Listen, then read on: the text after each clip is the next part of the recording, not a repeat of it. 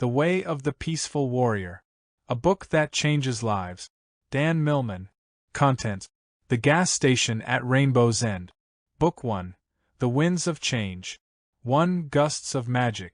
2. The Web of Illusion. 3. Cutting Free. Book 2. The Warrior's Training. 4. The Sword is Sharpened. 5. The Mountain Path. 6. Pleasure Beyond the Mind. Book 3. Unreasonable Happiness. 7. The Final Search. 8. The Gate Opens. Epilogue. Laughter in the Wind. Preface. An extraordinary series of events took place in my life, beginning in December 1966, during my junior year at the University of California at Berkeley. It all began at 3:20 a.m., when I first stumbled upon Socrates in an all-night gas station. He didn't volunteer his real name, but after spending time with him that first night, I named him on impulse after the ancient Greek sage. He liked the name, so it stuck. That chance encounter and the adventures that followed were to transform my life. The years prior to 1966 had smiled upon me. Raised by loving parents in a secure environment, I was later to win the World Trampoline Championship in London, travel through Europe, and receive many honors. Life brought rewards, but no lasting peace or satisfaction. Now I realize that I had, in a sense, been sleeping all those years and just dreaming I was awake, until I met Socrates, who came to be my mentor and friend. Before that time, I'd always believed that a life of quality, enjoyment, and wisdom were my human birthright and would be automatically bestowed upon me as time passed. I never suspected that I would have to learn how to live, that there were specific disciplines and ways of seeing the world I had to master before I could awaken to a simple, happy, uncomplicated life. Socrates showed me the error of my ways by contrasting them with his way, the way of the peaceful warrior.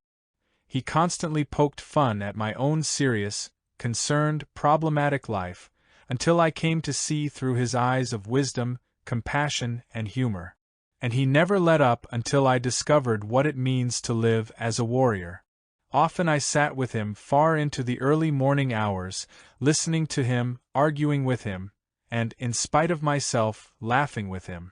This story is based on my adventure, but it is a novel. The man I called Socrates did, in fact, exist. Yet he had a way of blending into the world, so it's been difficult at times to tell where he left off and other teachers and life experiences began. I have taken liberties with the dialogue and with some time sequences and have sprinkled anecdotes and metaphors into the story to highlight the lessons Socrates would want me to convey. Life is not a private affair. A story and its lessons are only made useful if shared. So I've chosen to honor my teacher by sharing his piercing wisdom and humor with you. Way of the Peaceful Warrior. Warriors we call ourselves. We fight for splendid virtue, for high endeavor, for sublime wisdom, therefore we call ourselves warriors. Anguttara Nikaya. The Gas Station at Rainbow's End. Life begins, I thought, as I waved goodbye to Mom and Dad and pulled away from the curb in my reliable old Valiant, its faded white body stuffed with the belongings I'd packed for my first year at college. I felt strong, independent, ready for anything. Singing to myself above the radio's music, I sped north across the freeways of Los Angeles, then up and over the Grapevine, connecting with Route 99, which carried me through the green agricultural flatlands stretching to the foot of the San Gabriel Mountains. Just before dusk, my winding descent through the Oakland Hills brought me a shimmering view of San Francisco Bay. My excitement grew as I neared the Berkeley campus. After finding my dormitory, I unpacked and gazed out the window at the Golden Gate Bridge and the lights of San Francisco sparkling in the darkness. 5 minutes later I was walking along Telegraph Avenue, looking in shop windows, breathing the fresh Northern California air, savoring the smells drifting out of tiny cafes. Overwhelmed by it all, I walked the beautifully landscaped paths of the campus until after midnight. The next morning, immediately after breakfast, I walked down to Harmon Gymnasium, where I'd be training 6 days a week, 4 muscle straining, somersaulting, sweaty hours each day, pursuing my dreams of becoming a champion. 2 days passed, and I was already drowning in a sea of people, papers, and class schedules. Soon the months blended together, passing and changing softly, like the mild California seasons. In my classes I survived, in the gym I thrived. A friend once told me I was born to be an acrobat. I certainly looked the part. Clean-cut, short brown hair, a lean, wiry body. I'd always had a penchant for daredevil stunts. Even as a child I enjoyed playing on the edge of fear. The gymnastics room had become my sanctuary, where I found excitement, challenge, and a measure of satisfaction. By the end of my first 2 years I had flown to Germany, France, and England, representing the United States Gymnastics Federation. I won the World Trampoline Championship. My gymnastics trophies were piling up in the corner of my room. My picture appeared in the Daily Californian with such regularity that people began to recognize me and my reputation grew. Women smiled at me. Susie, a savory, unfailingly sweet friend with short blonde hair and a toothpaste smile, paid me amorous visits more and more often. Even my studies were going well. I felt on top of the world. However, in the early autumn of 1966, my junior year, something dark and intangible began to take shape. By then I'd moved out of the dorm and was living alone in a small studio behind my landlord's house. During this time I felt a growing melancholy, even in the midst of all my achievements. Shortly thereafter, the nightmares started. Nearly every night I jerked awake, sweating. Almost always, the dream was the same. I walk along a dark city street. Tall buildings without doors or windows loom at me through a dark, swirling mist. A towering shape cloaked in black strides toward me.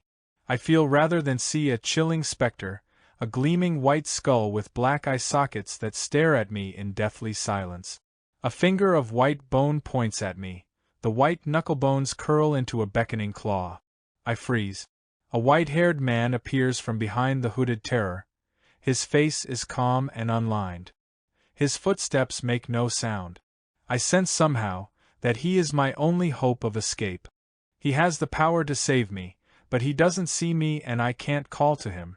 Mocking my fear, the black-hooded death whirls around to face the white-haired man, who laughs in his face. Stunned, I watch. Death furiously makes a grab for him. The next moment the specter is hurtling toward me, as the old man seizes him by his cloak and tosses him into the air. Suddenly the grim reaper vanishes. The man with the shining white hair looks at me and holds out his hands in a gesture of welcome. I walk toward him, then directly into him, dissolving into his body. When I look down at myself, I see that I'm wearing a black robe. I raise my hands and see bleached white, gnarled bones come together in prayer. I'd awake with a gasp.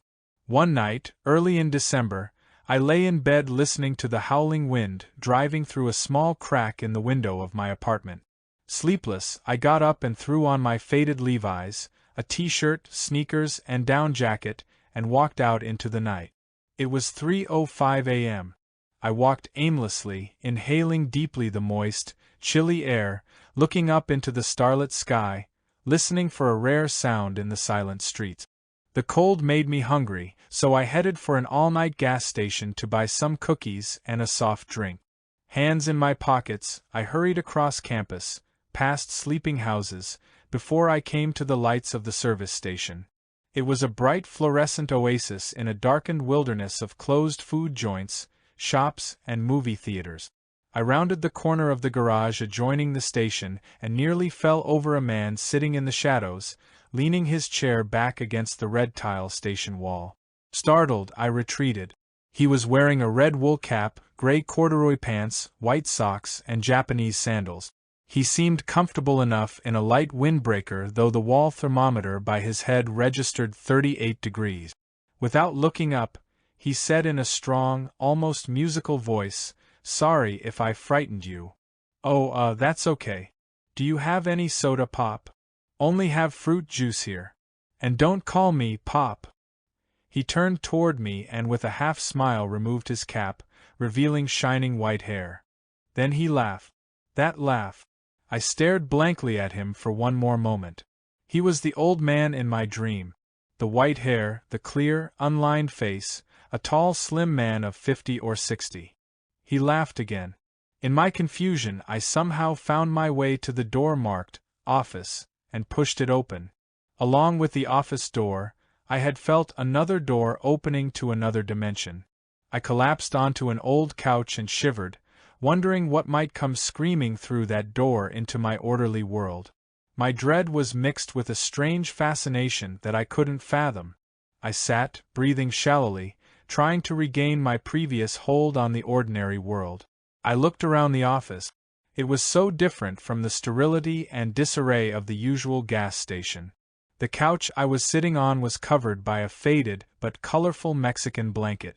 To my left, near the entryway, stood a case of neatly organized traveler's aids, maps, fuses, sunglasses, and so on. Behind a small, dark brown walnut desk was an earth-colored, corduroy-upholstered chair. A spring water dispenser guarded a door marked "Private."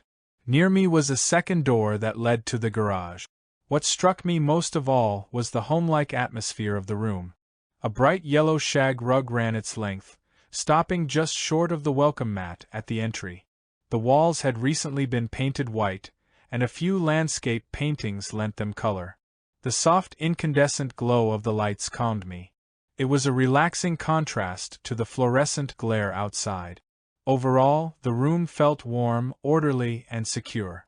How could I have known that it was to be a place of unpredictable adventure, magic, terror, and romance? I only thought then, a fireplace would fit in nicely here. Soon my breathing had relaxed, and my mind, if not content, had at least stopped whirling. This white-haired man's resemblance to the man in my dream was surely a coincidence. With a sigh, I stood, zipped up my jacket, and sallied forth in the chill air. He was still sitting there. As I walked past and stole a last quick look at his face, a glimmer in his eyes caught mine. His eyes were like none I'd seen before. At first they seemed to have tears in them, ready to spill over, then the tears turned to a twinkle, like a reflection of the starlight. I was drawn deeper into his gaze until the stars themselves became only a reflection of his eyes. I was lost for a time, seeing nothing but those eyes, the unyielding and curious eyes of an infant.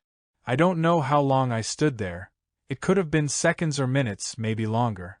With a start, I became aware of where I was. Mumbling a good night, feeling off balance, I hurried toward the corner. When I reached the curb, I stopped. My neck tingled. I felt that he was watching me. I glanced back. No more than 15 seconds had passed. But there he was, standing on the roof, his arms crossed, looking up at the starry sky. I gaped at the empty chair still leaning back against the wall, then up again. It was impossible. If he had been changing a wheel on a carriage made from a giant pumpkin drawn by huge mice, the effect couldn't have been any more startling. In the stillness of the night, I stared up at his lean shape, an imposing presence even at a distance. I heard the stars chime like bells singing in the wind. Suddenly he snapped his head around and stared directly into my eyes. He was about 60 feet away, but I could almost feel his breath on my face. I shivered, but not from the cold. That doorway, where reality dissolved into dreams, cracked open again. I looked up at him. "Yes," he said.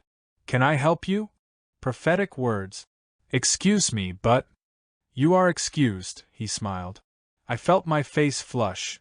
This was starting to irritate me. He was playing a game with me, but I didn't know the rules. "All right, how did you get up on the roof?" "Get up on the roof?" he queried, looking innocent and puzzled. "Yes. How did you get from that chair," I pointed, "up to that roof in less than 20 seconds? You were leaning back against the wall, right there. I turned, walked over to the corner, and you—" "I know exactly what I was doing," his voice boomed. "There is no need to describe it to me. The question is, do you know what you were doing?" Of course I know what I was doing. I was getting angry now. I wasn't some child to be lectured to. But I desperately wanted to find out the old man's gimmick, so I held my temper and requested politely, "Please, sir, tell me how you got up on the roof." He just stared down at me in silence until the back of my neck began to get prickly. Finally he replied, "Used a ladder. It's around back." Then, ignoring me, he looked upward again. I walked quickly around back. Sure enough, there was an old ladder leaning crookedly against the back wall. But the ladder's top was at least 5 feet short of the roof's edge. Even if he could have used it, which was highly doubtful, that wouldn't explain how he got up there in a few seconds. Something landed on my shoulder in the darkness. I gasped and whirled around to see his hand. Somehow he'd gotten off the roof and crept up on me. Then I guessed the only possible answer. He had a twin. They obviously got their kicks scaring the wits out of innocent visitors. I accused him immediately. "All right, mister, where's your twin? I'm nobody's fool." He frowned slightly, then started to roar with laughter. That clinched it. I was right, I'd found him out. But his answer made me less sure of myself. If I had a twin, do you think I'd be the one wasting my time standing here talking with nobody's fool? He laughed again and strode back toward the garage, leaving me standing open-mouthed. I couldn't believe the nerve of this guy. I hurried to catch up with him. He walked into the garage and started to tinker with a carburetor under the hood of an old green Ford pickup. "So you think I'm a fool?" I said, sounding more belligerent than I'd intended. "We're all fools together," he replied. "It's just that a few people know it, others don't. You seem to be one of the latter types. Hand me that small wrench, will you?" I handed him his damn wrench and started to leave. Before I left, though, I had to know. "Would you please tell me how you got up to the roof so fast?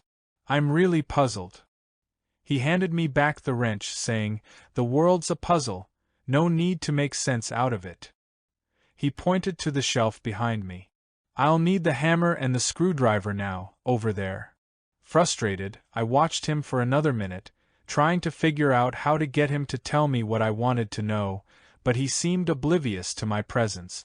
I gave up and started toward the door when I heard him say, "Stick around and make yourself useful." Deftly removing the carburetor like a surgeon in the middle of a heart transplant, he set it down carefully and turned to face me. "Here," he said, handing me the carburetor. "Take this apart and put the pieces in that can to soak. It will take your mind off your questions." My frustration dissolved into laughter. This old man could be irritating, but he was interesting, too. I decided to be sociable. "My name's Dan," I said, reaching out to shake his hand, smiling insincerely. "What's yours?" He placed a screwdriver in my outstretched hand. "My name doesn't matter, neither does yours. What is important is what lies beyond names and beyond questions. Now, you will need this screwdriver to take apart that carburetor," he pointed. "Nothing lies beyond questions," I retorted. "Like how did you fly up on that rooftop?" "I didn't fly, I jumped," was his poker-faced reply. "It's not magic, so don't get your hopes up. In your case, however, I may have to perform some very difficult magic. It looks as if I'm going to have to transform a jackass into a human being." "Who the hell do you think you are?" "I am a warrior," he snapped. "Beyond that, who I am depends on who you want me to be. Can't you just answer a straight question?" I attacked the carburetor with a vengeance. "Ask me one and I'll try," he said, smiling innocently. The screwdriver slipped and I skinned my finger. "Damn!" I yelled, going to the sink to wash the cut. He handed me a Band-Aid. "All right then. Here is a straight question." I determined to keep my voice patient. "How can you be useful to me?"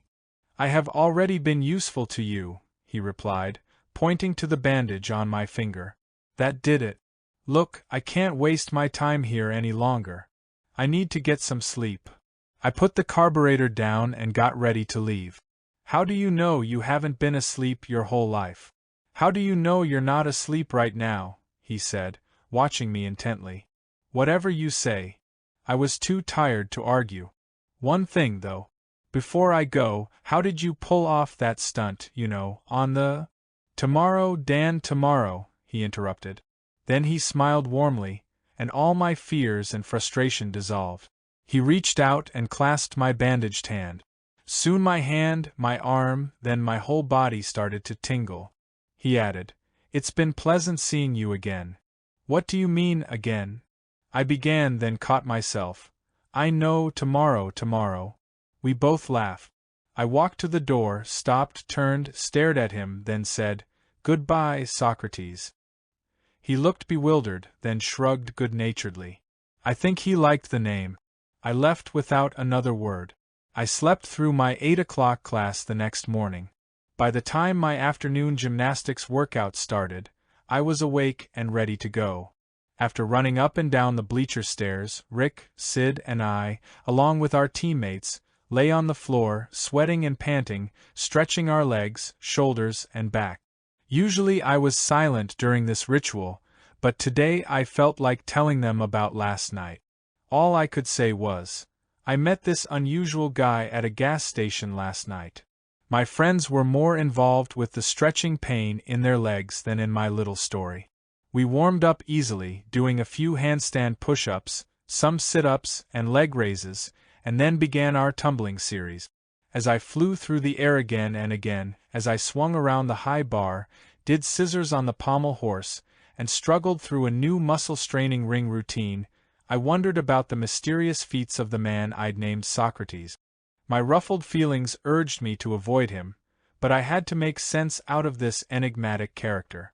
After dinner, I quickly read through my history and psychology assignments, wrote a rough draft of an English paper, and raced out of the apartment. It was 11 p.m. Doubts began to plague me as I neared the station. Did he really want to see me again? What could I say to impress upon him the fact that I was a highly intelligent person? He was there, standing in the doorway. He bowed, and with a wave of his arm welcomed me into his office. "Please, remove your shoes, a custom of mine." I sat down on the couch, and put my shoes nearby, in case I wanted to make a hasty exit. I still didn't trust this mysterious stranger. It was starting to rain outside. The color and warmth of the office was a comfortable contrast to the dark night and ominous clouds outside. I started to feel at ease. Leaning back, I said, "You know, Socrates, I feel as though I've met you before." "You have," he answered, again opening the doorway in my mind where dreams and reality become one. I paused. Socrates, I've been having this dream, you're in it." I watched him carefully, but his face revealed nothing. "I've been in many people's dreams. So have you. Tell me about your dream," he smiled. I told him, in as much detail as I could remember. The room seemed to darken as the terrible scenes became vivid in my mind, and my familiar world began to recede. After I finished, he said, "Yes, a very good dream." Before I could ask him what he meant by that, the station bell clanged and clanged again. He put on a poncho and went outside into the wet night. I stared out the window, watching him.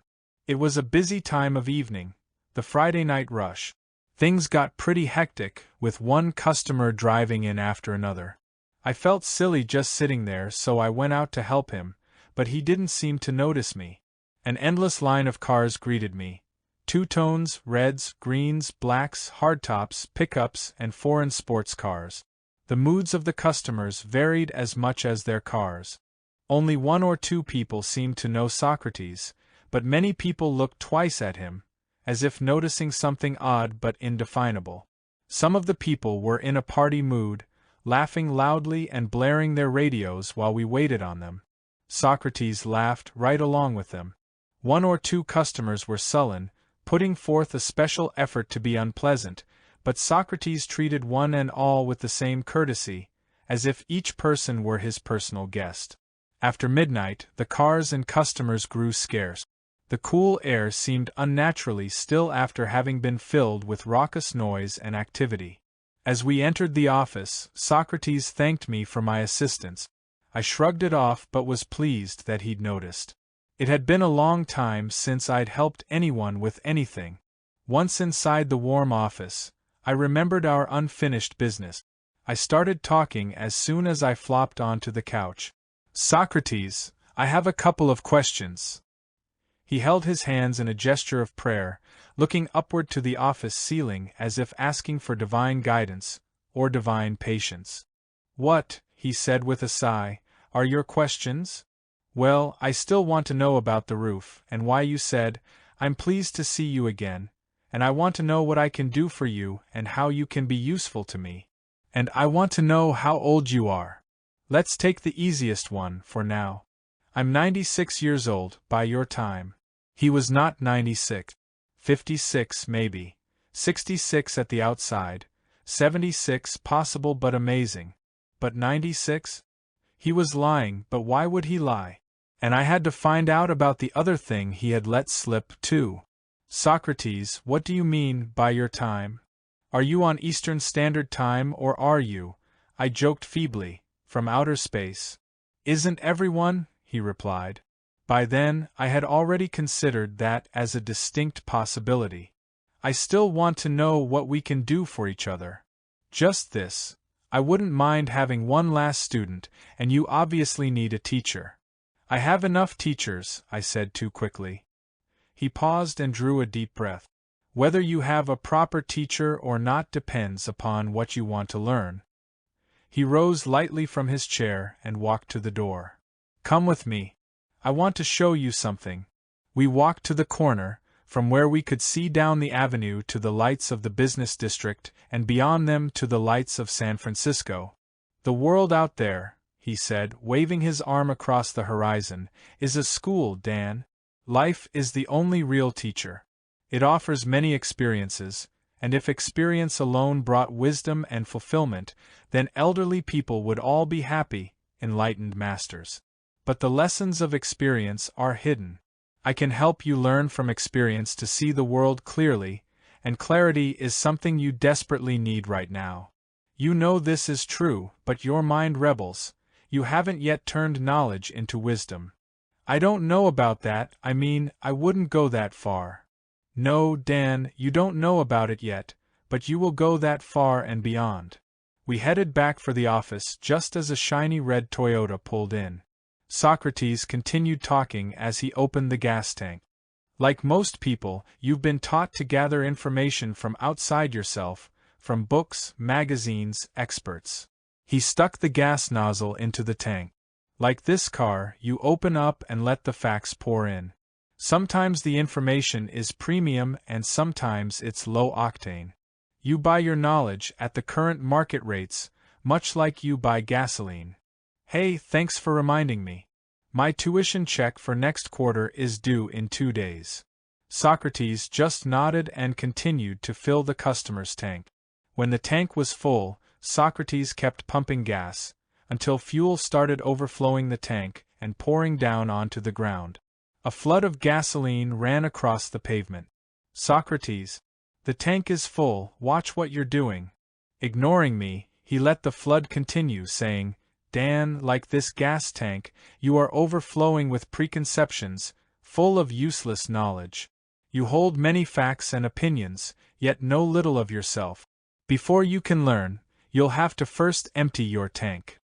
He grinned at me, winked, and turning the pump off with a click, added, "Clean up the mess, will you?" I got the feeling he was referring to more than the spilled gas. I hurriedly watered down the pavement. SOC took the driver's money and gave him back some change and a smile. We walked back to the office and settled in. "What are you going to do? Fill me full of your facts." I bristled. "It's not a matter of facts, it's a matter of body wisdom." "What's body wisdom?" "Everything you'll ever need to know is within you. The secrets of the universe are imprinted on the cells of your body. But you haven't learned how to read the wisdom of the body. So you can only read books and listen to experts and hope they are right." I couldn't believe it. This gas station attendant was accusing my professors of ignorance and implying that my college education was pointless. "I understand this body wisdom concept, but I don't buy it." He shook his head slowly. "You understand many things but have realized practically nothing." "What is that supposed to mean?" "Understanding is the one-dimensional comprehension of the intellect. It leads to knowledge. Realization is three-dimensional, a simultaneous comprehension of head, heart, and instinct. It comes only from direct experience. I'm still not with you. Do you remember when you first learned to drive? Prior to that time, you'd been a passenger. You only understood what it was. But you realized what it was like when you did it for the first time. That's right, I said. I remember feeling, so that's what it's like. Exactly. That phrase describes the experience of realization perfectly. One day, you'll say the same thing about life. I sat quietly for a moment, then piped up. You still haven't explained how body wisdom works. Come with me, Socrates beckoned, leading me toward the door marked private. Once inside, we were in total darkness. I started to tense, but then the fear gave way to keen anticipation. I was about to learn my first real secret, body wisdom. The lights flashed on. We were in a bathroom and Socrates was peeing loudly into the toilet bowl. Ah, he said, now this is body wisdom. His laughter echoed off the tile walls as I stomped out, sat on the couch, and glared at the rug. When he emerged, I said, Socrates, I still want to know. If you are going to call me Socrates, he interrupted, you might at least do the name honor by allowing me to ask the questions on occasion, and you can answer them. How does that sound? Fine, I responded. You just asked your question, and I answered it. Now it's my turn. About that flying stunt you pulled the other night. You are a persistent young man, aren't you? Yes, I am. I didn't get where I am today without persistence. And that's another question I've answered. Now, can we deal with some of mine? Ignoring me, he asked, where are you today, right now? Eagerly, I started talking about myself. However, I noticed that I was being sidetracked from getting answers to my questions. Still, I told him about my distant and recent past, and about my inexplicable depressions. He listened patiently and intently, as if he had all the time in the world, until I finished several hours later. Very well, he said. But you still have not answered my question about where you are. Yes, I did, remember? I told you how I got to where I am today, by hard work. Where are you? What do you mean, where am I? Where are you? He repeated softly. I'm here. Where is here? In this office, in this gas station. I was getting impatient with this game. Where is this gas station? In Berkeley. Where is Berkeley? In California? Where is California? In the United States? Where is the United States? On a landmass, one of the continents in the Western Hemisphere. Socrates, Where are the continents? I sighed. On the Earth. Are we done yet? Where is the Earth? In the solar system, third planet from the Sun. The Sun is a small star in the Milky Way galaxy, all right. Where is the Milky Way? Oh, brother, I sighed impatiently, rolling my eyes. In the universe. I sat back and crossed my arms with finality. And where, Socrates smiled, is the universe? The universe is, well, there are theories about how it's shaped. That's not what I asked. Where is it? I don't know, how can I answer that? That is the point. You cannot answer it, and you never will. There is no knowing about it. You are ignorant of where the universe is, and thus, where you are.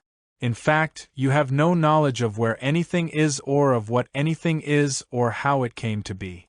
Life is a mystery. My ignorance is based on this understanding. Your understanding is based on ignorance. This is why I am a humorous fool, and you are a serious jackass. Listen, I said. There are things you should know about me. For one thing, I'm already a warrior of sorts. I happen to be a damn good gymnast. To punctuate what I'd said, and to show him I could be spontaneous, I stood up from the couch and did a standing backward somersault, landing gracefully on the carpet. Hey, he said, that's great. Do it again. Oh, it's no big deal, pretty easy, actually. I smiled modestly. I was used to showing this sort of thing to kids at the beach or the park. They always wanted to see it again, too. All right now, SOC, watch closely. I leaped upward and was just turning over when someone or something tossed me through the air. I landed in a heap on the couch. The Mexican blanket from the back of the couch wrapped itself around me, covering me. I poked my head out from the covers quickly, looking for Socrates. He was still sitting across the room, 12 feet away, curled in his chair and smiling mischievously. How did you do that? My confusion was as total as his look of innocence. Want to see it again, he said. Then, seeing my expression, he added, don't feel badly about your little slip, Dan. Even a great warrior like you can make a boo-boo now and then. I stood numbly and straightened the couch, tucking the blanket back in. I had to do something with my hands. I needed time to think. How had he done it? Another question that would go unanswered. Socrates padded softly out of the office to fill the tank of a pickup truck full of household belongings. Off to cheer up another traveler on his journey, I thought. Then I closed my eyes and pondered SOC's apparent defiance of natural laws, or at least common sense. Would you like to learn some secrets? I hadn't even heard him come in. He was seated in his chair, his legs crossed. I crossed my legs, too, and leaned forward eagerly. Misjudging the softness of the couch, I leaned a little bit too far and tipped over. Before I could untangle my legs, I found myself sprawled face down on the rug. Socrates made an effort not to laugh, and failed. I sat up quickly, ramrod straight. One look at my stolid expression left SOC helpless with mirth. More accustomed to applause than ridicule, I leaped to my feet in shame and anger. Sit down, SOC commanded, his voice charged with authority. He pointed to the couch. I sat. I asked you if you wanted to hear a secret. I do, about rooftops. You get to choose whether or not you want to hear a secret. I choose what it is about. Why do we always have to play by your rules? Because it's my station, that's why. SOC spoke with exaggerated petulance, possibly mocking me further. Now pay close attention. By the way, are you comfortable and, stable? He winked. I clenched my teeth but held my tongue. Dan, I have places to show you and tales to tell. I have secrets to unfold. But before we begin this journey together, you must appreciate that a secret's value is not in what you know, but in what you do. SOC took an old dictionary from his drawer and held it in the air. Use whatever knowledge you have but see its limitations. Knowledge alone does not suffice. It has no heart. No amount of knowledge will nourish or sustain your spirit. It can never bring you ultimate happiness or peace. Life requires more than knowledge. It requires intense feeling and constant energy. Life demands right action if knowledge is to come alive. I know that, SOC. That's your problem, you know but you don't act. You're no warrior. Socrates, I know at times I behave like a warrior. When the pressure is on, you should see me in the gym. He nodded. You may experience the mind of a warrior on occasion, resolute, flexible, clear, and free of doubt. You can develop the body of a warrior, lithe, supple, sensitive, and filled with energy. In rare moments, you may even feel the heart of a warrior, extending compassion to those around you. But these qualities are fragmented in you. You lack integration. My task is to put you back together again, Humpty. Wait a damn minute. I know you have some unusual talents and like to surround yourself with an air of mystery, but I don't see how you can presume to put me back together. Let's look at the situation. I'm a college student. You service cars. I'm a world champion. You tinker in the garage, make tea, and wait for some poor fool to walk in so you can frighten the wits out of him. Maybe I can help put you back together. I didn't quite know what I was saying, but it felt good. Socrates laughed, shaking his head as if he couldn't believe what he'd just heard. Then he came over to me, knelt down at my side, looked into my eyes, and spoke softly. Maybe you will have a chance someday. But for now, you should understand the difference between us. He poked me in the ribs, then poked me again and again, saying, "The warrior acts." Damn it, stop that! I yelled. You're getting on my nerves, and the fool only reacts. Well, what do you expect? I poke you and you get irritable. I insult you and you react with pride and anger. I slip on a banana peel and... He took 2 steps away from me and slipped, landing with a thud on the rug. I couldn't hold it in. I bellowed. He sat up on the floor and turned to face me, making a final point. Your feelings and reactions, Dan, are automatic and predictable. Mine are not. I create my life spontaneously. Yours is determined by your thoughts, your emotions, your past. How can you assume all this about me, about my past? Because I've been watching you for years. Sure you have, I said, waiting for the joke. None came. It was getting late, and I had a lot to think about. I felt burdened by a new obligation, one I wasn't sure I could fulfill. Socrates came in, wiped his hands, and filled his mug with spring water. As he sipped slowly, I said, I've got to go now, SOC. It's late and I have a lot of important schoolwork to do. Socrates remained quietly seated as I stood and put on my jacket. Then, as I was about to go out the door, he spoke slowly and carefully. Each word had the effect of a gentle slap on my cheek. You had better reconsider your importances, if you are to have even a chance of becoming a warrior. Right now, you have the intelligence of a jackass. Your spirit is mush. You do have a great deal of important work to do, but in a different classroom than you now imagine. I had been staring at the floor. I snapped my head up to face him, but I couldn't look him in the eye. I turned away. To survive the lessons ahead, he continued, you're going to need far more energy than ever before. You'll have to cleanse your body of tension, free your mind of stagnant beliefs, and open your heart to loving kindness. SOC, I'd better explain my time schedule. I want you to understand how busy I am. I'd like to visit with you often, but I have so little time. He looked at me with somber eyes. You have even less time than you might imagine. What do you mean? I gasped. Never mind that now, he said. Go on. Well, I have these goals. I want to be a champion gymnast. I want my team to win the national championship. I want to graduate in good standing, and that means books to read and papers to write. What you seem to be offering me instead is staying up half the night in a gas station, listening to, I hope you won't take this as an insult, a very strange man who wants to draw me into his fantasy world. It's crazy. Yes, he smiled sadly, it is crazy. Socrates sat back in his chair and looked down at the floor. My mind rebelled at his helpless old man ploy, but my heart was drawn to this robust old eccentric who claimed to be some kind of warrior. I sat back down. Then a story that my grandfather had told me came to mind. There was once a beloved king whose castle was on a high hill overlooking his shire. He was so popular that the nearby townspeople sent him gifts daily, and his birthday celebration was enjoyed throughout the kingdom. The people loved him for his renowned wisdom and fair judgment. One day, tragedy struck the town.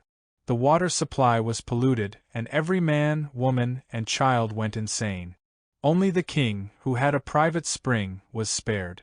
Soon after the tragedy, the mad townspeople began speaking of how the king was acting strangely, and how his judgments were poor and his wisdom a sham. Many even went so far as to say that the king had gone crazy. His popularity soon vanished. No longer did the people bring him gifts or celebrate his birthday. The lonely king, high on the hill, had no company at all. One day he decided to leave the hill and pay a visit to the town. It was a warm day, and so he drank from the village fountain. That night there was a great celebration. The people rejoiced, for their beloved king had regained his sanity. I realized then that the crazy world that Socrates had referred to was not his world at all, but mine. I stood, ready to leave. Socrates, you've told me to listen to my own body intuition and not depend upon what I read or what people tell me. Why, then, should I sit quietly and listen to what you tell me? A very good question, he answered. There is an equally good answer. First of all, I speak to you from my own experience. I am not relating abstract theories I read in a book or heard secondhand from an expert. I am one who truly knows his own body and mind, and therefore knows others as well. Besides, he smiled, how do you know that I'm not your own intuition, speaking to you now? He turned to his desk and picked up some paperwork. I had been dismissed for the evening. My whirling thoughts carried me into the night. I was upset for days afterward. I felt weak and inadequate around this man, and I was angry about the way he treated me. He constantly seemed to underestimate me. I wasn't a child. Why should I choose to play a jackass sitting in a gas station, I thought, when here, in my domain, I'm admired and respected. I trained harder than ever in gymnastics. My body burned as I flew and fought my way through routine after routine. Yet it was somehow less satisfying than before. Every time I learned a new move or received a compliment, I remembered being tossed through the air onto the couch by that old man. Hal, my coach, became concerned about me and wanted to know if anything was wrong. I reassured him that everything was fine. But it wasn't. I didn't feel like joking around with the guys on the team anymore. I was just confused. That night I dreamed of death again, but with a difference. A chortling Socrates, decked out in the Grim Reaper's gloomy getup, pointed a gun at Methat went off, shooting out a flag that said, "Bang!" I woke up laughing for a change. The next day I found a note in my mailbox. All it said was, "Rooftop Secrets." When Socrates arrived at the station that night, I was already sitting on the steps, waiting for him. I'd come early to question the day attendants about Socrates, to find out his real name, maybe even where he lived, but they didn't know anything about him. Who cares anyway, one yawned. He's just some old geezer who likes the night shift. SOC removed his windbreaker. Well, I pounced. Are you finally going to tell me how you got up on the roof? Yes, I am. I think you're ready to hear it, he said seriously. In ancient Japan, there existed an elite group of warrior assassins. He said the last word with a hissing sound, making me acutely aware of the dark silence lurking outside. My neck started to get that prickly feeling again. These warriors, he continued, were named ninja. The legends and reputations surrounding them were fearful. It was said that they could change themselves into animals. It was even said that they could fly, for short distances only, of course. Of course, I agreed, feeling the door to the dream world blow open with a chill gust. I wondered what he was leading up to, when he beckoned me into the garage, where he was working on a Japanese sports car. Got to change the plugs, Socrates said, ducking his head under the sleek hood. Yes, but what about the rooftop? I urged. I'll get to it in a moment as soon as I change these plugs. Be patient. What I'm about to tell you is worth waiting for, believe me. I sat toying with a mallet lying on the work table. From Socrates' corner I heard, you know, this is very amusing work if you really pay attention to it. For him it was, perhaps. Suddenly he put down the plugs, ran over to the light switch, and flicked it. In a darkness so total that I couldn't even see my hands in front of me, I began to get nervous. I never knew what Socrates would do, and after that talk about ninja. SOC? SOC. Where are you? He yelled from directly behind me. I spun around and fell onto the hood of a Chevy. I don't know. I stammered. Absolutely right, he said, turning on the lights. I guess you are getting smarter, he said, with a Cheshire cat grin. I shook my head at his lunacy and perched myself on the Chevy's fender, glancing under the open hood to find its innards missing. Socrates, will you quit clowning and get on with it? As he deftly screwed in the new plugs, unsnapped the distributor cap, and examined the rotors, he continued. These ninja were not practitioners of magic. Their secret was the most intense physical and mental training known to man. Socrates, where is all this leading? To see where something leads, it's best to wait until you reach the end, he replied and continued with the story. The ninja could swim wearing heavy armor. They could climb sheer walls like lizards, using only fingers and toes in tiny cracks. They designed imaginative scaling ropes, dark and nearly invisible, and used clever means of hiding, tricks of distraction, illusion, and escape. The ninja, he finally added, were great jumpers. Now we're getting somewhere. I almost rubbed my hands in anticipation. The young warrior, when still a child, would be trained in jumping in the following manner. He was given a corn seed and told to plant it. Just as the stalk was beginning to grow, the young warrior would jump over the small stalk many, many times. Each day the stalk would grow, each day the child would jump. Soon the stalk was higher than the child's head, but that wouldn't stop him. Finally, if he failed to clear the stalk, he would be given a new seed and would begin over. Eventually, there was no stalk that the young ninja could not leap over. Well, then what? What is the secret? I asked, waiting for the final revelation. Socrates paused and took a deep breath. So you see, the young ninja practiced with cornstalks. I practice with gas stations. Silence filled the room. Then, suddenly, Soc's musical laughter pealed through the station. He was laughing so hard he had to lean against the Datsun he'd been working on. So that's it, huh? That's what you were going to tell me about rooftops. Dan, that is all you can know until you can do, he answered. You mean you're going to teach me how to jump up on the roof? I asked, my demeanor suddenly brightening. Maybe, maybe not.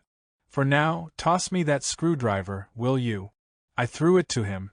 I swear he grabbed it out of the air while looking in the other direction. He finished with it quickly and tossed it back to me, yelling, "Heads up!" I dropped it and it fell to the floor with a loud clatter. This was exasperating.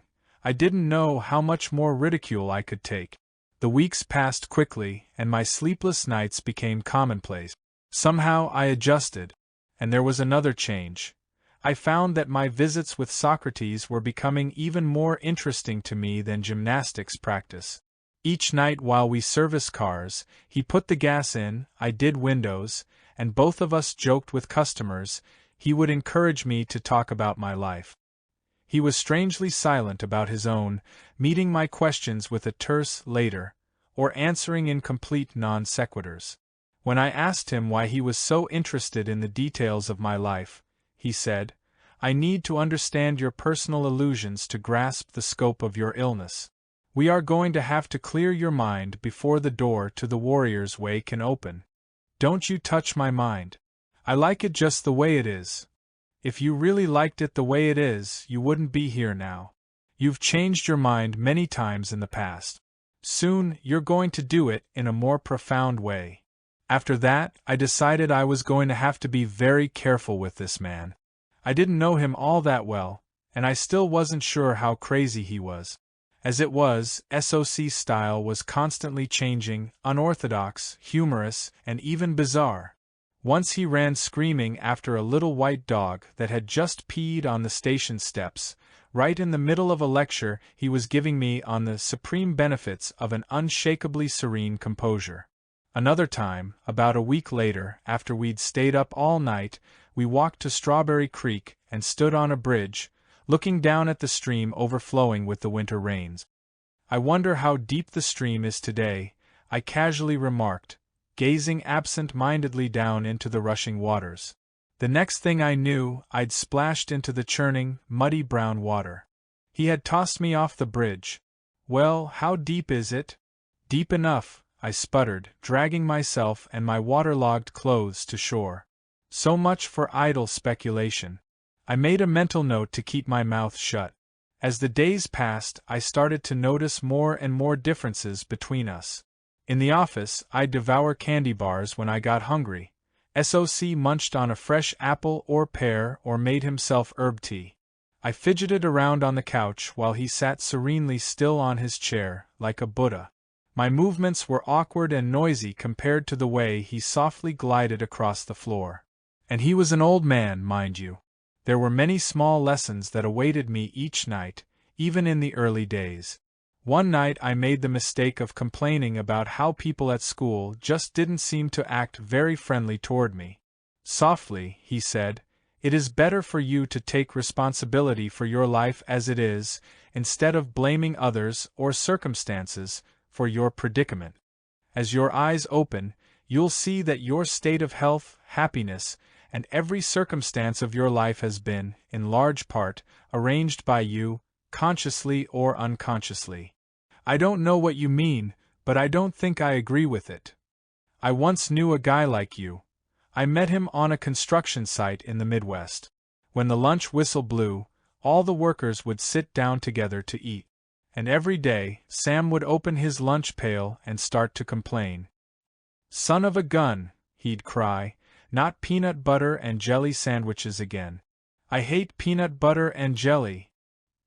He whined about his peanut butter and jelly sandwiches day after day after day, until one of the guys on the work crew finally said, "Fair crisakes, Sam, if you hate peanut butter and jelly so much, why don't you just tell your old lady to make you something different?" "What do you mean, my old lady?" Sam replied. "I'm not married. I make my own sandwiches." Socrates paused, then added, "We all make our own sandwiches." He handed me a brown bag with 2 sandwiches in it. "Do you want the cheese and tomato or tomato and cheese?" he asked, grinning. "Oh, just give me either," I jested back. As we munched, Socrates said, "When you become fully responsible for your life, you can become fully human. Once you become human, you may discover what it means to be a warrior." Thanks, SOC, for the food for thought and for belly. I bowed grandly. Then I put on my jacket and got ready to leave. I won't be by for a couple of weeks. Finals are coming up.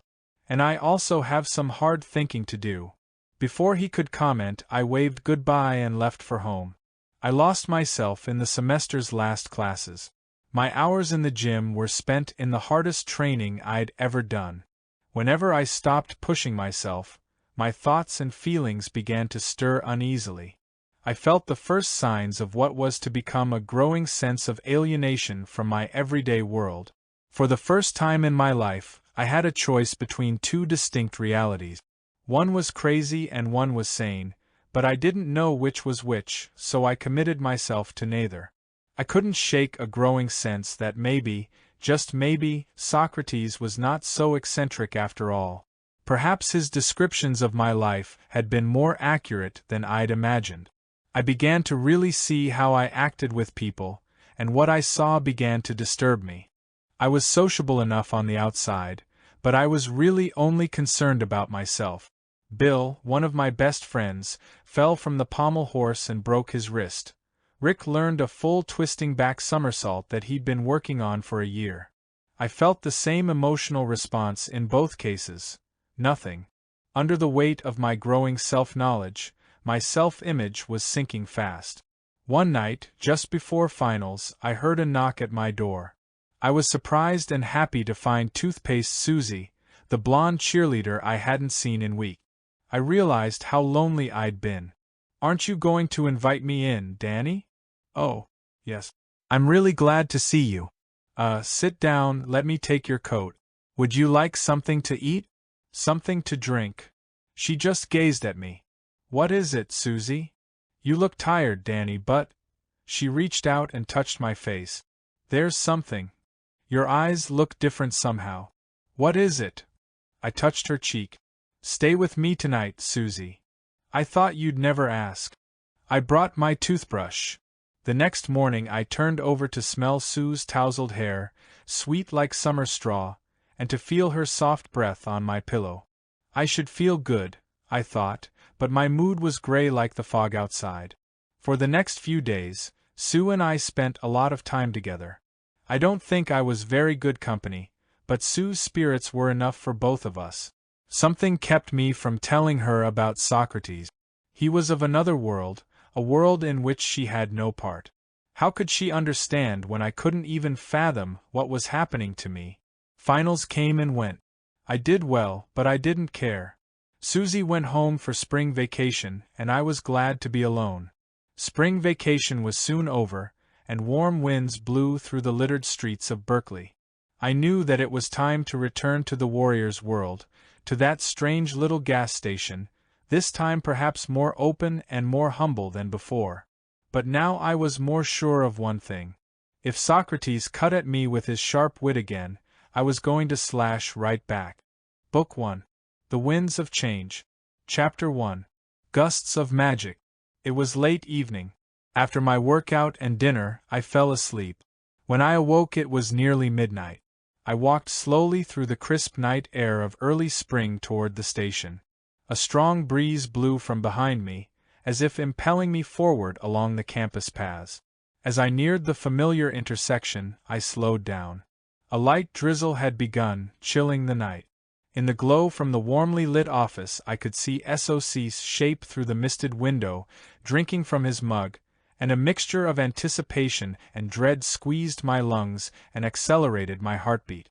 I looked down at the pavement as I crossed the street and neared the office door. The wind gusted against the back of my neck. Suddenly chilled, I snapped my head up to see Socrates standing in the doorway, staring at me and sniffing the air like a wolf. He seemed to be looking right through me. Memories of the grim reaper returned. I knew this man had within him great warmth and compassion, but I sensed that behind his dark eyes lay a great unknown danger. My fear dissipated when he gently said, "It's good that you've returned." He welcomed me into the office with a wave of his arm. Just as I took off my shoes and sat down, the station bell clanged. I wiped the mist off the window, and looked out to see an old Plymouth limp in with a flat tire. Socrates was already headed out the door wearing his army surplus rain poncho. Watching him, I wondered momentarily how he could possibly have frightened me. Then rain clouds darkened the night, bringing back fleeting images of the black-hooded death of my dream, changing the pattering of the soft rain into bony fingers drumming madly on the roof. I moved restlessly on the couch, tired from my intense workouts in the gym.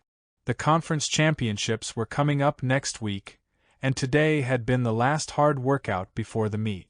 Socrates opened the door to the office. He stood with the door open and said, "Come outside now," then left me. As I rose and put on my shoes, I looked through the mist.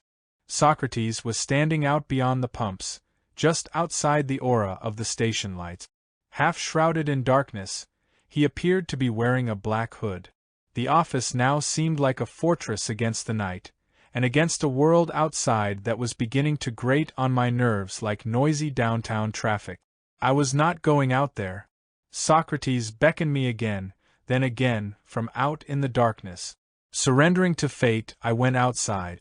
As I approached him cautiously, he said, "Listen, can you feel it?" "What?" "Feel."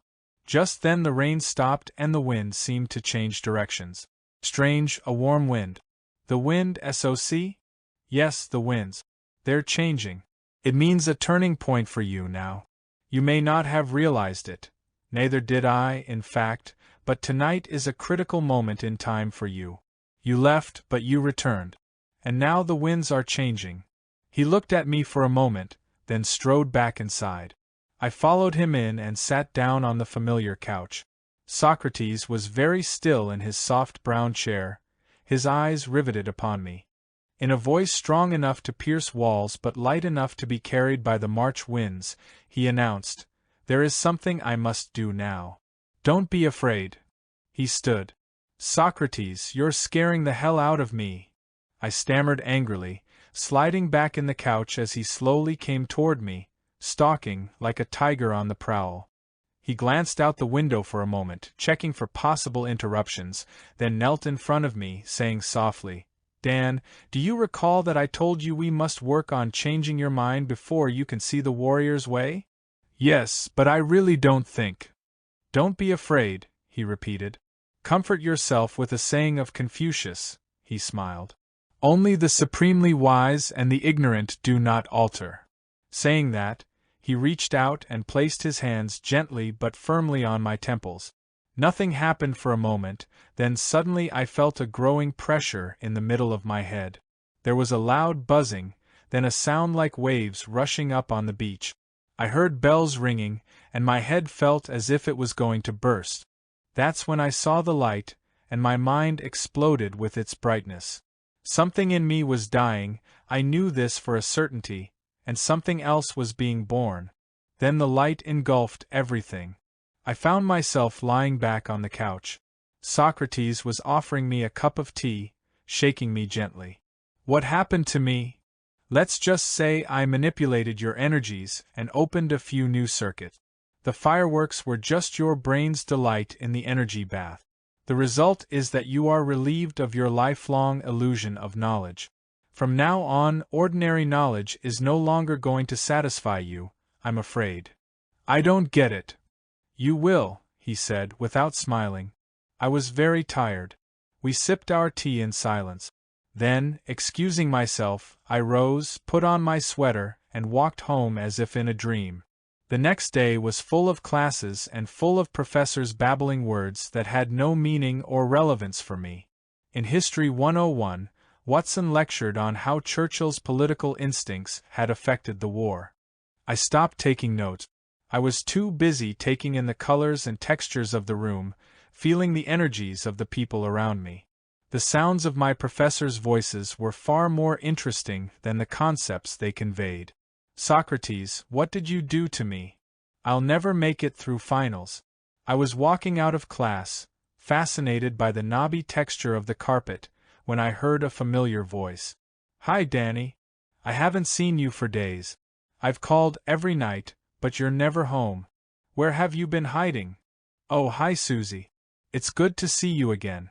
I've been studying. Her words had danced through the air. I could hardly understand them, but I could feel what she was feeling, hurt and a little jealous. Yet her face was beaming as usual.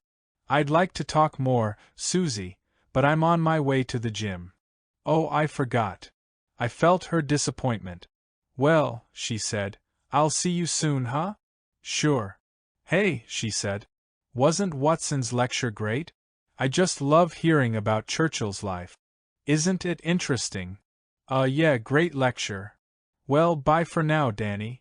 Bye. Turning away, I recalled what SOC had said about my shyness and fear. Maybe he was right. I wasn't really that comfortable with people.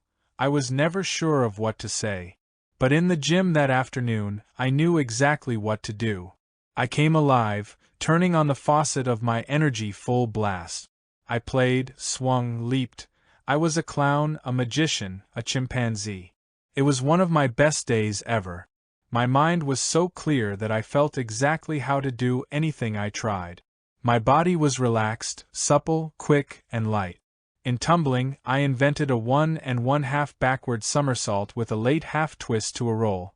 From the high bar, I swung into a full twisting double flyaway, both moves the first ever done in the United States. A few days later, the team flew up to Oregon for the conference championship. We won the meet and returned home to fanfare and glory, but I couldn't escape the concerns that plagued me. I considered the events that had occurred since the other night's experience of the bursting light. Something had certainly happened, as SOC had predicted, but it was frightening and I didn't think I liked it at all. Perhaps Socrates was not what he seemed. Perhaps he was something more clever or more evil than I'd suspected. These thoughts vanished as I stepped through the doorway of the lighted office and saw his eager smile. As soon as I'd sat down, Socrates said, "Are you ready to go on a journey?" "A journey?" I echoed. "Yes, a trip, travel, sojourn, vacation, an adventure." "No, thanks, I'm not dressed for it." "Nonsense," he bellowed, so loudly that we both looked around to see if any passers-by had heard. "Shoo," he whispered loudly. "Not so loud, you'll wake everyone." Taking advantage of his affability, I blurted out, "Socrates, my life no longer makes sense. Nothing works, except when I'm in the gym. Aren't you supposed to make things better for me? I thought that's what a teacher did." He started to speak, but I interrupted. "And another thing. I've always believed that we have to find our own paths in life. No one can tell another how to live." Socrates slapped his forehead with his palm, then looked upward in resignation. "I am part of your path, baboon. And I didn't exactly rob you from the cradle and lock you up here, you know. You can take off whenever you like." He walked to the door and held it open. Just then, a black limousine pulled into the station, and SOC affected a British accent. Your car is ready, sir. Disoriented, I actually thought we were going on a trip in the limousine. I mean, why not? So, befuddled, I walked straight out to the limo and started to climb into the back seat.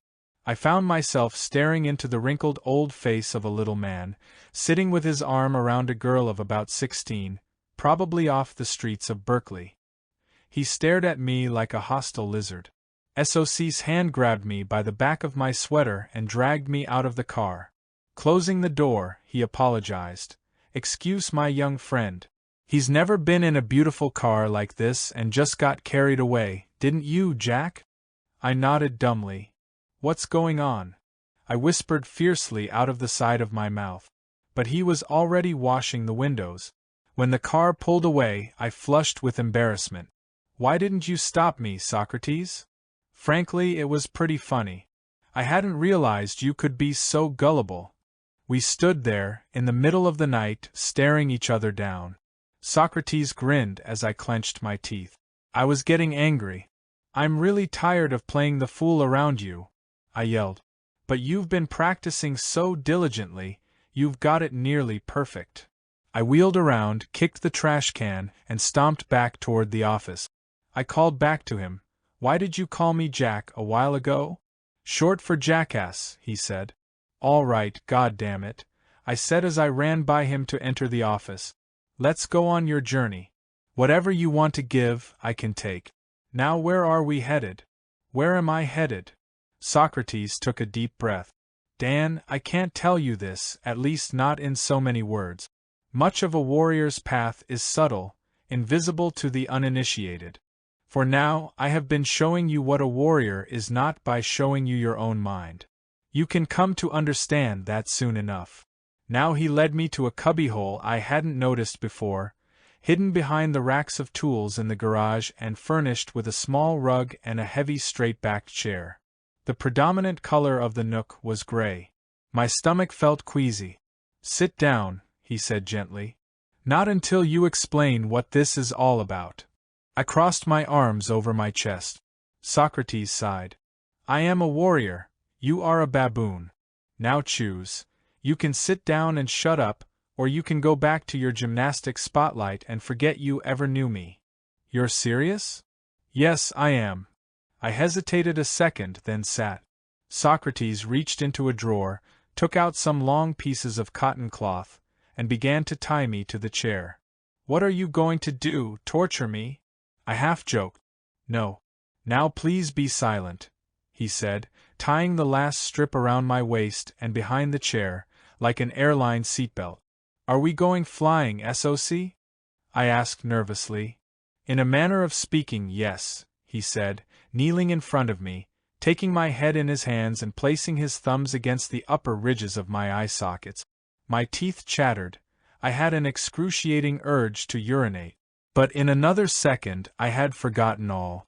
Colored lights flashed. I thought I heard his voice but couldn't quite make it out. It was too far away. We were walking down a corridor swathed in a blue fog. My feet moved but I couldn't feel ground. Gigantic trees surrounded us. They became buildings. The buildings became boulders, and we ascended a steep canyon that became the edge of a sheer cliff. The fog had cleared. The air was freezing. Green clouds stretched below us for miles, meeting an orange sky on the horizon. I was shaking. I tried to say something to Socrates, but my voice came out muffled. My shaking grew uncontrollable. SOC put his hand on my belly. It was very warm and had a wondrously calming effect. I relaxed and he took my arm firmly, tightening his grip, and hurtled forward, off the edge of the world, pulling me with him. Without warning, the clouds disappeared, and we were hanging from the rafters of an indoor stadium, swinging precariously like two drunken spiders high above the floor. Oops, said SOC, slight miscalculation. What the hell? I yelled, struggling for a better handhold. I swung myself up and over and lay panting on a beam, twining my arms and legs around it. Socrates had already perched himself lightly on the beam in front of me. I noticed that he handled himself well for an old man. Hey look, I pointed. It's a gymnastics meet. Socrates, you're nuts. I'm nuts, he he laughed quietly. Look who's sitting on the beam next to me. How are we going to get down? Same way we got up, of course. How did we get up here? He scratched his head. I'm not precisely sure. I had hoped for a front row seat. I guess they were sold out. I began to laugh shrilly. This whole thing was too ridiculous. SOC clapped a hand over my mouth. SHHHH. He removed his hand. That was a mistake. Ha ha ha ha ha. I laughed loudly before he muffled me again. I calmed down but felt giddy and started giggling. He whispered at me harshly. This journey is real, more real than the waking dreams of your usual life. Pay attention. By this time the scene below had indeed caught my attention. The audience, from this height, coalesced into a multicolored array of dots, a shimmering, rippling, pointillist painting. I caught sight of a raised platform in the middle of the arena with a familiar bright blue square of floor exercise mat, surrounded by various gymnastics apparatus. My stomach rumbled in response. I experienced my usual pre-competition nervousness. Socrates reached into a small knapsack, where had that come from? And handed me binoculars, just as a female performer walked out onto the floor. I focused my binoculars on the lone gymnast and saw she was from the Soviet Union. So, we were attending an international exhibition somewhere. As she walked over to the uneven bars, I realized that I could hear her talking to herself. The acoustics in here, I thought, must be fantastic. But then I saw that her lips weren't moving. I moved the lenses quickly to the audience and heard the roar of many voices, yet they were just sitting quietly. Then it came to me. Somehow I was reading their minds. I turned the glasses back to the woman gymnast. In spite of the language barrier, I could understand her thoughts. Be strong. Ready. I saw a preview of her routine as she ran through it mentally. Then I focused on a man in the audience, a guy in a white sports shirt in the midst of a sexual fantasy about one of the East German contestants. Another man, apparently a coach, was engrossed with the woman about to perform. A woman in the audience watched her too, thinking, beautiful girl. Had a bad fall last year. Hope she does a good job. I noticed that I was not receiving words, but feeling concepts, sometimes quiet or muffled, sometimes loud and clear. That was how I could understand Russian, German, or whatever. I noticed something else. When the Soviet gymnast was doing her routine, her mind was quiet. When she finished and returned to her chair, her mind started up again. It was the same for the East German gymnast on the rings and the American on the horizontal bar. Furthermore, the best performers had the quietest minds during their moment of truth. One East German fellow was distracted by a noise while he swung through handstand after handstand on the parallel bars. I sensed his mind drawn to the noise. He thought, what? As he muffed his final somersault to handstand. A telepathic voyeur, I peeked into the minds of the audience. I'm hungry.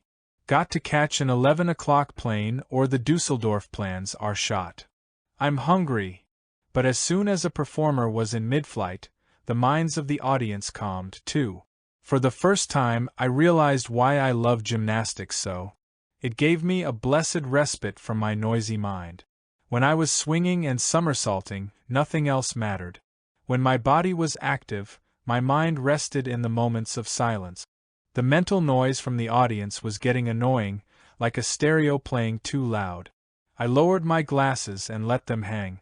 But I had neglected to fasten the strap around my neck, and I almost fell off the rafter trying to grab them as they plummeted straight for the floor exercise mat and a woman performer directly below. SOC. I whispered in alarm. He sat placidly. I looked down to see the damage, but the binoculars had disappeared. Socrates grinned. Things work under a slightly different set of laws when you travel with me. He disappeared and I was tumbling through space, not downward but upward. I had a vague sense of walking backward from the edge of a cliff, down a canyon, then into a mist, like a character in a crazy movie in reverse.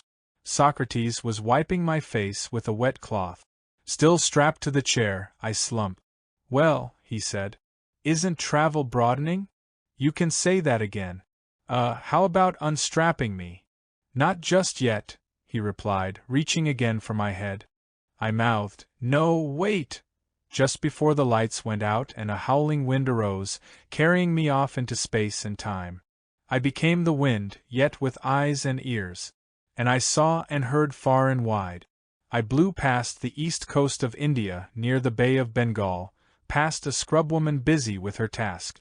In Hong Kong, I whirled around a seller of fine fabric bargaining loudly with a shopper. I raced through the streets of Sao Paulo, drying the sweat of German tourists playing volleyball in the hot tropical sun. I left no country untouched. I thundered through China and Mongolia and across the vast, rich land of the Soviet Union. I gusted through the valleys and alpine meadows of Austria, sliced cold through the fjords of Norway. I tossed up litter on the Rue Pigalle in Paris. One moment I was a twister, ripping across Texas.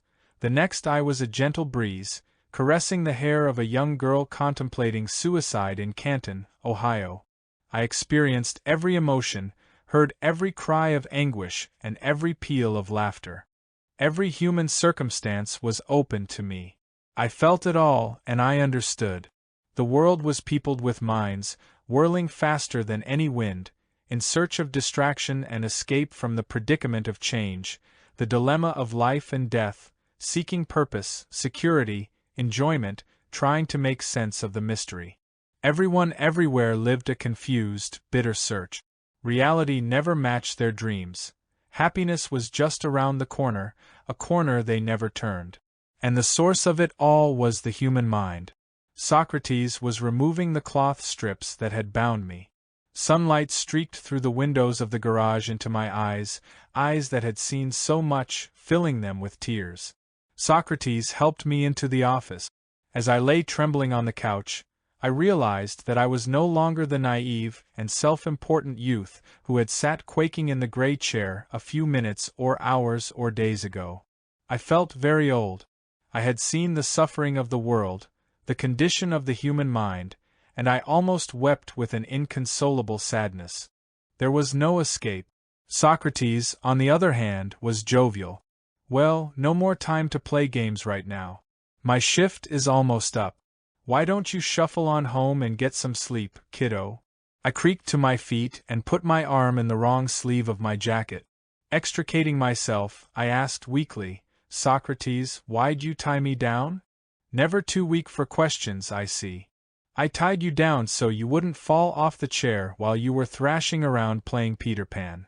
Did I really fly? I felt like it. I sat down again, heavily. Let's say for now that it was a flight of the imagination. Did you hypnotize me or what? Not in the way you mean, certainly not to the same degree you've been hypnotized by your own confused mental processes. He laughed, picked up his knapsack, where had I seen it before, and prepared to leave.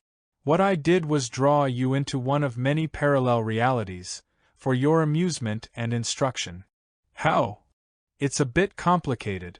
Why don't we leave it for another time? Socrates yawned and stretched like a cat. As I stumbled out the door, I heard SOC's voice behind me. Sleep well. You can expect a little surprise when you awake.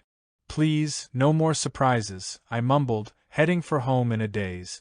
I vaguely remember falling onto my bed. Then blackness.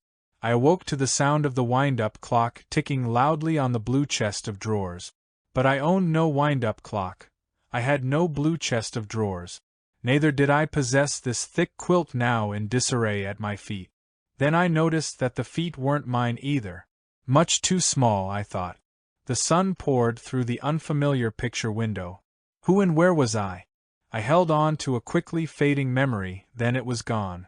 My small feet kicked off the remaining covers, and I leaped out of bed just as Mom yelled, Danny, time to get up, sweetheart. It was February 22nd, 1952, my 6th birthday. I let my pajamas fall to the floor and kicked them under the bed, then ran downstairs in my Lone Ranger underwear. In a few hours my friends would be arriving with presents, and we'd have cake and ice cream and lots of fun. After all the party decorations were thrown out and everyone had gone, I played listlessly with my new toys. I was bored, I was tired, and my stomach hurt. I closed my eyes and floated off to sleep. I saw each day pass like the next. School for a week, then the weekend, school, weekend, summer, fall, winter, and spring. The years passed, and before long, I was one of the top high school gymnasts in Los Angeles. In the gym, life was exciting. Outside the gym, it was a general disappointment.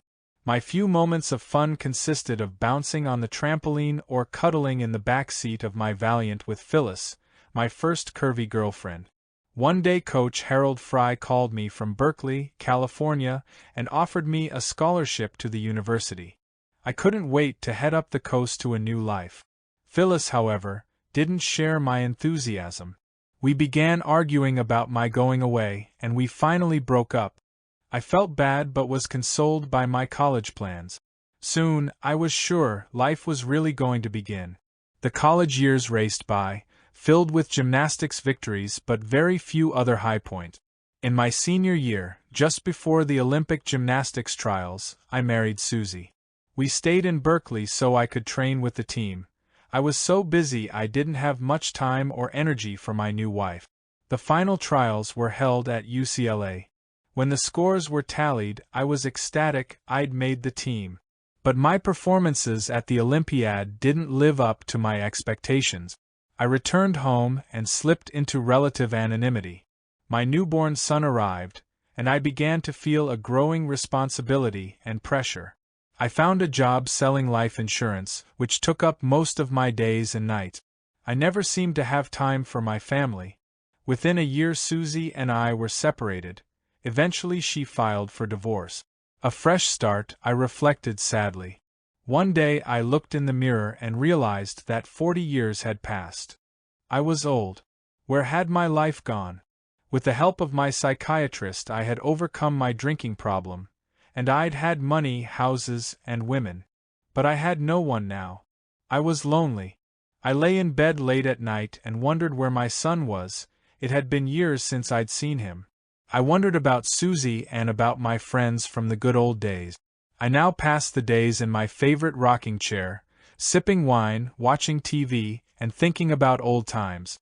I watched children play in front of the house. It had been a good life, I supposed. I'd gotten everything I'd gone after, so why wasn't I happy? One day, one of the children playing on the lawn came up to the porch. A friendly little boy, smiling, he asked me how old I was. "I'm 200 years old," I said. He giggled, said, "No you're not," and put his hands on his hips. I laughed, too, which touched off one of my coughing spells, and Mary, my pretty, capable young nurse, had to ask him to go. After she had helped me regain my breath, I gasped, "Mary, will you let me be alone for a while?" "Of course, Mr. Millman." I didn't watch her walk away. That was one of life's pleasures that had died long ago. I sat alone. I had been alone my whole life, it seemed. I lay back on my rocker and breathed. My last pleasure. And soon that, too, would be gone. I cried soundlessly and bitterly. God damn it, I thought. Why did my marriage have to fail? How could I have done things differently? How could I really have lived? Suddenly I felt a terrible, nagging fear, the worst of my life. Was it possible that I had missed something very important, something that would have made a real difference? No, impossible, I assured myself. I cited all my achievements aloud. The fear persisted. I stood up slowly, looked down at the town from the porch of my hilltop house, and wondered, where had life gone? What was it for? Was everyone? Oh, my heart, my arm, the pain. I tried to call out, but couldn't breathe. My knuckles grew white as I clutched the railing, trembling. Then my body turned to ice and my heart to stone. I fell back into the chair. My head dropped forward. The pain left abruptly, and there were lights I'd never seen before and sounds I'd never heard. Visions floated by. "Is that you, Susie?" said a distant voice in my mind.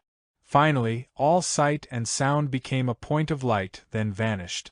I had found the only peace I'd ever known. I heard a warrior's laugh. I sat up with a shock, the years pouring back into me. I was in my own bed, in my apartment in Berkeley, California. I was still in college, and my clock showed 6:25 p.m. I'd slept through classes and workout. I leaped out of bed and looked in the mirror, touching my still youthful face, shivering with relief. It had all been a dream, a lifetime in a single dream, SOC's little surprise. I sat in my apartment and stared out the window, troubled. My dream had been exceptionally vivid. In fact, the past had been entirely accurate, even down to details I'd long forgotten. Socrates had told me that these journeys were real. Had this one predicted my future, too? I hurried to the station and met Socrates as he arrived. As soon as he stepped inside and the day shift attendant left, I asked, "All right, SOC. What happened? You know better than I. It was your life, not mine, thank God." "Socrates, I'm pleading with you." I held out my hands to him. "Is that what my life is going to be like? Because if it is, I see no point in living it." He spoke very slowly and softly, as he did when he had something he wanted me to pay particular attention to. Just as there are different interpretations of the past and many ways to change the present, there are any number of possible futures. What you dreamed was a highly probable future, the one you were headed for had you not met me. You mean that if I had decided to pass by the gas station that night, that dream would have been my future? Very possibly. And it still may be. But you can make choices and change your present circumstances. You can alter your future. Socrates made us some tea and set my mug down softly next to me. His movements were graceful, deliberate. "SOC," I said, "I don't know what to make of it. My life these past months has been like an improbable novel, you know what I mean? Sometimes I wish I could go back to a normal life. This secret life here with you, these dreams and journeys, it's been hard on me." Socrates took a deep breath. Something of great import was coming. "Dan, I'm going to increase my demands on you as you become ready. I guarantee that you'll want to leave the life you know and choose alternatives that seem more attractive, more pleasant, more normal. Right now, however, that would be a greater mistake than you can imagine. But I do see the value in what you're showing me. That may be so, but you still have an astonishing capacity to fool yourself. That is why you needed to dream your life. Remember it when you're tempted to run off and pursue your illusions. Don't worry about me, Socrates. I can handle it. If I had known what was ahead, I would have kept my mouth shut." Chapter 2. The Web of Illusion. The March winds were calming. Colorful spring blossoms spread their fragrance through the air, even into the shower room, where I washed the sweat and soreness from my body after an energy-filled workout. I dressed quickly and skipped down the rear steps of Harmon Gym to watch the sky over Edwards Field turn orange with the sun's final glow. The cool air refreshed me. Relaxed and at peace with the world, I ambled downtown to get a cheeseburger on the way to the UC Theater. Tonight they were showing The Great Escape, about a daring escape of British and American prisoners of war. When the film was over, I jogged up University Avenue toward campus, heading left up Shattuck, and arrived at the station soon after Socrates came on duty. It was a busy night, so I helped him until just after midnight. We went into the office and washed our hands, after which he surprised me by starting to fix a Chinese dinner, and beginning a new phase in his teaching. It started when I told him about the movie. "Sounds like an exciting film," he said, unpacking the bag of fresh vegetables he'd brought in, "and an appropriate one, too." "Oh? How's that?" "You too, Dan, need to escape. You're a prisoner of your own illusions, about yourself and about the world. To cut yourself free, you're going to need more courage and strength than any movie hero." I felt so good that night I just couldn't take SOC seriously at all. "I don't feel like I'm in prison, except when you have me strapped to a chair." He began washing vegetables. "Over the sound of running water," he commented. "You don't see your prison because its bars are invisible. Part of my task is to point out your predicament, and I hope it is the most disillusioning experience of your life. Well, thanks a lot, friend, I said, surprised by his ill wishes. I don't think you understand. He pointed a turnip at me, then sliced it into a bowl. Disillusion is the greatest gift I can give you. But, because of your fondness for illusion, you consider the term negative. You commiserate with a friend by saying, "Oh, what a disillusioning experience that must have been," when you ought to be celebrating with him.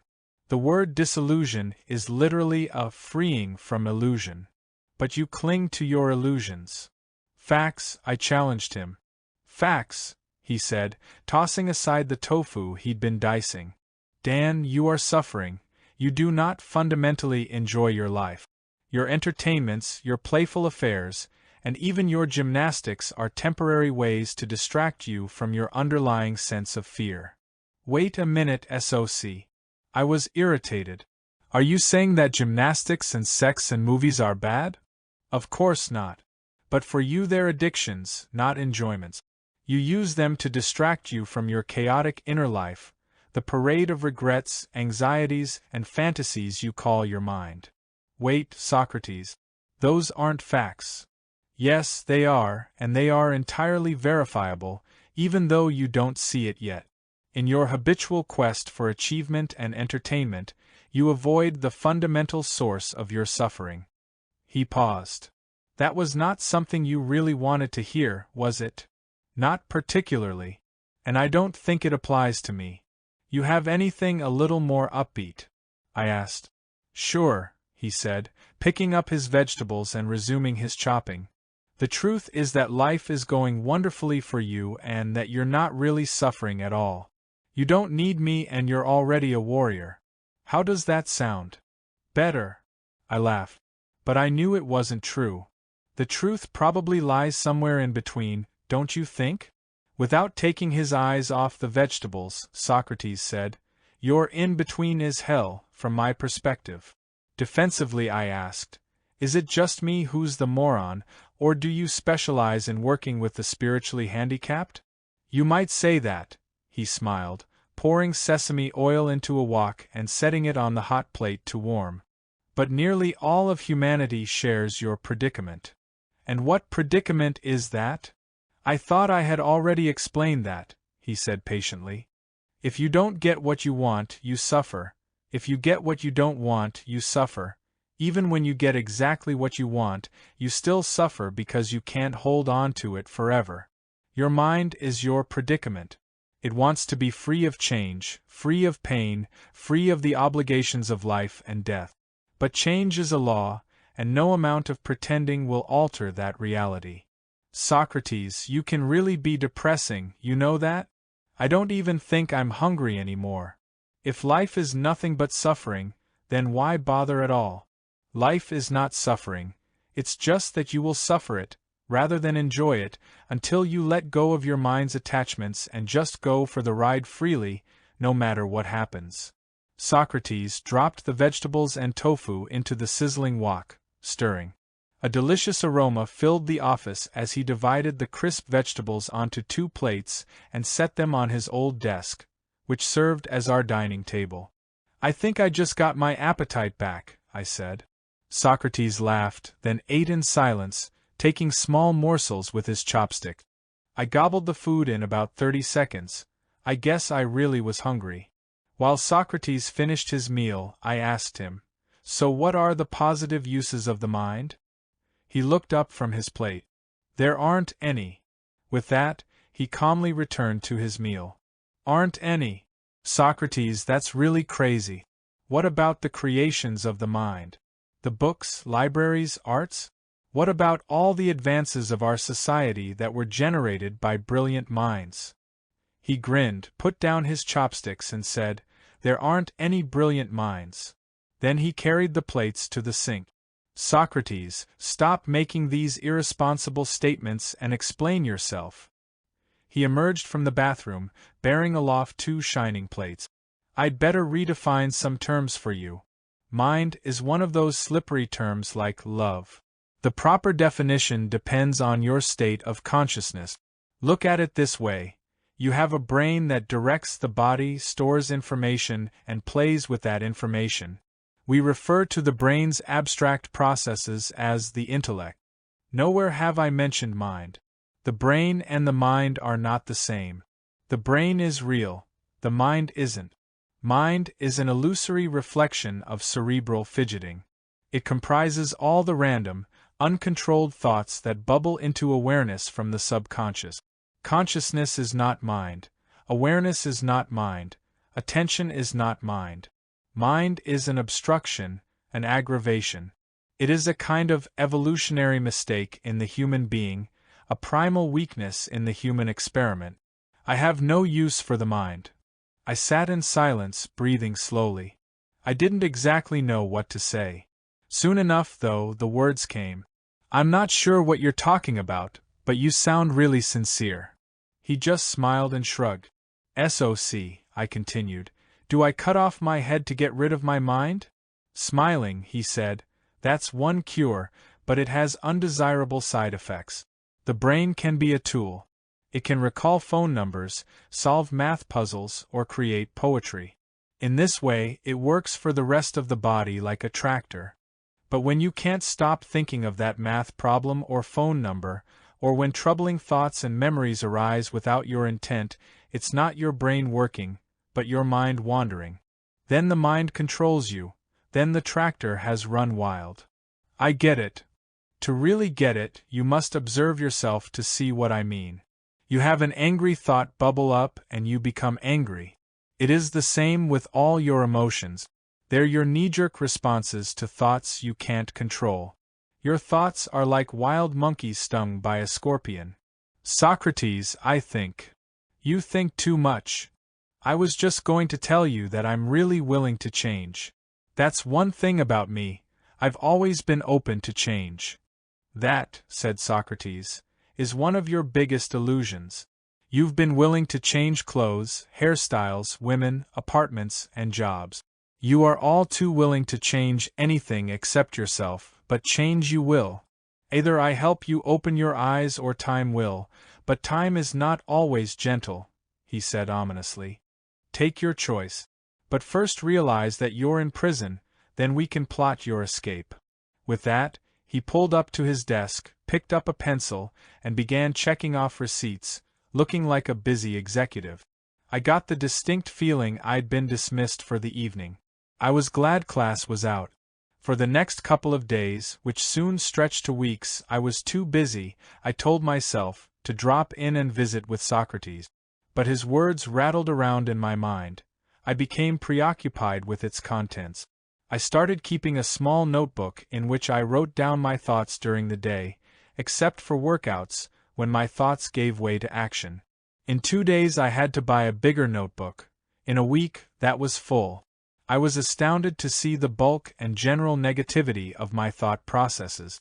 This practice increased my awareness of my mental noise. I'd turned up the volume on my thoughts that had only been subconscious background music before.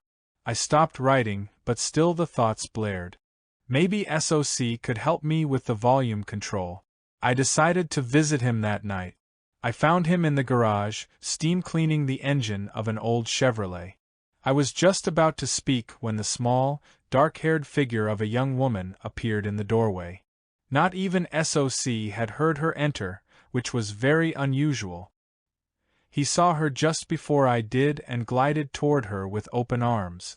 She danced toward him and they hugged, whirling around the room. For the next few minutes, they just looked into each other's eyes. Socrates would ask, "Yes?" and she'd answer, "Yes." It was pretty bizarre. With nothing else to do, I stared at her each time she whirled by. She was a little over 5 feet tall, sturdy-looking, yet with an aura of delicate fragility. Her long black hair was tied in a bun, pulled back from a clear, shining complexion. The most noticeable feature on her face was her eyes, large, dark eyes. My gaping must have finally caught their attention. Socrates said, "Dan, this is joy. Is joy your name or a description of your mood?" I asked, trying to be clever. "Both," she replied, "most of the time." She looked at Socrates. He nodded. Then, to my surprise, she embraced me. Her arms wrapped softly around my waist in a very tender hug. I felt a rush of energy race up my spine, and I was instantly love-struck. Joy looked at me with large, luminous eyes above a sweet, mischievous smile, and my own eyes glazed over. "The old Buddha's been putting you through the ringer, has he?" she said softly. I guess so," I muttered. "Well, the squeeze is worth it. I know he got to me first." My mouth was too weak to ask for the details. Besides, she turned to Socrates and said, "I'm going now. Why don't we all meet here Saturday morning at 10 and go up to Tilden Park for a picnic? I'll make lunch. It looks like good weather." "Okay." She looked at SOC, then at me. I nodded dumbly as she soundlessly floated out the door. I was no help to Socrates for the rest of the evening. In fact, the rest of the week was a total loss. Finally, when Saturday came, I walked shirtless to the bus station. I was looking forward to getting some spring tan, and also hoped to impress Joy with my muscular torso. We took the bus up to the park and walked cross-country over crackling leaves scattered in thick piles among the pine, birch, and elm trees surrounding us. We unpacked the food on a grassy knoll in full view of the warm sun. I flopped down on the blanket, anxious to roast in the sun, and hoped Joy would join me. Without warning, the wind picked up and clouds gathered. I couldn't believe it. It had begun to rain, first a drizzle, then a sudden downpour. I grabbed my shirt and put it on, cursing. Socrates only laughed.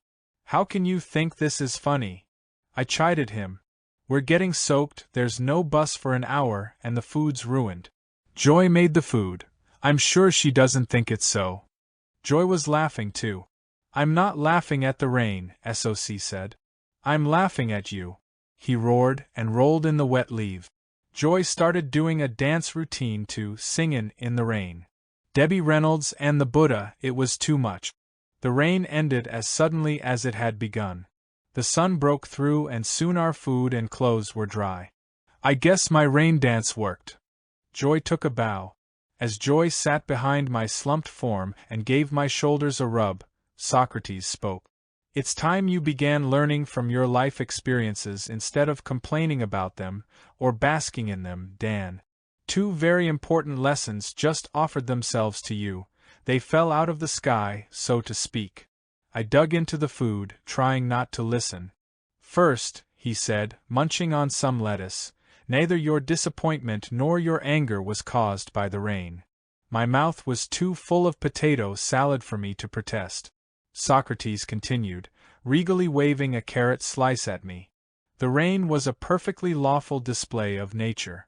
Your upset at the ruined picnic and your happiness, when the sun reappeared, were the product of your thoughts. They had nothing to do with the actual event. Haven't you been unhappy at celebrations, for example? It is obvious then that your mind, not other people or your surroundings, is the source of your moods. That is the first lesson." Swallowing his potato salad, SOC said, "The second lesson comes from observing how you became even more angry when you noticed that I wasn't upset in the least. You began to see yourself compared to a warrior, two warriors, if you please." He grinned at Joy. "You didn't like that, did you, Dan?" It might have implied a change was necessary. I sat morosely, absorbing what he'd said. I was hardly aware that he and Joy had darted off. Soon it was drizzling again. Socrates and Joy came back to the blanket. Socrates started jumping up and down, mimicking my earlier behavior. "Damn rain," he yelled. "There goes our picnic." He stomped back and forth, then stopped in mid-stomp and winked at me, grinning mischievously. Then he dove onto his belly in a puddle of wet leaves and pretended to be swimming. Joy started singing or laughing, I couldn't tell which. I just let go then and started rolling around with them in the wet leaves, wrestling with Joy. I particularly enjoyed that part, and I think she did too. We ran and danced wildly until it was time to leave. Joy romped like a playful puppy, yet with all the qualities of a woman warrior. I was sinking fast. As the bus rocked and rolled its way down the curving hills overlooking the bay, the sky turned pink and gold in the sunset. Socrates made a feeble attempt to summarize my lessons, while I did my best to ignore him and snuggle with Joy in the back seat. Ahem, if I may have your attention, he said. He reached over, took my nose between two of his fingers, and turned my face toward him. Wad to you wad? I asked.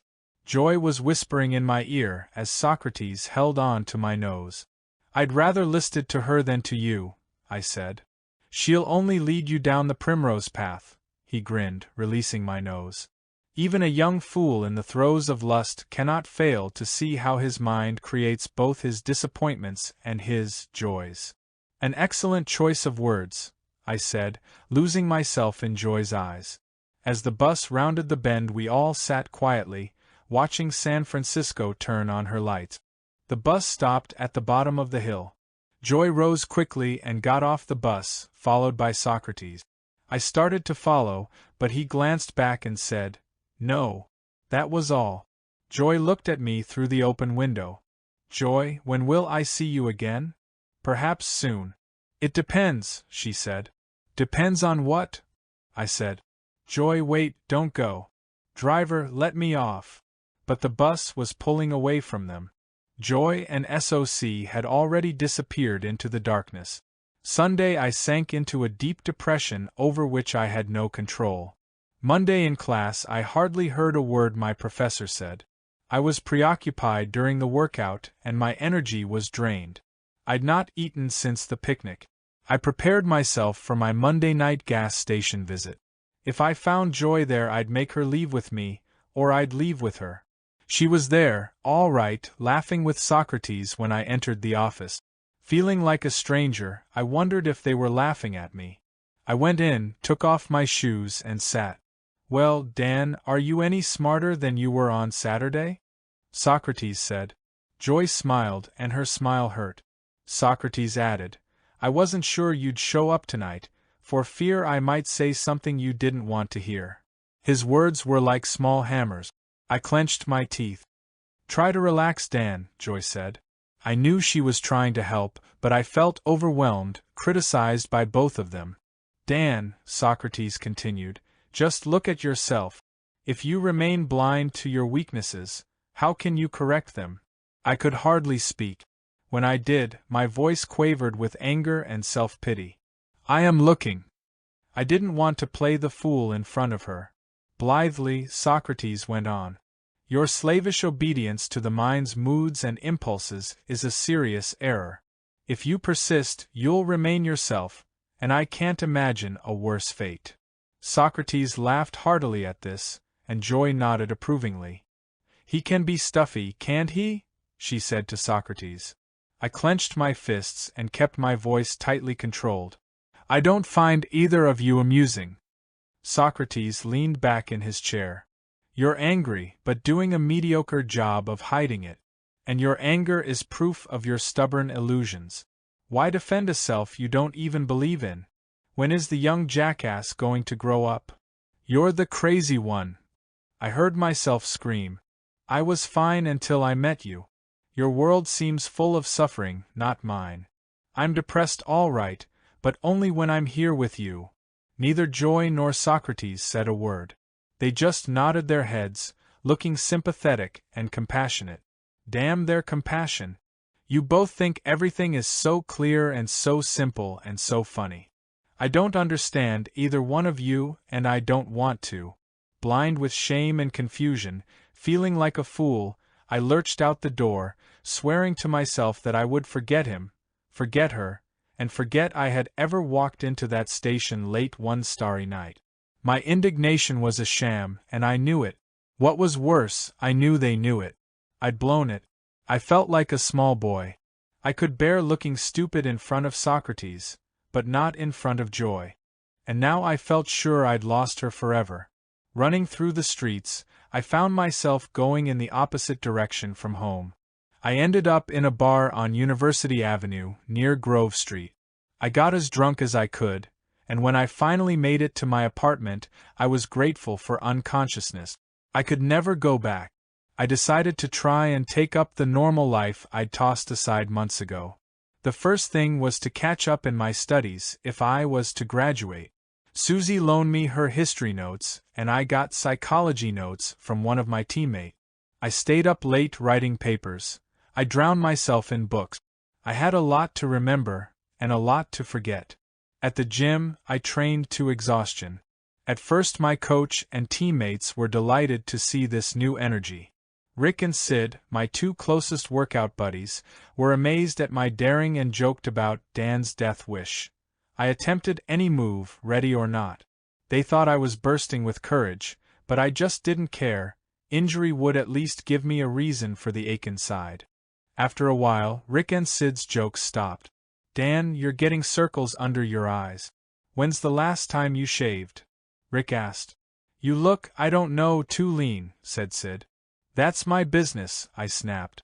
No, I mean, thanks, but I'm fine, really. Well, get some sleep now and then, anyway, or there'll be nothing left of you by summer. Yeah, sure thing. I didn't tell them that I wouldn't mind disappearing. I turned what few ounces of fat I had left into gristle and muscle. I looked hard, like one of Michelangelo's statues. My skin shone pale, translucent like marble. I went to movies almost every night but couldn't get the image of Socrates sitting in the station, maybe with joy, out of my mind. Sometimes I had a dark vision of them both sitting there, laughing at me. Maybe I was their warrior's quarry. I didn't spend time with Susie or any of the other women I knew. What sexual urges I had were spent in training, washed away by sweat. Besides, how could I look into other eyes now that I had gazed into Joy's?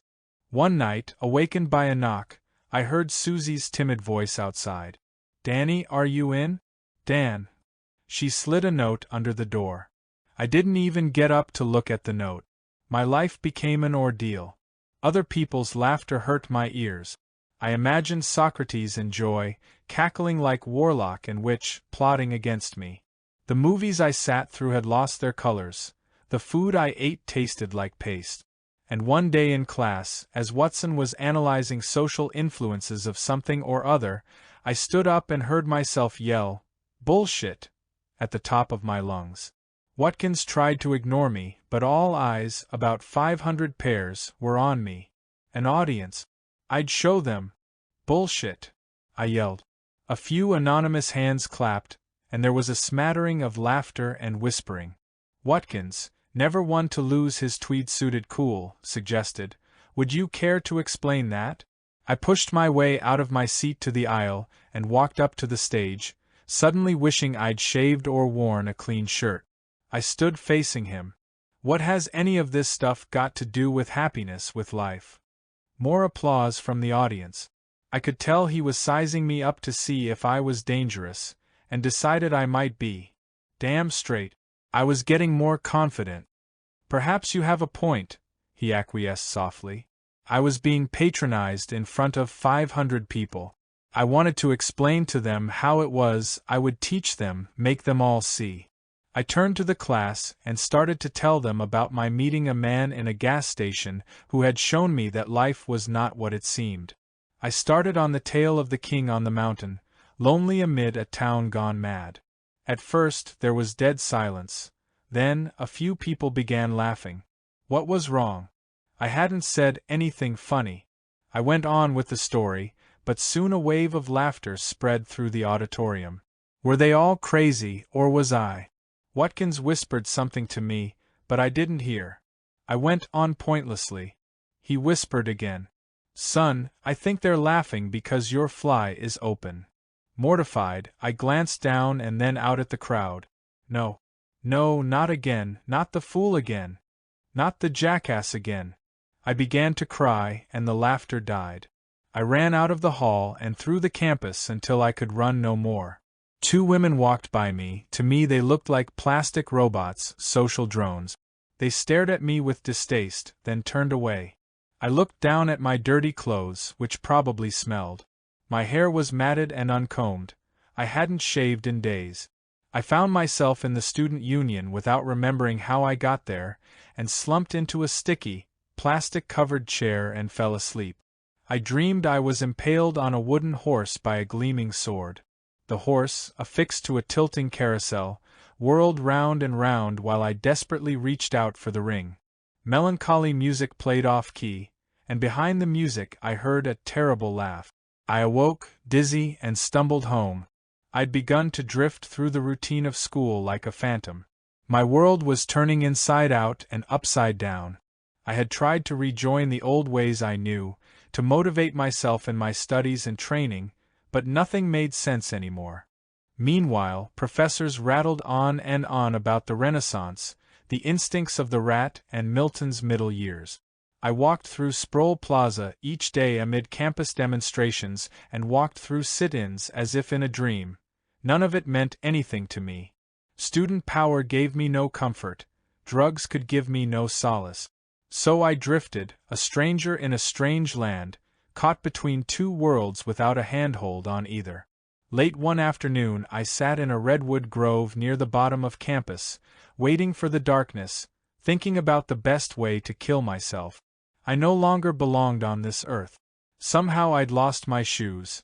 I had on one sock, and my feet were brown with dried blood. I felt no pain, nothing. I decided to see Socrates one last time. I shuffled toward the station and stopped across the street. He was finishing with a car as a lady and a little girl, about 4 years old, walked into the station. I don't think the woman knew Socrates. She could have been asking directions. Suddenly the little girl reached up to him. He lifted her and she threw her arms around his neck. The woman tried to pull the girl away from Socrates, but she wouldn't let go. Socrates laughed and talked to her, setting her down gently. He knelt down and they hugged each other. I became unaccountably sad then, and started to cry. My body shook with anguish. I turned, ran a few hundred yards, and collapsed on the path. I was too weary to go home, to do anything. Maybe that's what saved me. I awoke in the infirmary. There was an 4 needle in my arm. Someone had shaved me and cleaned me up. I felt rested at least. I was released the next afternoon and called Cowell Health Center. "Dr. Baker, please." His secretary answered. "My name is Dan Millman. I'd like to make an appointment with Dr. Baker as soon as possible." "Yes, Mr. Millman," she said in the bright, professionally friendly voice of a psychiatrist's secretary. "The doctor has an opening a week from this Tuesday at 1 p.m. Would that be all right? Isn't there anything sooner?" "I'm afraid not. I'm going to kill myself before a week from this Tuesday, lady. Can you come in this afternoon?"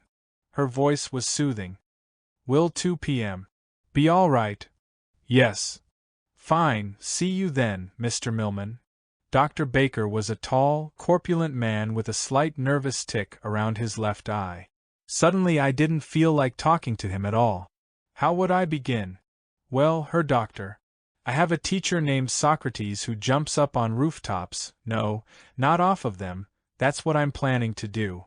And oh yes, he takes me on journeys to other places and times and I become the wind and I'm a little depressed and yes, school's fine and I'm a gymnastics star and I want to kill myself." I stood. "Thank you for your time, doctor. I'm suddenly feeling great. I just wanted to see how the better half lived. It's been swell." He started to speak, searching for the right thing to say, but I walked out, went home, and slept. For the time being, sleep seemed the easiest alternative. That night, I dragged myself to the station. Joy was not there. Part of me suffered exquisite disappointment. I wanted so much to look into her eyes again, to hold her and be held, but part of me was relieved. It was one-on-one again, SOC and me. When I sat down he said nothing of my absence, only, "You look tired and depressed." He said it without a trace of pity. My eyes filled with tears. "Yes, I'm depressed. I came to say goodbye. I owe you that. I'm stuck halfway, and I can't stand it anymore. I don't want to live. You're wrong about 2 things, Dan." He came over and sat beside me on the couch. "First, you're not halfway yet, not by a long shot. But you are very close to the end of the tunnel. And the second thing," he said, reaching for my temples, "is that you're not going to kill yourself." I glared at him.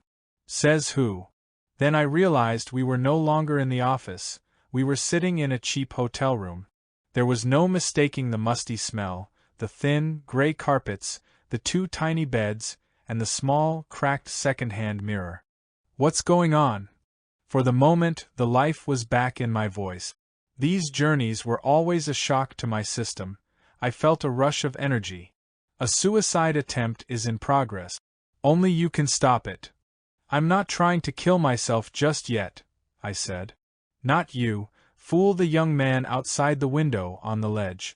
He's attending the University of Southern California. His name is Donald. He plays soccer and he's a philosophy major. He's in his senior year and he doesn't want to live. Go to it. Socrates gestured toward the window. Socrates, I can't. Then he'll die. I looked out the window and saw, about 15 stories below, groups of tiny people looking up from the streets of downtown Los Angeles. Peeking around the side of the window, I saw a light-haired young man in brown Levi's and a t-shirt standing 10 feet away on the narrow ledge, looking down. He was getting ready to jump. Not wanting to startle him, I called his name softly. He didn't hear me. I called again. Donald. He jerked his head up and almost fell. Don't come near me, he warned. Then, how do you know my name? A friend of mine knows you, Donald. May I sit on the ledge here and talk to you? I won't come any closer. No more words. His face was lax.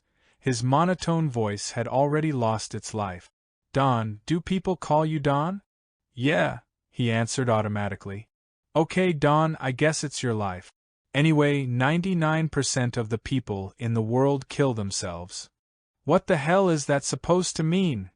He said, an edge of life coming back into his voice. He started gripping the wall more tightly. Well, I'll tell you. The way most people live kills them, you know what I mean? They may take 30 or 40 years to kill themselves by smoking or drinking or stress or overeating, but they kill themselves just the same. I edged a few feet closer. I had to choose my words carefully. My name is Dan. I wish we could spend more time talking. We might have some things in common. I'm an athlete, too, up at UC Berkeley. Well, he stopped and started to shake. Listen, Don, it's getting a little scary for me to sit here on this ledge. I'm going to stand up so I can hold on to something. I stood slowly. I was shaking a little myself. Jesus, I thought. What am I doing out on this ledge? I spoke softly, trying to find a bridge to him. I hear there's going to be a beautiful sunset tonight. The Santa Ana winds are blowing some storm clouds in. Are you sure you never want to see another sunset or sunrise? Are you sure you never want to go hiking in the mountains again? I've never been up to the mountains. You wouldn't believe it, Don. Everything is pure up there, the water, the air. You can smell pine needles everywhere. Maybe we could go hiking together. What do you think? Hell, if you want to kill yourself, you can always do it after you've at least seen the mountains. There, I'd said all I could say. Now it was up to him. As I talked, I'd wanted more and more for him to live. I was only a few feet from him now. Stop, he said. I want to die. Now. I gave up. All right, I said. Then I'm going with you. I've already seen the goddamn mountains anyway. He looked at me for the first time. You're serious, aren't you? Yeah, I'm serious. Are you going first, or am I? But, he said, why do you want to die? It's crazy. You look so healthy, you must have a lot to live for. Look, I said. I don't know what your troubles are, but my problems dwarf yours. You couldn't even begin to grasp them. I'm through talking. I looked down. It would be so easy, just lean out and let gravity do the rest. And for once, I'd prove smug old Socrates wrong. I could exit laughing, yelling, "You were wrong, you old bastard!" all the way down, until I smashed my bones and crushed my organs and cut myself off from the coming sunsets forever. Wait! Don was reaching out for me. I hesitated, then grasped his hand. As I looked into his eyes, his face began to change. It narrowed. His hair grew darker, his body grew smaller. I was standing there, looking at myself. Then the mirror image disappeared, and I was alone. Startled, I took a step backward and slipped. I fell, tumbling over and over. In my mind's eye, I saw the terrible hooded spectre waiting expectantly below. I heard Socrates' voice yelling from somewhere above, 10th floor, lingerie, bedspreads, 8th floor, housewares, cameras. I was lying on the office couch, looking into Socrates' gentle smile. Well, he said, are you going to kill yourself? No. But with that decision, the weight and responsibility of my life once again fell upon me. I told him how I felt. Socrates grasped my shoulders and only said, "Stay with it, Dan." Before I left that night, I asked him, "Where is Joy? I want to see her again." "In good time. She'll come to you later perhaps. But if I could only talk to her, it would make things so much easier." "Whoever told you it would be easy?" "Socrates," I said, "I have to see her." "You don't have to do anything except to stop seeing the world from the viewpoint of your own personal cravings. Loosen up. When you lose your mind, you'll come to your senses. Until then, however, I want you to continue to observe, as much as possible, the debris of your mind." If I could just call her. "Get to it," he said. In the following weeks, the noise in my mind reigned supreme. Wild, random, stupid thoughts, guilts, anxieties, cravings, noise. Even in sleep, the deafening soundtrack of my dreams assaulted my ears. Socrates had been right all along. I was in prison. It was a Tuesday night when I ran to the station at 10 o'clock. Bursting into the office, I moaned, "Socrates, I'm going to go mad if I can't turn down the noise. My mind is wild, it's everything you told me." "Very good," he said. "The first realization of a warrior. If this is progress, I want to regress. Dan, when you get on a wild horse that you believe is tame, what happens? It throws you, or kicks your teeth in. Life has, in its own amusing way, kicked your teeth in many times. I couldn't deny it. Not anymore. But when you know the horse is wild, you can deal with it appropriately." "I think I understand, Socrates." "Don't you mean you understand you think?" he smiled. I left with instructions to let my realization stabilize for a few more days. I did my best. My awareness had grown these past few months, but I entered the office with the same questions. "Socrates, I've finally realized the extent of my mental noise. My horse is wild. How do I tame it? How do I turn down the noise? What can I do?" He scratched his head. "Well, I guess you're just going to have to develop a very good sense of humor." He bellowed with laughter, then yawned and stretched, not the way most people usually do, with arms extended out to the side, but just like a cat. He rounded his back, and I heard his spine go crack, crack, crack, crack. "Socrates, did you know that you looked just like a cat when you stretched?" "I suppose I do," he replied nonchalantly. "It's a good practice to copy the positive traits of various animals, just as we might imitate positive qualities of some humans. I happen to admire the cat. It moves like a warrior. And as it happens, you have modeled yourself after the jackass. It's time you started to expand your repertoire, don't you think?" "Yes, I suppose it is," I answered calmly. But I was angry. I excused myself and went home early, just after midnight, and slept for 5 hours before my alarm woke me, and I doubled back toward the station. At that moment, I made a secret resolution. No more playing victim, someone he could feel superior to. I was going to be the hunter. I was going to stalk him. It was still an hour until dawn, when his shift would end. I hid in the bushes that lined the bottom edge of campus, near the station. I would follow him and somehow find Joy. Peering through the foliage, I watched his every move. My thoughts quieted in the intensity of my vigil. My sole desire was to find out about his life away from the station, a subject about which he'd always been silent. Now I'd track down the answers myself. Like an owl, I stared at him. I saw as never before how gracefully he moved. Like a cat. He washed windows without a wasted movement, slipped the nozzle into the gas tank like an artist. Socrates went into the garage, probably to work on a car. I grew weary. The sky was already light when I roused myself from what must have been a few minutes of shut-eye. Oh no, I'd missed him. Then I saw him, busy with his last-minute duties. My heart constricted as he walked out of the station, crossed the street, and headed directly to where I sat, stiff, shivering, and achy, but well hidden. I just hoped he didn't feel like beating around the bush this morning. I faded back into the foliage and calmed my breathing. A pair of sandals glided past, no more than 4 feet from my temporary lair. I could barely hear his soft footstep. He followed a path that forked right. Quickly but cautiously I scampered along the path like a squirrel. Socrates walked at a surprising clip. I barely kept up with his long strides and nearly lost him, when, far ahead, I saw a head of white hair entering Doe Library. What, I thought, could he be doing there of all places? Tingling with excitement, I closed in. Once past the large oak door, I cut past a group of early bird students who turned and laughed, watching me. I ignored them as I tracked my prey down a long corridor. I saw him turn right and disappear. I sprinted over to where he had vanished. There could be no mistake. He had entered this door. It was the men's room, and there was no other exit. I didn't dare go in. I stationed myself in a nearby phone booth. 10 minutes passed, 20 minutes. Could I have missed him? My bladder was sending out emergency signals. I had to go in, not only to find Socrates, but to make use of the facilities. And why not? This was my domain after all, not his. I would make him explain. Still, it would be awkward.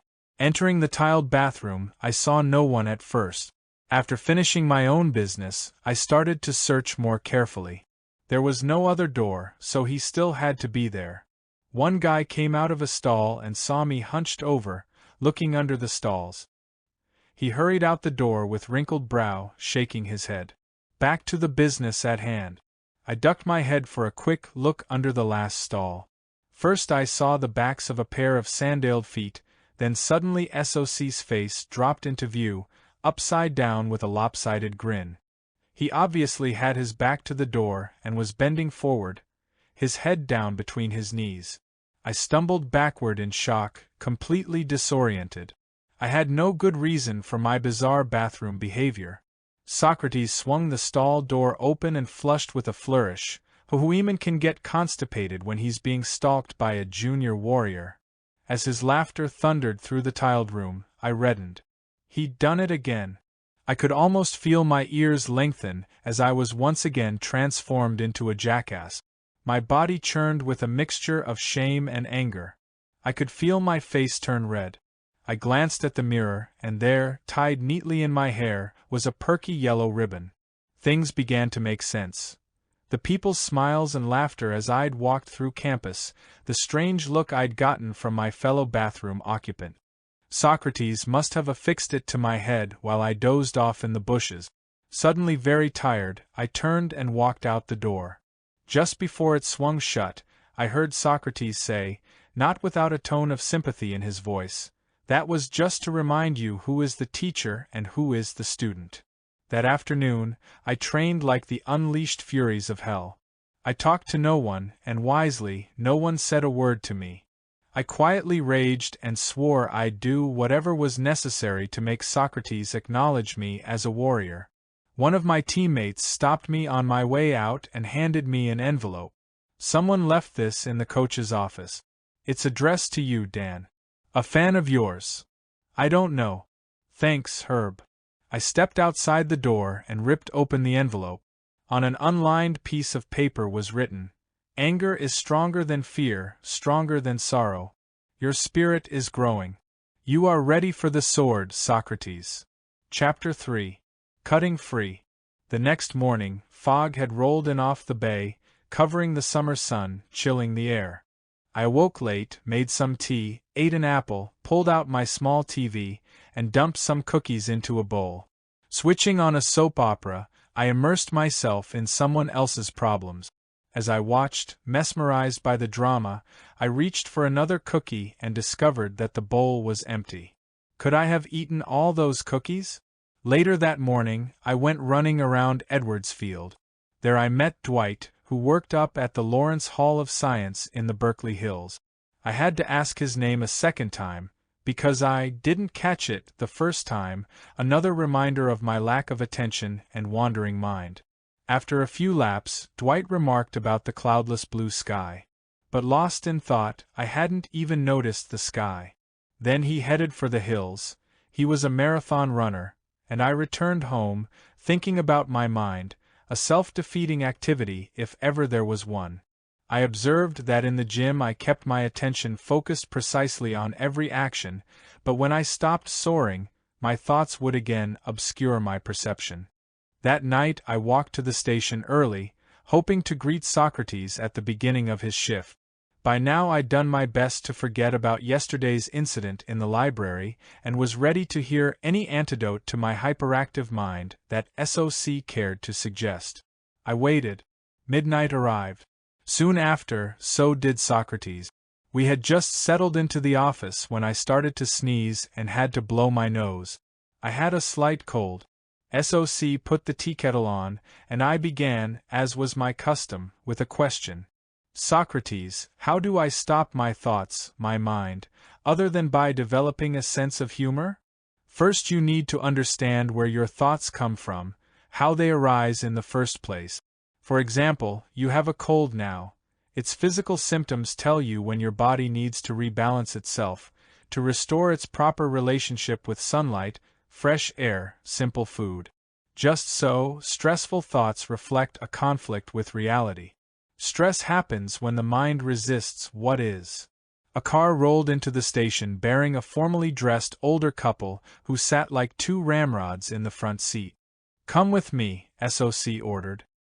He removed his windbreaker and his cotton sports shirt, revealing a bare chest and shoulders with lean, well-defined muscles under smooth, translucent skin.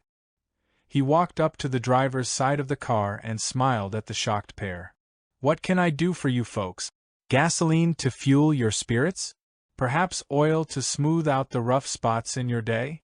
How about a new battery to put a little charge in your life?" He winked at them openly and stood his ground, smiling, as the car lurched forward and sped away from the station. He scratched his head. Maybe they just remembered that they left the water running at home.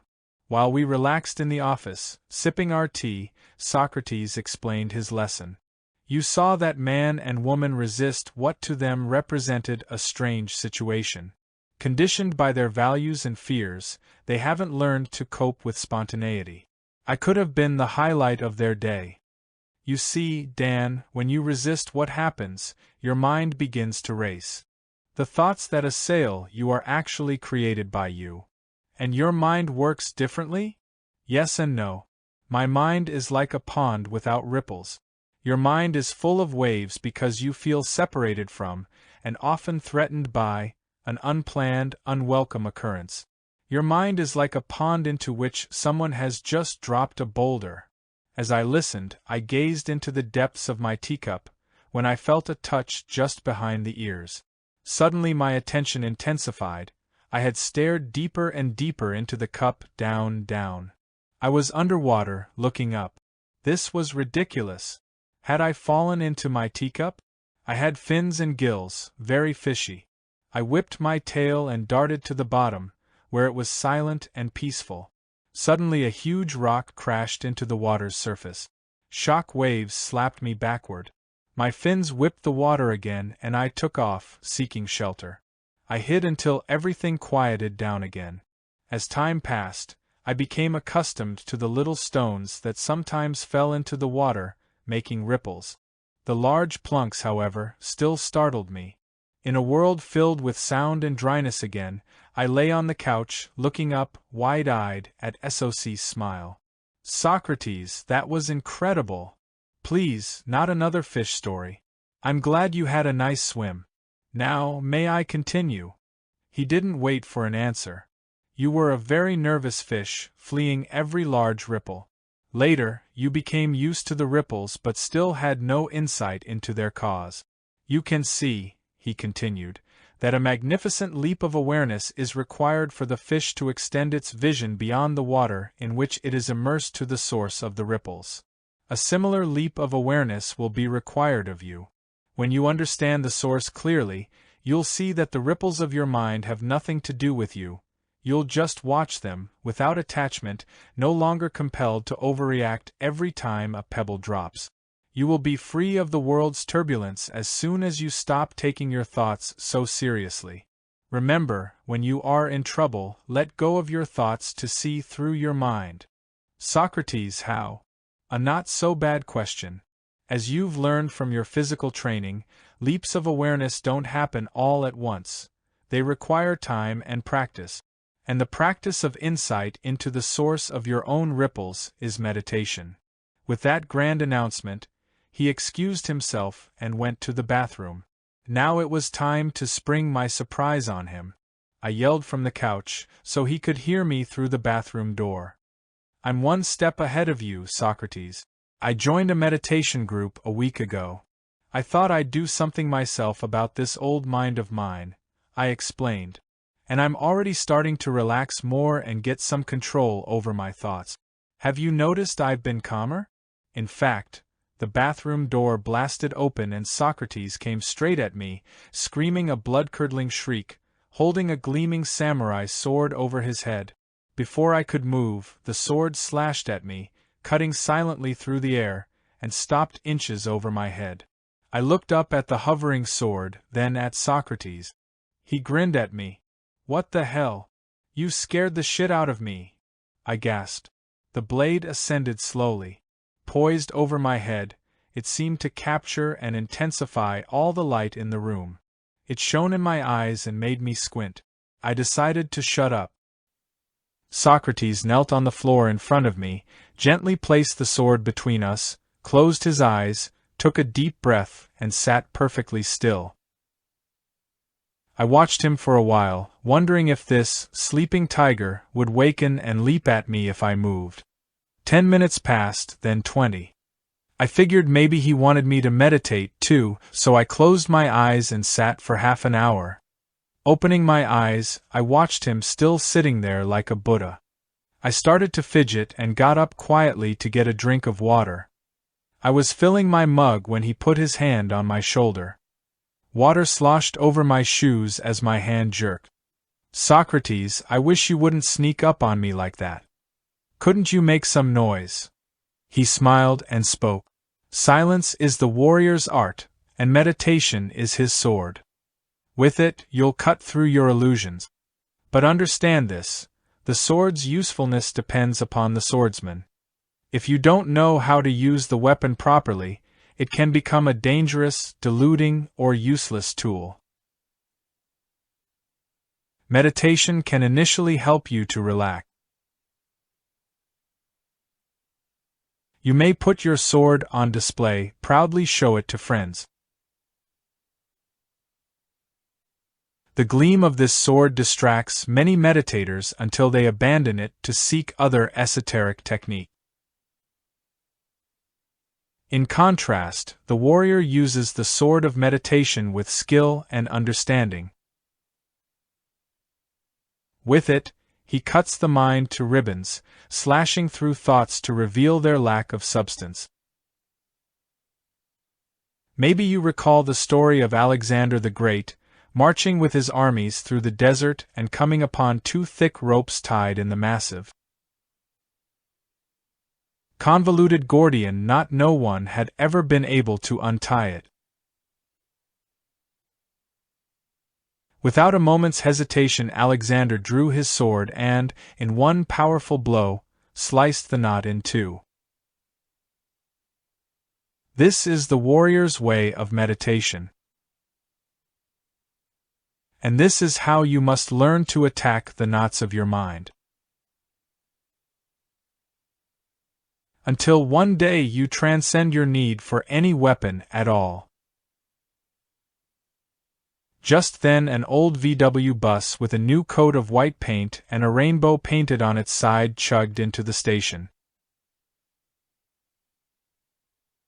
Inside sat 6 people, hard to tell apart.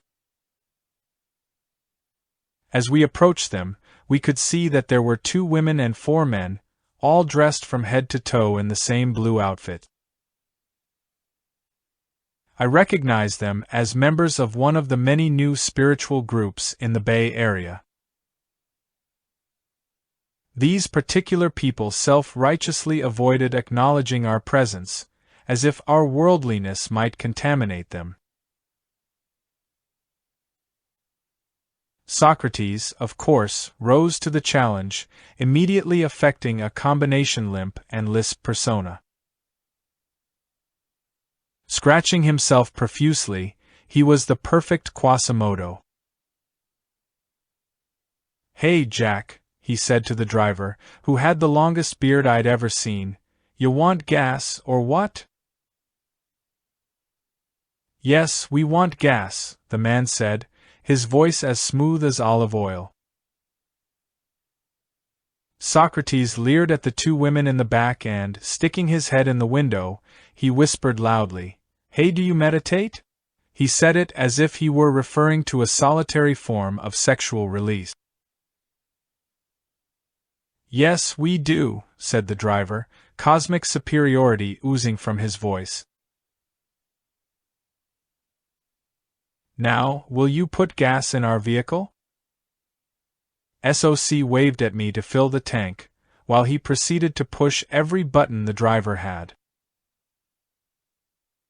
"Hey, you know, you look kinda like a girl in that dress, guy, don't get me wrong, it's real pretty. And why don't you shave? What are you hiding under that fuzz?" While I cringed, he went from bad to even worse. "Hey," he said to one of the women, "is this guy your boyfriend?" "Tell me," he said to the other man in the front seat, "do you ever do it, or do you save it up like I read in the National Enquirer?" That about did it.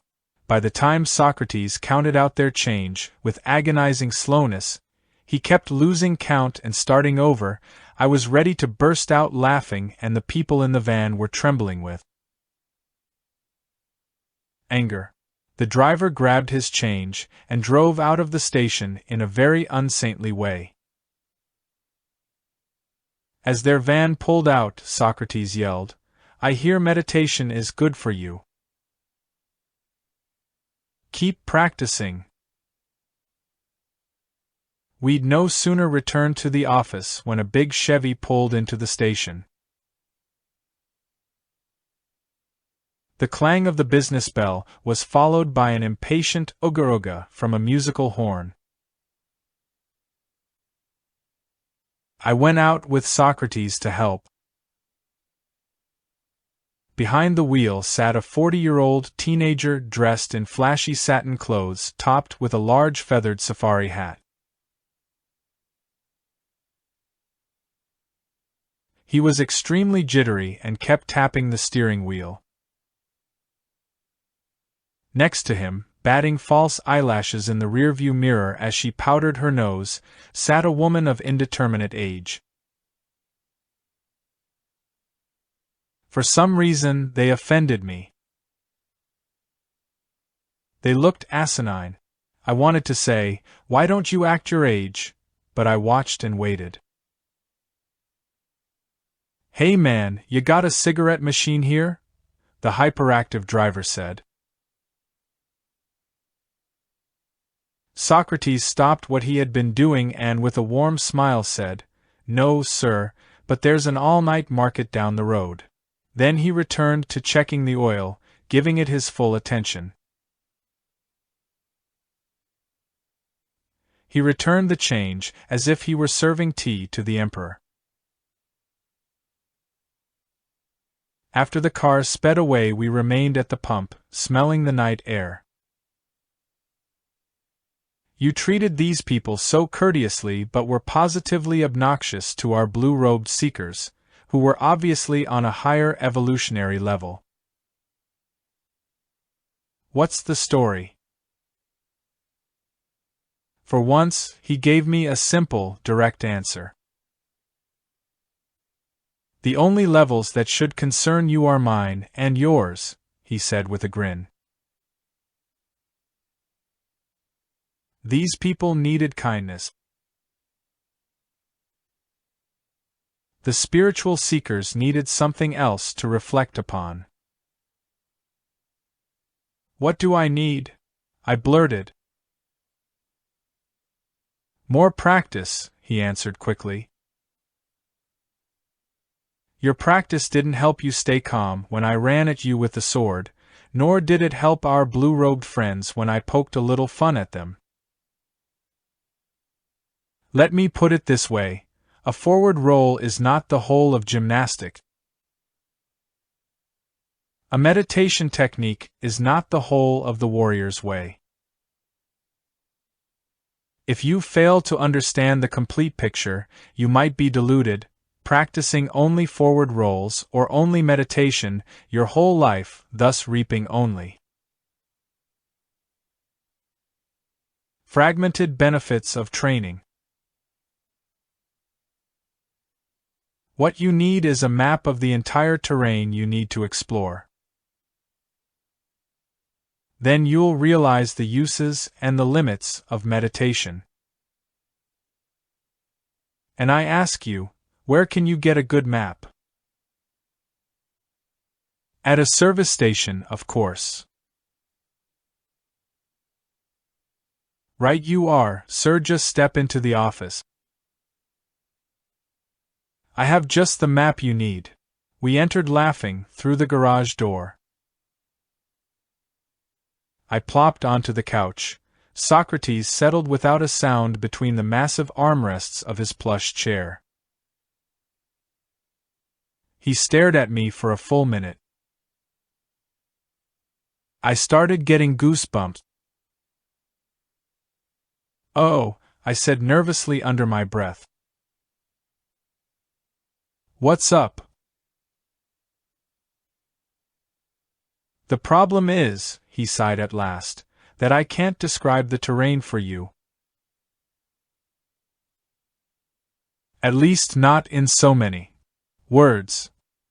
He rose and walked toward me with that shine in his eye that told me to pack my suitcases. I was going on a trip.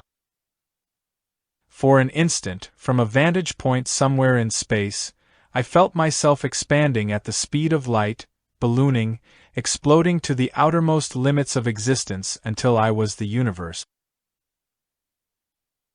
Nothing separate remained.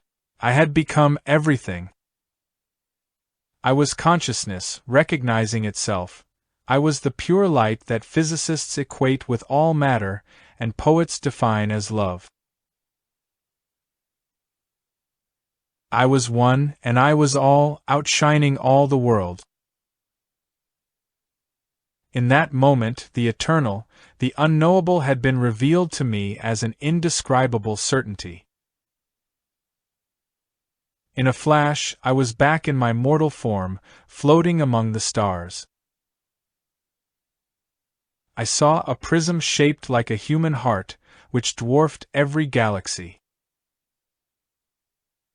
It diffracted the light of consciousness into an explosion of radiant colors, sparkling splinters of every rainbow hue, spreading throughout the cosmos. My own body became a radiant prism, throwing splinters of multicolored light everywhere. And it came to me that the highest purpose of the human body is to become a clear channel for this light, so that its brightness can dissolve all obstructions, all knots, all resistance. I felt the light diffracted across the systems of my own body. Then I knew that awareness is how the human being experiences the light of consciousness. I learned the meaning of attention. It is the intentional channeling of awareness. I felt my body again, as a hollow vessel. I looked at my legs. They filled with warm, radiant light, disappearing into brightness. I looked at my arms, with the same result. I focused attention on every part of the body, until I became wholly light once again. Finally, I realized the process of real meditation: to expand awareness, to to direct attention, to ultimately surrender to the light of consciousness. A light flickered in darkness. I awoke to Socrates shining a flashlight back and forth across my eyes.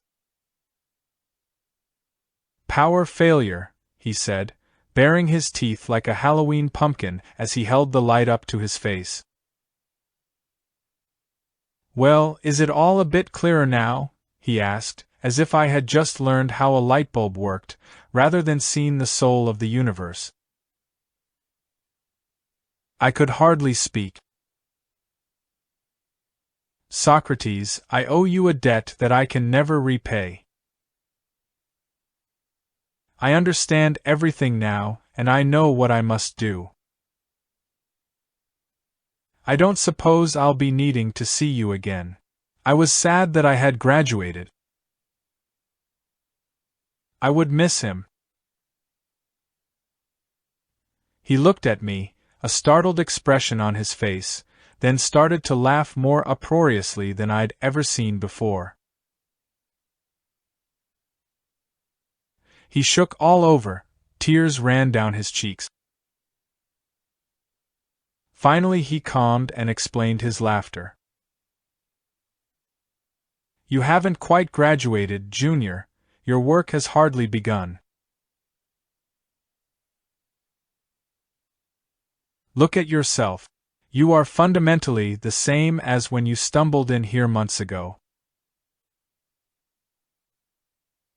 What you saw was only a vision, not a conclusive experience. It will fade into memory, but even so, it will serve as a reminder and reference point. Now relax and stop acting so serious." He sat back, as mischievous and wise as ever. "You see," he added, "these little journeys do save me some difficult explanations I must go through to enlighten you." Just then, the lights flashed on and we laughed. Smiling, he reached into his small refrigerator next to the water cooler and brought out some oranges, which he started to squeeze into juice as he continued. "If you must know, you're doing me a service too. I'm also stuck in a place in time and space, and owe a kind of debt myself. A lot of me is tied up with your progress.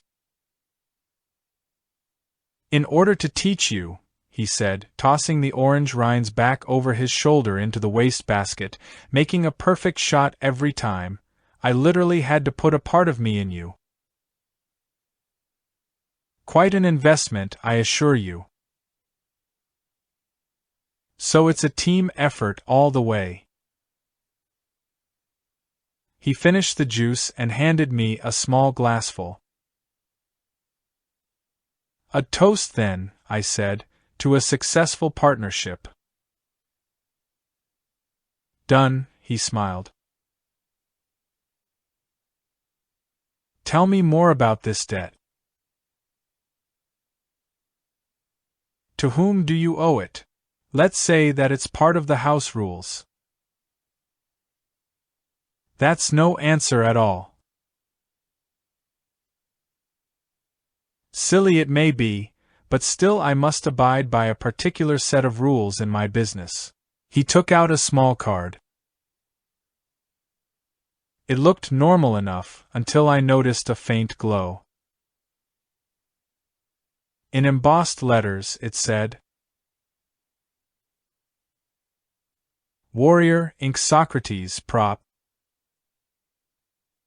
Specializing in paradox, humor, and change. Keep it safe.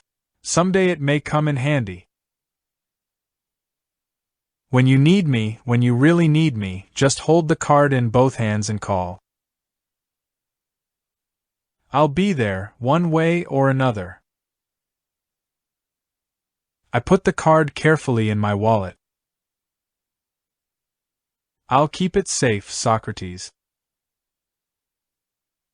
You can count on it. By the way, you wouldn't have one of those cards with Joy's address on it, would you? He ignored me. We were silent then, as Socrates began to prepare one of his crisp salads. Then I thought of another question. So, how do I do it? How do I open myself to this light of awareness? Answering my question with a question, he asked, "What do you do when you want to see?" I laughed. "Well, I look. You mean meditation?" "Here's the core of it," he said suddenly as he sliced and diced the vegetables. Meditation consists of two simultaneous processes. One is insight, paying attention to what is arising. The other is surrender, letting go of attachment to arising thoughts. This is how you cut free of the mind. I think I know what you mean. Well, maybe you've heard the story about a student of meditation who was sitting in deep silence with a small group of practitioners. Terrified by a vision of blood, death, and demons, he got up, walked to the teacher, and whispered, "Rashi, I've just had a horrible vision." "Let it go," said his teacher. A few days later, the student was enjoying erotic fantasies, insights into the meaning of life, and visions of angels, the works. Just then, his teacher came up behind him with a stick and whacked him, saying, "Let it go."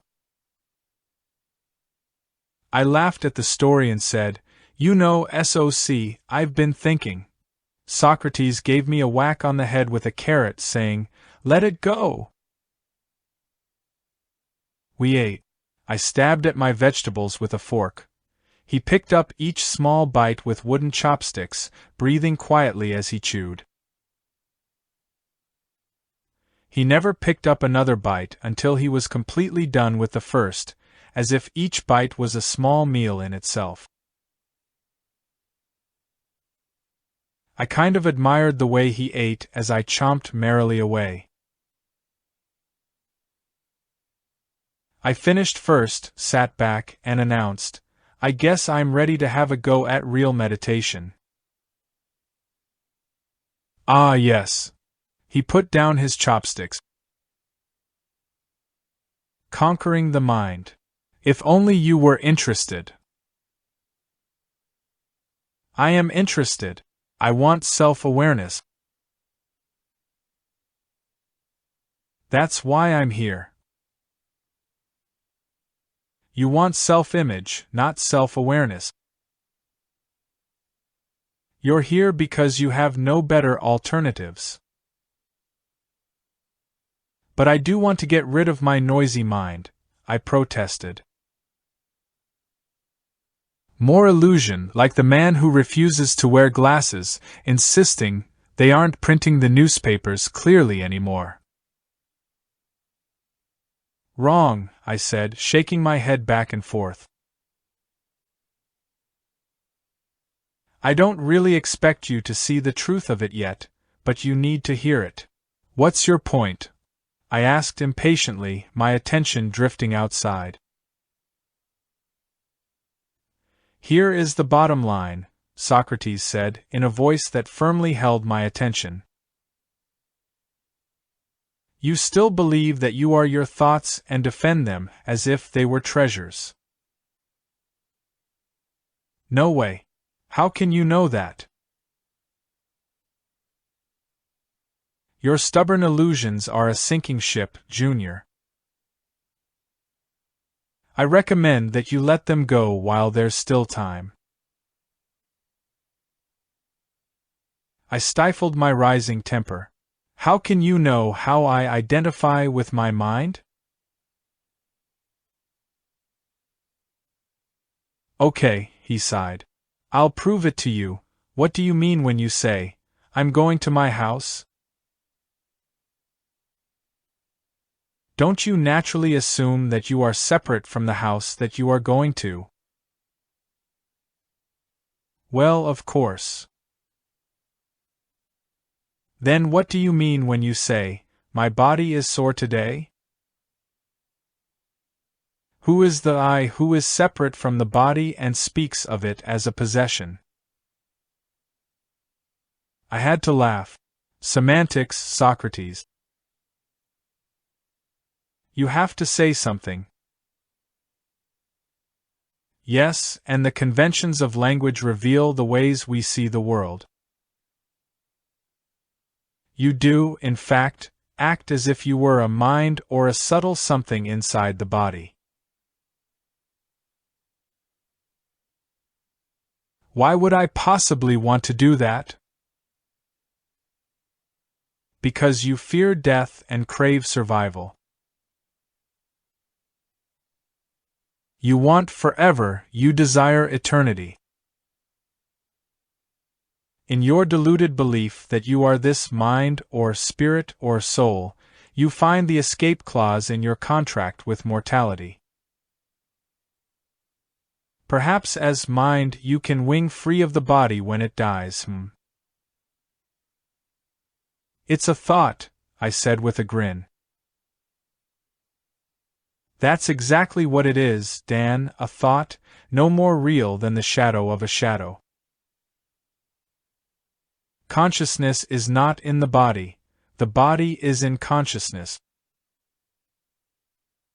And you are that consciousness, not the phantom mind that troubles you so. You are the body, but you are everything else too. That is what your vision revealed to you. Only the mind resists change. When you relax mindless into the body, you are happy and content and free, sensing no separation. Immortality is already yours, but not in the way you imagine or hope for. You have been immortal since before you were born and will be long after the body dissolves. The body is consciousness, never born, never dies, only changes. The mind, your ego, personal beliefs, history, and identity, is all that ends at death. And who needs it? Socrates leaned back into his chair. I'm not sure all of that sank in. Of course not. He laughed. Words mean little unless you realize the truth of it yourself. And when you do, you'll be free at last. That sounds pretty good. Yes, I'd say it is pretty good. Right now I'm only laying the groundwork for what comes next. I considered what he said for at least 10 seconds before my next question erupted. Socrates, if I'm not my thoughts, what am I? He looked at me as if he'd just finished explaining that 1 and 1 are 2, and I'd then asked, yes, but what are 1 and 1? He reached over to the refrigerator, grasped an onion, and tossed it to me. Peel it layer by layer, he demanded. I started peeling. What do you find? Another layer. Continue. I peeled off a few more layers. Just more layers, SOC. Keep going. There's nothing left. There's something left, all right. What's that? The universe. Consider that as you walk home. I looked out the window. It was almost dawn. I returned the next night after a mediocre meditation session, still brimming with thoughts. There wasn't much business, so we sat back, sipping peppermint tea, and I told him about my lackluster meditation practice. He smiled and said, "Maybe you've heard about the Zen student who asked his teacher the most important element of Zen." The Rashi replied, "Attention." "Yes, thank you," the student replied. "But can you tell me the second most important element?" And the Rashi replied, "Attention." Puzzled, I looked up at SOC, waiting for more. "That's all, folks," he said. I stood up to get some water. Socrates asked, "Are you paying close attention to your standing?" "Yeah, sure," I answered, not at all sure that I was. I walked over to the dispenser. "Are you paying close attention to your walking?" he asked. "Yes, I am," I answered, starting to catch on to the game. "Are you paying attention to how your mouth shapes the words you say?" "Well, I guess so," I said, listening to my voice. I was getting flustered. "Are you paying attention to how you think?" he asked. "Socrates, give me a break, I'm doing the best I can." He leaned toward me. "Your best is apparently not good enough. At least not yet. Your attention must burn. Aimlessly rolling around a gym mat doesn't develop a champion. Sitting with your eyes closed and letting your mind wander doesn't train your attention. Focus. Do or die." SOC smiled. "That reminds me of something that happened many years ago. In a monastery, I sat day after day, struggling with a koan, a riddle my teacher had given me in order to spur the mind to see its true nature. I couldn't solve it. Each time I went to the Rashi, I had nothing to offer him. I was a slow student and was becoming discouraged. He told me to continue working on my koan for one more month. "Surely then," he encouraged me, "you will solve it." A month passed, and I tried my best. The koan remained a mystery. "Stay with it one more week, with fire in your heart," he told me. Day and night the koan burned, but still I could not see through it.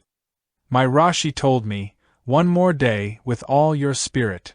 At the end of the day, I was exhausted. I told him, "Master, it's no use, a month, a week, a day, I cannot pierce the riddle." My teacher looked at me a long time. "Meditate for one more hour," he said. "If you have not solved the koan by then, you had better kill yourself." By the end of the hour, facing imminent death, my awareness broke through the mind's barriers. "Why should a warrior sit around meditating?" I asked. "I thought the warrior's way was about action." Sitting meditation is the beginner's practice.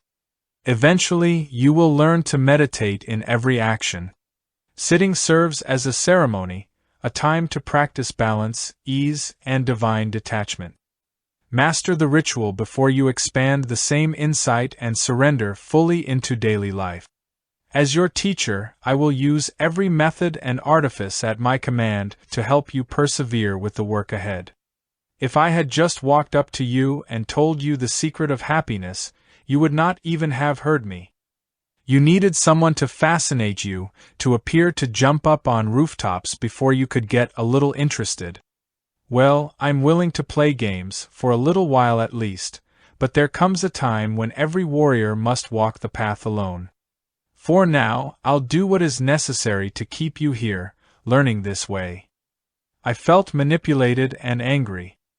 So I can grow old sitting in this gas station like you, waiting to pounce on innocent students? I regretted my remark as soon as it slipped out. Socrates, unfazed, smiled and spoke. "Don't mistake this place or your teacher, Dan. Things and people are not always as they seem. I am defined by the universe, not by this station. As to why you should stay, well, that may become clear. I am completely happy, you see. Are you?" A car pulled in, clouds of steam surrounding its radiator. "Come on," SOC said. "This car is suffering, and we may have to shoot it and put it out of its misery."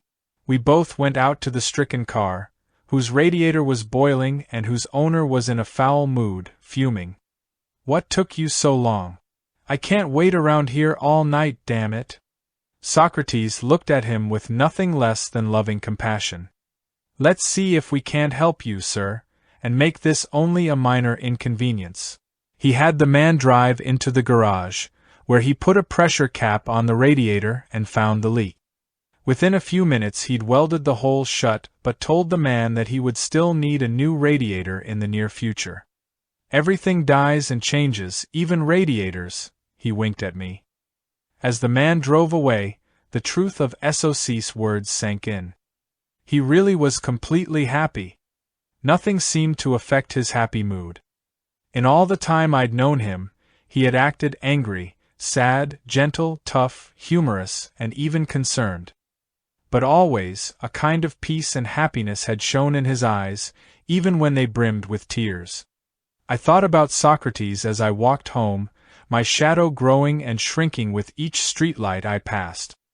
I kicked a stone into the darkness as I neared my apartment, walking softly down the driveway to the back, where my little converted garage waited under the branches of a walnut tree. It was only a few hours away from dawn. I lay in bed but couldn't sleep, wondering whether I could discover his secret. It seemed even more important right now than jumping up onto rooftop. Then I remembered the card he had given me. Quickly, I got out of bed and turned on the light. Reaching into my wallet, I extracted it. My heart started to beat rapidly. Socrates had said that if I ever really needed him, to hold the card in both hands and just call. Well, I was going to test him. I stood for a moment, trembling. My knees were starting to shake. I took the softly glowing card in both hands and called, "Socrates, come in, Socrates." Dan calling. I felt like a complete fool, standing there at 4:55 a.m., holding a glowing card, talking to the air. Nothing happened. I tossed it carelessly onto the dresser in disgust. That's when the light went out. "What?" I yelled as I spun around, trying to sense if he was there. In classic movie style, I took a step backward, tripped over my chair, bounced off the edge of the bed, and sprawled to the floor. The light went back on. If someone had been within earshot, that person might have assumed I was a student having trouble with ancient Greek studies. Why else would I be yelling at 5:02 in the morning, "Damn it, Socrates"? I'd never know whether the blackout had been a coincidence or not. Socrates had only said that he would come. He hadn't said in what form. I sheepishly picked up the card and started to slip it back into my wallet, when I noticed it had changed. Underneath the last lines, paradox, humor, and change, appeared two words in bold print: emergencies only. Laughing, I fell asleep in no time at all. Summer workouts had begun. It was good to see old familiar faces. Herb was growing a beard. Rick and Sid were cultivating their dark summer tans and looked slimmer and stronger than ever. I wanted so much to share my life and the lessons I'd been learning with my teammates, but I didn't know where to begin. Then I remembered Socrates' business card. Before warm-up began, I called Rick over. "Hey, I want to show you something."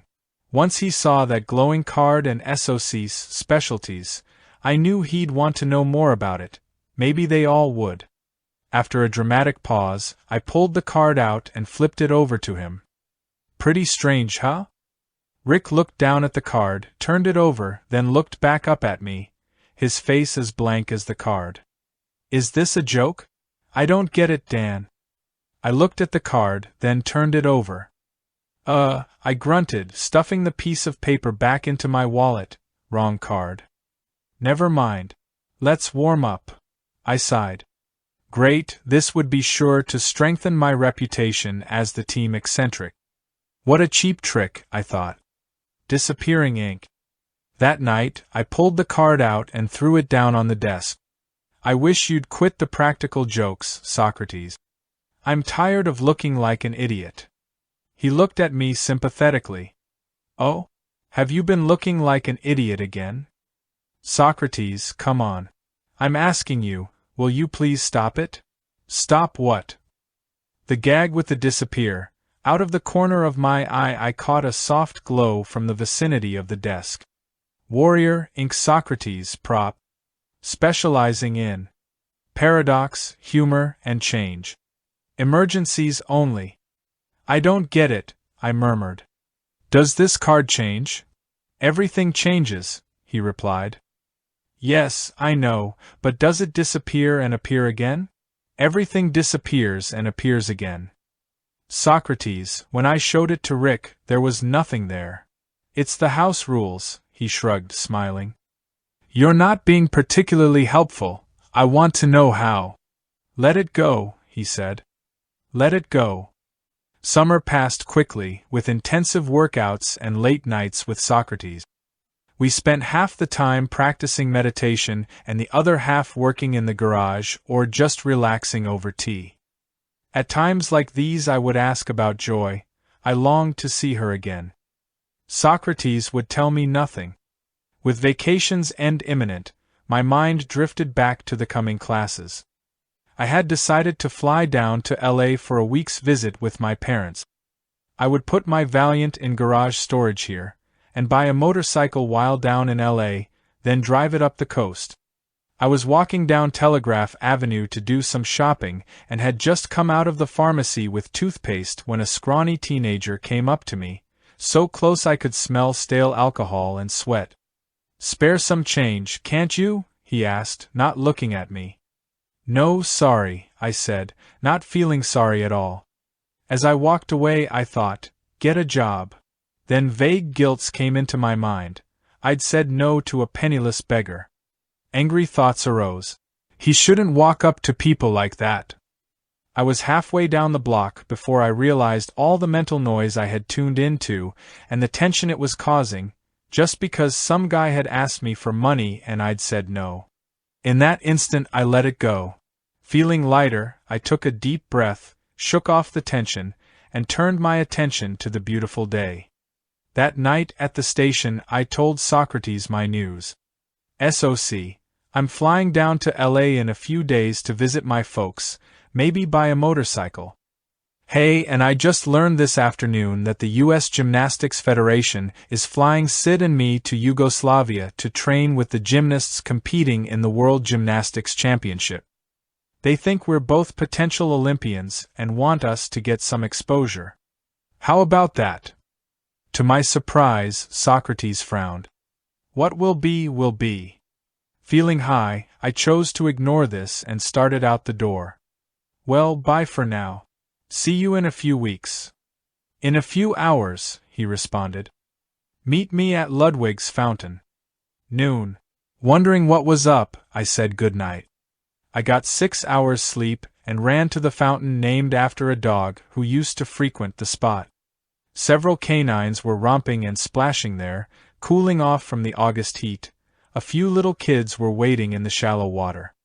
Just as the campanile, Berkeley's famous bell tower, began to chime the noon hour, SOC's shadow appeared at my feet. "Let's walk," he said. We strolled up through campus, past Sproul Hall, beyond the optometry school and Cowell Hospital, up beyond the football stadium, into the hills of Strawberry Canyon. Finally, he spoke. "For you, Dan, a conscious process of transformation has begun. There's no going back. To try and do so would end in... Well, no sense talking about that. I need to know that you're committed." "You mean like in an institution?" I tried to joke. He grinned. "Something like that." We walked silently after that, in the shade of the overgrown bushes along the running trail. High above the city, Socrates spoke again. "No one can help you beyond a certain point, Dan. I'll be guiding you for a while, but then even I must step back, and you will be alone. You will be tested severely before it's done. You'll need great inner strength. I only hope it comes in time." The mild bay breeze had stopped and the air was hot. Still, I felt a chill. Shivering in the heat, I watched a lizard scurrying through the underbrush. SOC's last few words had just registered. I turned. He was gone. Frightened, without knowing why, I hurried back down the trail. I didn't know it then, but my preparations had ended. And my training was about to begin with an ordeal I almost didn't survive. Book 2. The Warrior's Training. Chapter 4. The sword is sharpened. After storing my Valiant in a rented garage, I boarded the bus to San Francisco, connecting with airport transit, which got caught in a traffic jam. It looked as if I'd be late for my flight. Anxious thoughts began to arise. I felt my belly tense then. As soon as I noticed it, I let it all go as I'd been trained. I relaxed and enjoyed the scenery along Bayshore Freeway, reflecting on my growing mastery over stressful thoughts, which had habitually plagued me in the past. And as it turned out, I caught my plane with seconds to spare. Dad, an older version of me with thinning hair, wearing a bright blue sports shirt over his muscular chest, met me at the airport with a strong handshake and a warm smile.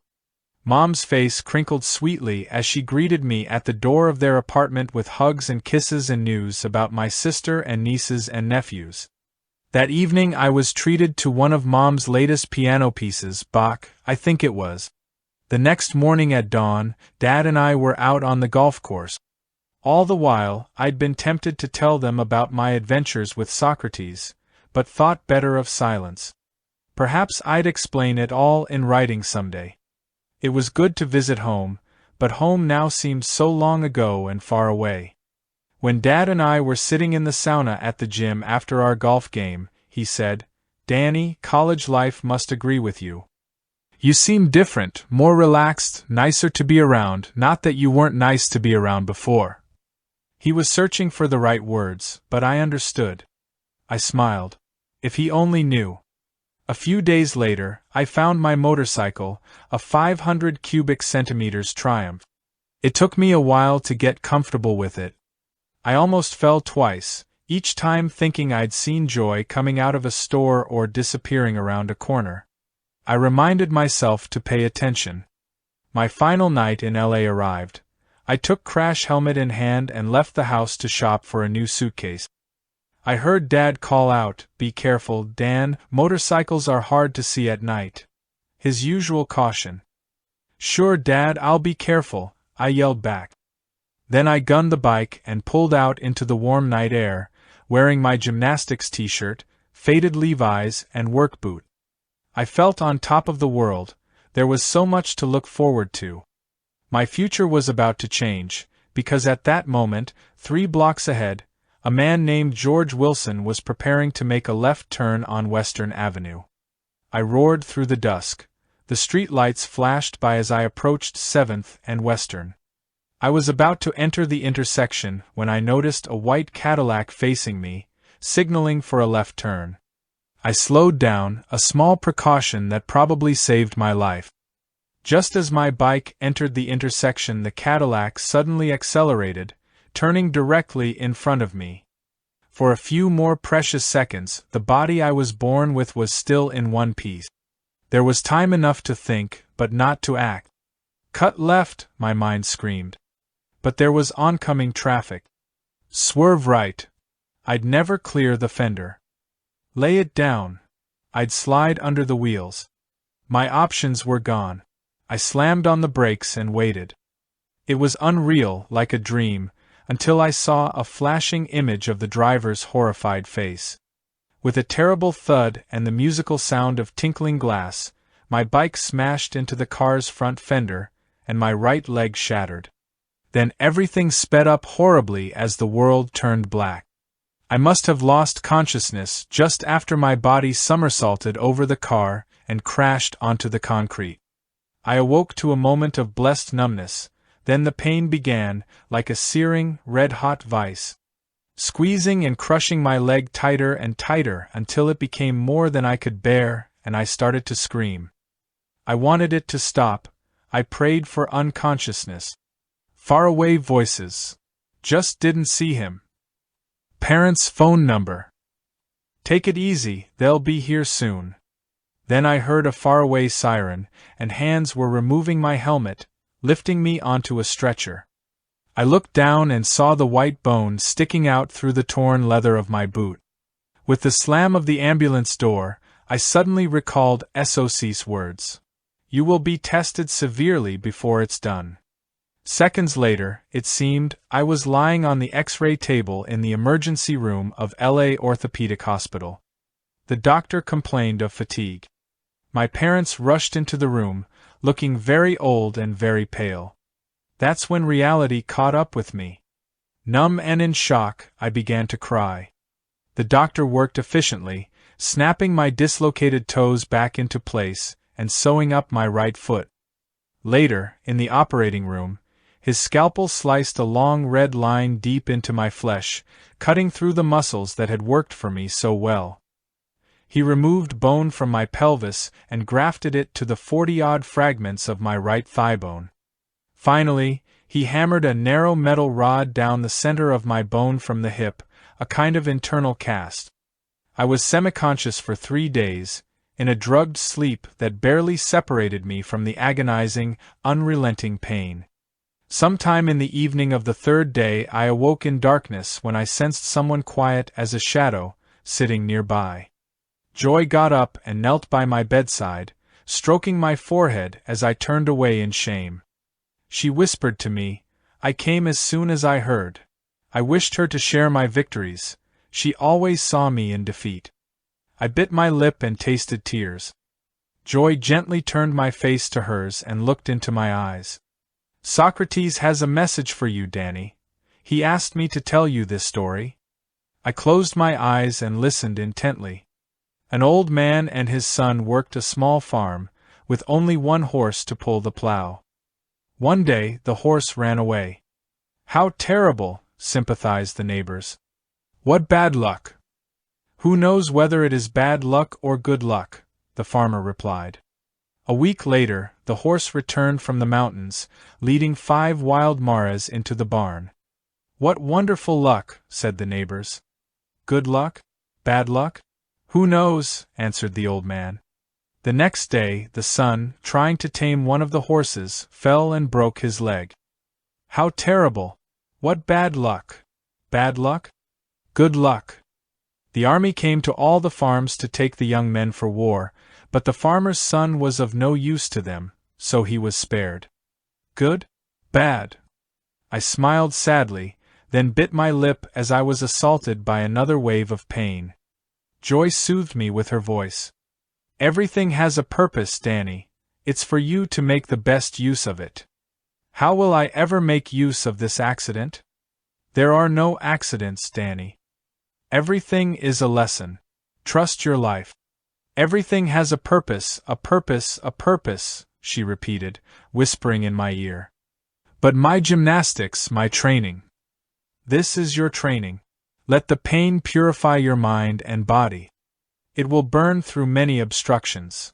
She saw the questioning look in my eyes and added, a warrior doesn't seek pain, but if pain comes, he uses it. Now rest, Danny, rest. She slipped out behind the entering nurse. Don't go, Joy, I muttered and fell into a deep sleep, remembering nothing more. Friends visited and my parents came every day, but for most of 21 endless days I lay alone, flat on my back. I watched the white ceiling and meditated for hours, battered by thoughts of melancholy, self-pity, and futile hope. On a Tuesday morning, leaning on new crutches, I stepped out into the bright September sunlight and hobbled to my parents' car. I'd lost almost 30 pounds, my pants hung loosely on protruding hip bones, and my right leg looked like a stick with a long purple scar down the side. A fresh breeze caressed my face on this rare, smogless day. The wind carried flowered scents I'd forgotten.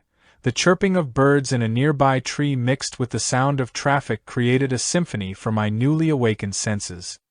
I stayed with my parents for a few days, resting in the hot sun and swimming slowly through the shallow end of the pool, painfully forcing my sutured leg muscles to work.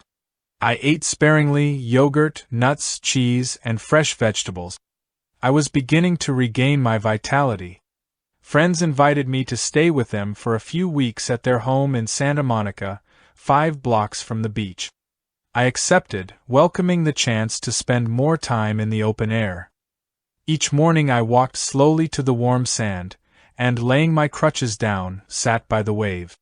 I listened to the gulls and the surf, then closed my eyes and meditated for hours, oblivious to the world around me.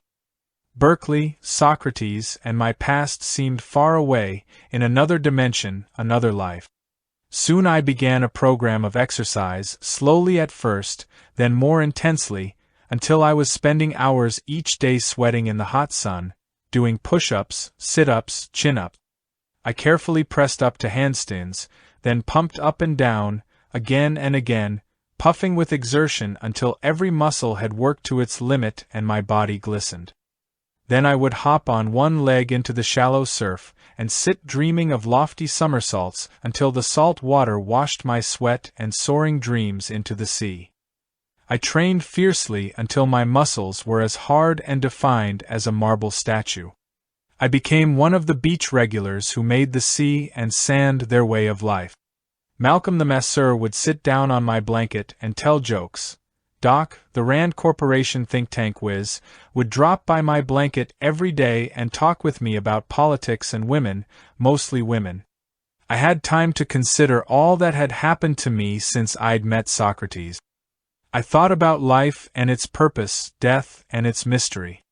And I thought about my mysterious teacher, his words, his animated expressions.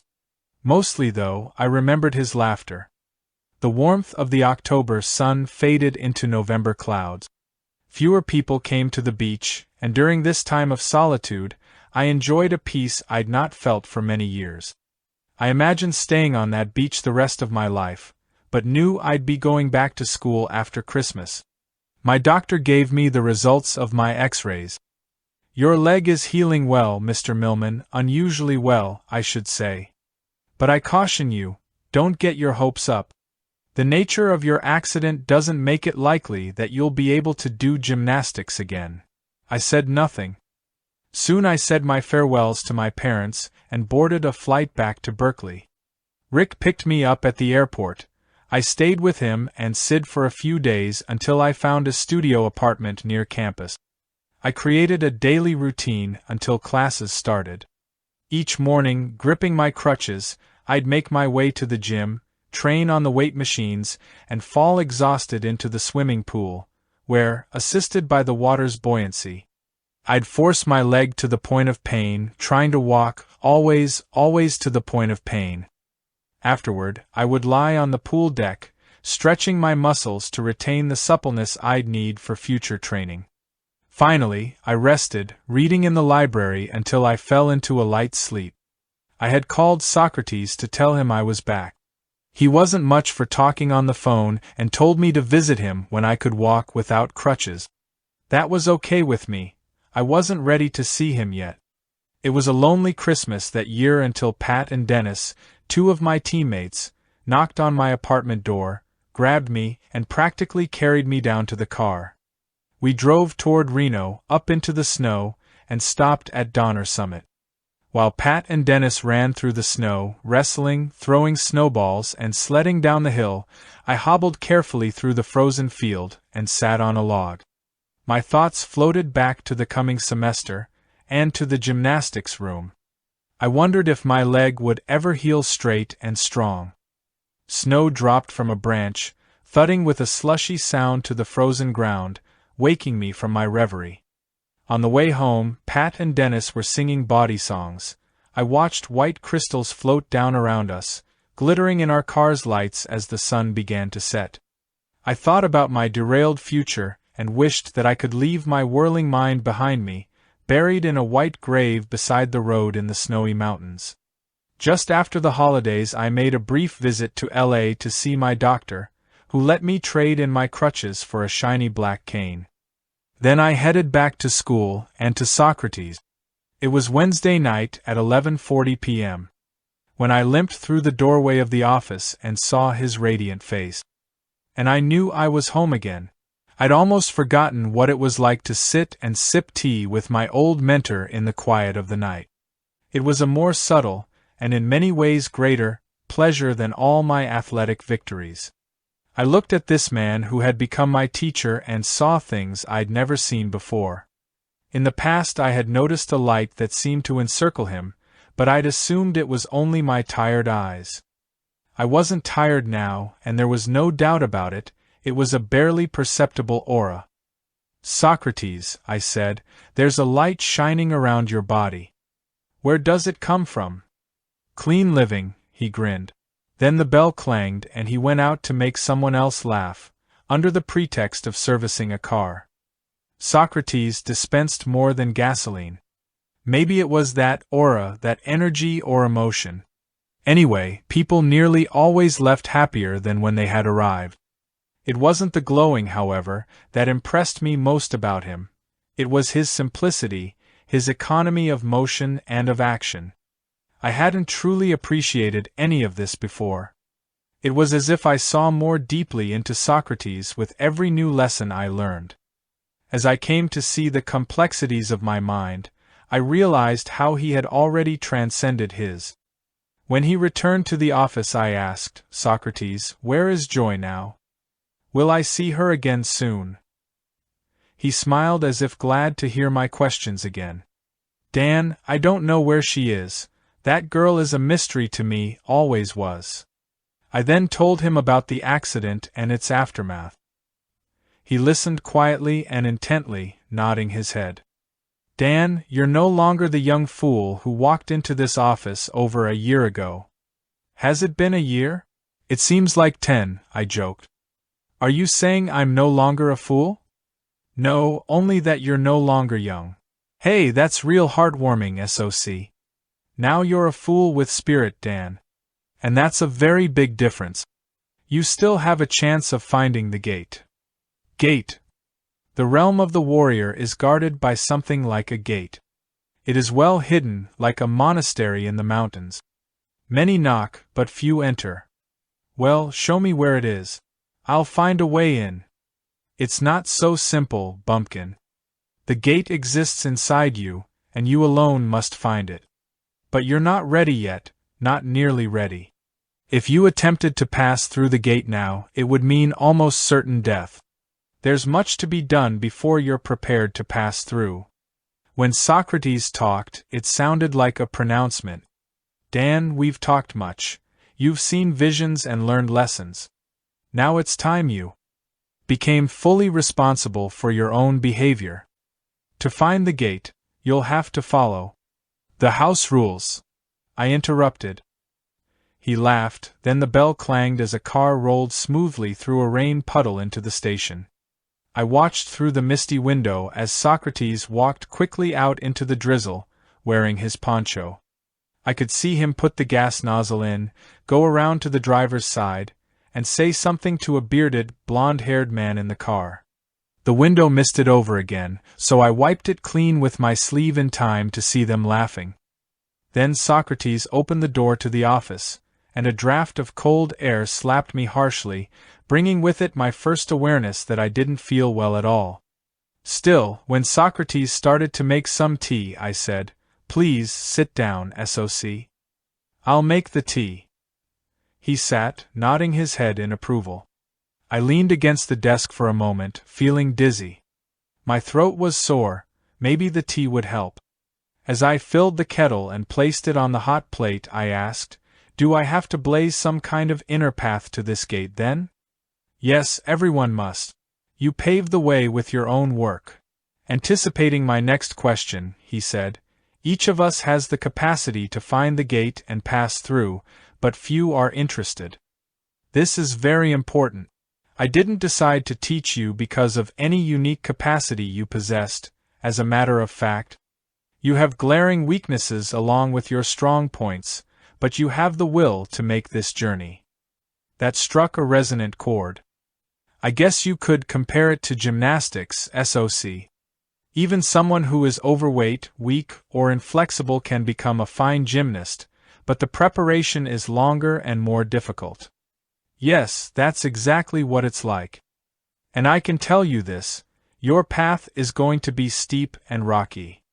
My head felt feverish, and I ached all over.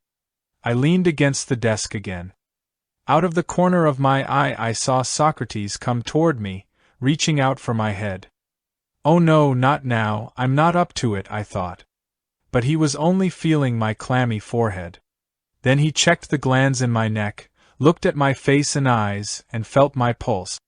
Dan, your energies are way out of balance, and your spleen is probably swollen. I suggest you visit a physician. Tonight. Now. I was feeling really miserable by the time I limped to Cowell Hospital. My throat was burning, my body aching. The doctor confirmed SOC's diagnosis. My spleen was badly swollen due to a severe case of mononucleosis. I was admitted to the infirmary. During that first fitful, feverish night, I dreamed that I had one huge leg and one shriveled one. When I tried to swing on the bars or tumble, everything was crooked. Then I fell into the late afternoon of the next day, when Socrates walked in with a bouquet of dried flowers. Socrates, I said weakly, delighted by his unexpected visit, you shouldn't have. Yes, I should have, he replied. I'll have the nurse put them in a vase. I'll think of you whenever I look at them, I grinned weakly. They're not to look at, they're to eat, he said, leaving the room. A few minutes later, he returned with a glass of hot water. Crushing some of the flowers, he wrapped them in a piece of cheesecloth he'd brought and dipped the tea bag into the water.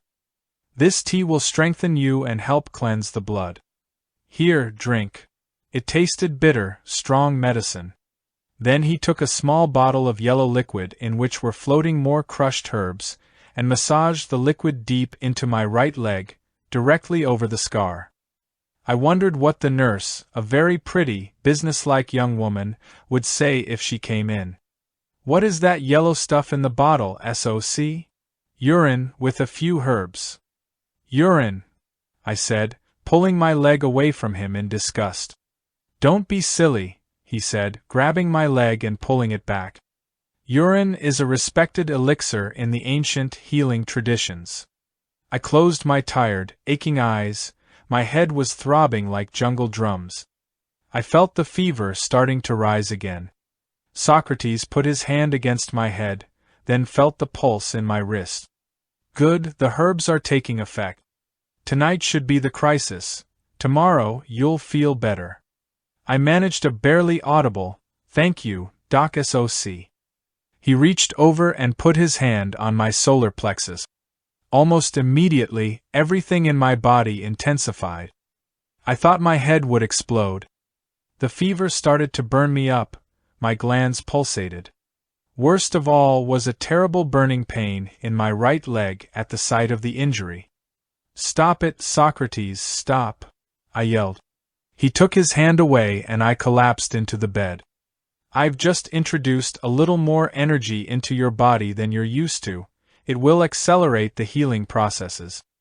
It burns only where you have knots. If you were free of obstructions, if your mind was clear, your heart open, and your body free of tension, you'd experience the energy as an indescribable pleasure, better than sex.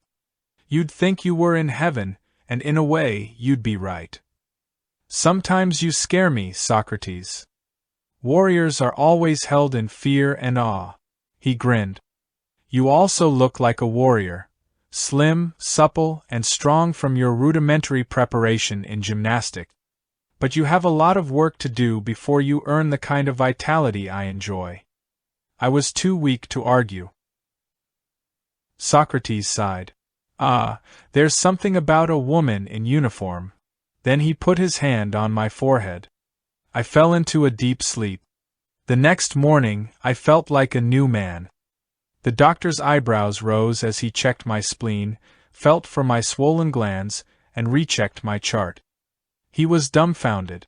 "I can't find anything wrong with you, Mr. Millman." He sounded almost apologetic. "You can go home after lunch. Get plenty of rest." He walked out, staring at my chart. The nurse rustled by again. "Help!" I yelled. "What is it?" she said, stepping quickly inside. "I can't understand it, nurse. I think I'm having heart trouble. Every time you go by, my pulse gets erratic." "Don't you mean erratic?" she said. "Whatever." She smiled. "It sounds like you're ready to go home."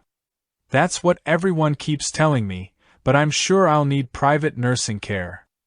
She winked, turned, and walked away. Nurse! Don't leave me, I cried. That afternoon, walking home, I was astonished by the improvement in my leg. I still limped badly, throwing my hip out to the side whenever I took a step, but I could almost walk without my cane. Maybe there was something to Socrates' urine treatment or the battery charge he had given me. School had begun. I was again surrounded by other students and books and assignments, but that was all secondary to me now. I played the game without concern. I had more important things to do in a small gas station on the corner of Oxford and Hurst. After a long nap, I walked to the station. The moment I sat down, Socrates said, "We have work to do." "What?" I said, stretching and yawning. "A complete overhaul." "Oh, a big job?" "You bet, we're going to overhaul you." "Oh yeah," I said. "Oh hell," I thought. "Like the phoenix, you're going to throw yourself into the flames and rise from your ashes." A metaphor, I hope. Socrates was just getting started. Right now you're a tangled mass of twisted circuits and outmoded programs. We're going to rewire old habits of acting, of thinking, of dreaming, and of seeing the world. Most of what you are is a series of bad habits. He was starting to get to me. Damn it, Socrates, I've overcome some difficult hurdles, and I'm doing the best I can. Can't you show me some respect? Socrates threw his head back and laughed. He walked over and pulled my shirt out. As I was tucking it back in, he mussed up my hair. "Listen up, oh great buffoon, everyone wants respect. But it is not just a matter of saying, 'Please respect me.' You must earn respect by acting respectable, and the respect of a warrior is not easily earned." I counted to 10, took a deep breath, and asked, "How, then, am I going to earn your respect, oh great and awesome warrior?" "By changing your act." "What act is that?" "Your poor me act, of course. Stop being so proud of mediocrity, show some spirit." Grinning, Socrates jumped up and slapped me playfully on my cheek, then poked me in the ribs. "Cut it out!" I yelled, in no mood for his play. I reached out to grab his arm, but he leaped lightly up on his desk. Then he leaped over my head, spun, and pushed me backward onto the couch. Climbing angrily to my feet, I tried to push him back, but just as I touched him he leaped backward over the desk. And I fell forward onto the carpet. "God damn it!" I raged, seeing red. He slipped out the door into the garage. I limped after him in pursuit. Socrates perched on a fender and scratched his head. "Why, Dan, you're angry." Stunning observation, I fumed, panting heavily. "Good," he said. "Considering your predicament, you should be angry. Nothing wrong with anger or any other emotion. Just pay attention to how you behave." SOC deftly began to change the spark plugs on a VW. Anger is a powerful tool to transform old habits. He removed an old plug with the spark plug wrench, and replaced them with new ones. He threaded a new plug into the block, tightening it with a light tug of the wrench. Fear and sorrow inhibit action, anger generates it. When you learn to make proper use of your anger, you can change fear and sorrow to anger, then turn anger to action. That's the body's secret of internal alchemy. Back in the office, Socrates drew some water from the spring water dispenser and put on the evening's tea specialty, rose hips, as he continued. To rid yourself of old patterns, focus all your energy not on struggling with the old, but on building the new. How can I control my habits if I can't even seem to control my emotions? You don't need to control emotion, he said. Emotions are natural, like passing weather. Sometimes it's fear, sometimes sorrow or anger. Emotions are not the problem. The key is to transform the energy of emotion into constructive action. I got up, took the whistling kettle off the hot plate, and poured the steaming water into our mugs. "Can you give me a specific example, Socrates?" Spend time with a baby. Smiling, I blew on my tea. Funny, I never thought of babies as masters of emotions. When a baby is upset, it expresses itself in banshee wails, pure crying. It doesn't wonder about whether it should be crying. Babies accept their emotions completely. They let feelings flow, then let them go. In this way, infants are fine teachers. Learn their lessons and you'll dissolve old habits. A Ford Ranchero wagon pulled into the station. Socrates went around to the driver's seat while I, chuckling, grabbed the gas hose and removed the gas cap. Inspired by his revelations, I yelled over the roof of the car, "SOC, I'm ready to tear those old habits to shreds." Then I glanced down at the passengers, 3 shocked nuns. I choked on my words, turned beet red, and busied myself with washing the windows. Socrates leaned against the pump and buried his face in his hands. After the ranchero pulled out, much to my relief, another customer drove in. It was the blond man again, the one with the curly beard. He jumped out of the car and gave Socrates a bear hug. "Good to see you, Joseph," Socrates said. "Same here." Socrates, isn't it?" He turned to me and grinned. "Joseph, this young question machine is named Dan. Push a button and he asks a question. Highly amusing, really." Joseph shook my hand. "Has the old man mellowed in his declining years?" he asked with a broad smile. Before I could assure him that SOC was probably more ornery than ever, the old man interrupted. "Oh, I've really gotten lazy. Dan has it much easier than you did." "Oh, I see," Joseph said, maintaining a serious countenance. "You haven't taken the boy on any 100-mile runs or worked with the burning coals yet, hm?" "No, nothing like that. We're just about to start with the basics like how to eat, walk, and breathe." Joseph's laugh was so merry, I found myself laughing with him. "Speaking of eating," he said, "why don't both of you come to the cafe this morning? You'll be my private guests, and I'll whip up something for breakfast." I was just about to decline, I had a class, when Socrates said, "We'd be delighted. The morning shift gets on in half an hour, we'll walk over." "Great. See you then." He paid SOC for the gas and drove off. "Is Joseph a warrior like you, SOC?" "No one is a warrior like me," he answered, laughing. "Nor would anyone want to be. Each of us has natural qualities. For example, while you've excelled in gymnastics, Joseph has mastered the preparation of food." "Oh, you mean cooking?" "Not exactly. Joseph specializes in uncooked food. Fresh, natural, enzymes, and all that. You'll soon taste for yourself. After Joseph's culinary magic, you'll have little tolerance for fast food joints." "What's so special about his food?" "Only 2 things, really, both subtle. First, he gives his complete attention to what he does. Second, love is one of the primary ingredients in everything he makes. It has a sweet aftertaste." SOC's replacement, a lanky teenager, came in with his usual grunted greeting. We left, crossed the street, and headed south. My limping pace quickened to keep up with SOC's strides as we took the scenic route down side streets, avoiding early morning rush hour traffic. Crunching over dried leaves, we walked past the varied array of dwellings that characterize Berkeley's housing, a mixture of Victorian, Spanish colonial, neo-alpine funk, and box-like apartment houses catering to many of the 30,000 students. As we walked, we talked. Socrates began. "You're going to need unusual energy to cut through the mists of your mind and find your way to the gate. So purifying, regenerative practices are essential. Could you run that by me again?" "Sure. We're going to clean you out, take you apart, and put you back together again." "Oh, why didn't you say that in the first place?" I teased. "You'll need to refine every human function, moving, sleeping, breathing, thinking, feeling, and eating. Of all the human activities, eating is one of the most important to stabilize first."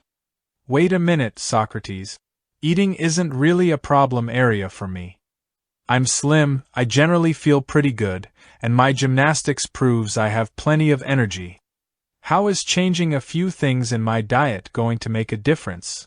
Your present diet, he said, glancing up through the sunlit branches of a beautiful tree, may give you plenty of energy.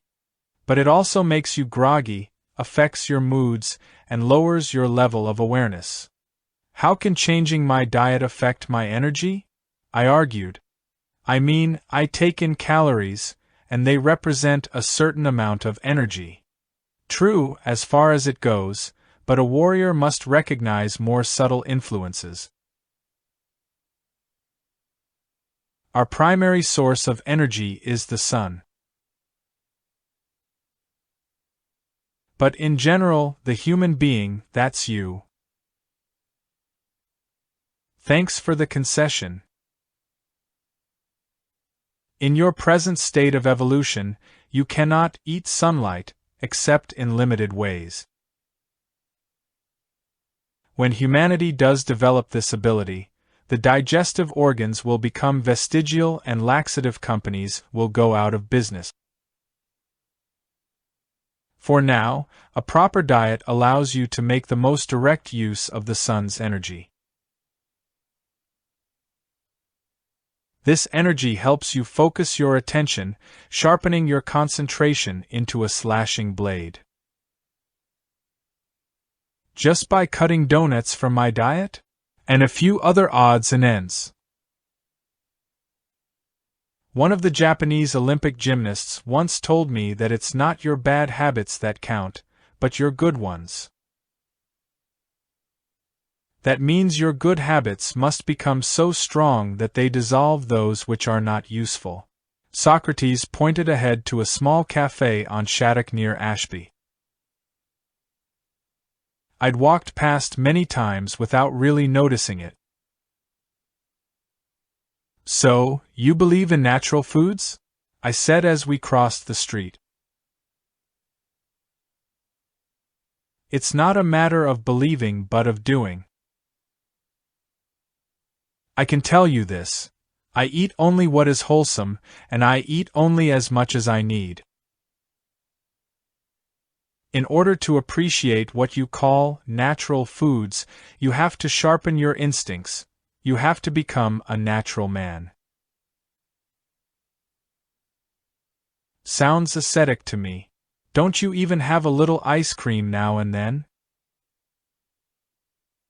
My diet may at first seem Spartan compared to the indulgences you call moderation, Dan, but I take great pleasure in what I eat because I've developed the capacity to enjoy the simplest foods.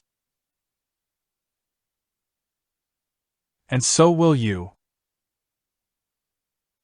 We knocked on the door. Come in, Joseph said enthusiastically, welcoming us to his tiny cafe. It looked more like a home. Thick carpets covered the floor. Heavy, polished, rough-hewn tables were placed around the room, and the soft, straight-backed chairs looked like antique. Tapestries covered the walls, except for one wall almost completely hidden by a huge aquarium of colorful fish. Morning light poured through a skylight overhead. We sat directly below it in the warm rays of the sun, occasionally shaded by clouds drifting overhead. Joseph approached us, carrying 2 plates over his head. With a flourish, he placed them in front of us, serving Socrates first, then me. "Looks delicious," said Socrates, tucking his napkin into the neck of his shirt. I looked down. There before me, on a white plate, were a sliced carrot and a piece of lettuce. I stared at it in consternation. At my expression, Socrates almost fell out of his chair laughing, and Joseph had to lean against a table. "Ah," I said, with a sigh of relief. "A joke, then." Without another word, Joseph took the plates and returned with 2 beautiful wooden bowls. In each bowl was a perfectly carved, miniature replica of a mountain. The mountain itself was a blended combination of cantaloupe and honeydew melon. Small chunks of walnuts and almonds, individually carved, became brown boulders. The craggy cliffs were made from apples and thin slices of cheese. The trees were made of many pieces of parsley, each pruned to a perfect shape like bonsai trees.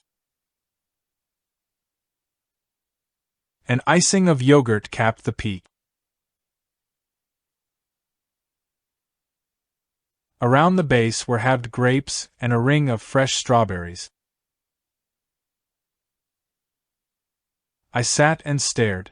Joseph, it's too beautiful. I can't eat this. I want to take a picture of it. Socrates, I noticed, had already begun eating, nibbling slowly, as was his manner. So I attacked the mountain in my customary fashion and was almost done, when Socrates suddenly started gobbling his food. I realized he was mimicking me. I did my best to take small bites, breathing deeply between each bite as he did, but it seemed frustratingly slow. The pleasure from eating, Dan, is more than the taste of the food and the feeling of a full belly. Learn to enjoy the entire process, the hunger beforehand, the careful preparation, setting an attractive table, chewing, breathing, smelling, tasting, swallowing,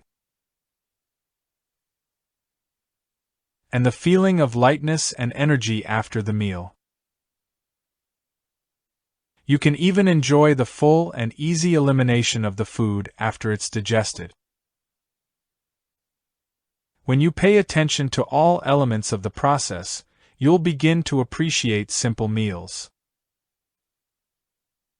The irony of your present eating habits is that while you fear missing a meal, you aren't fully aware of the meals you do eat.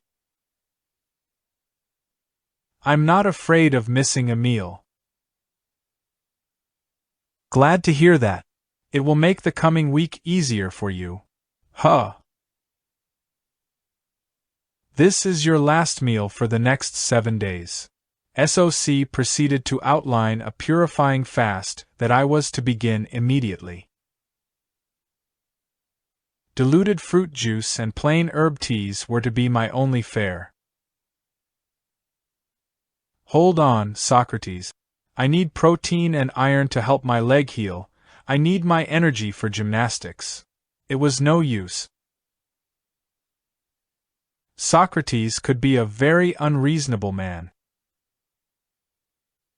We helped Joseph with a few chores, talked for a while, thanked him, and left. I was already hungry.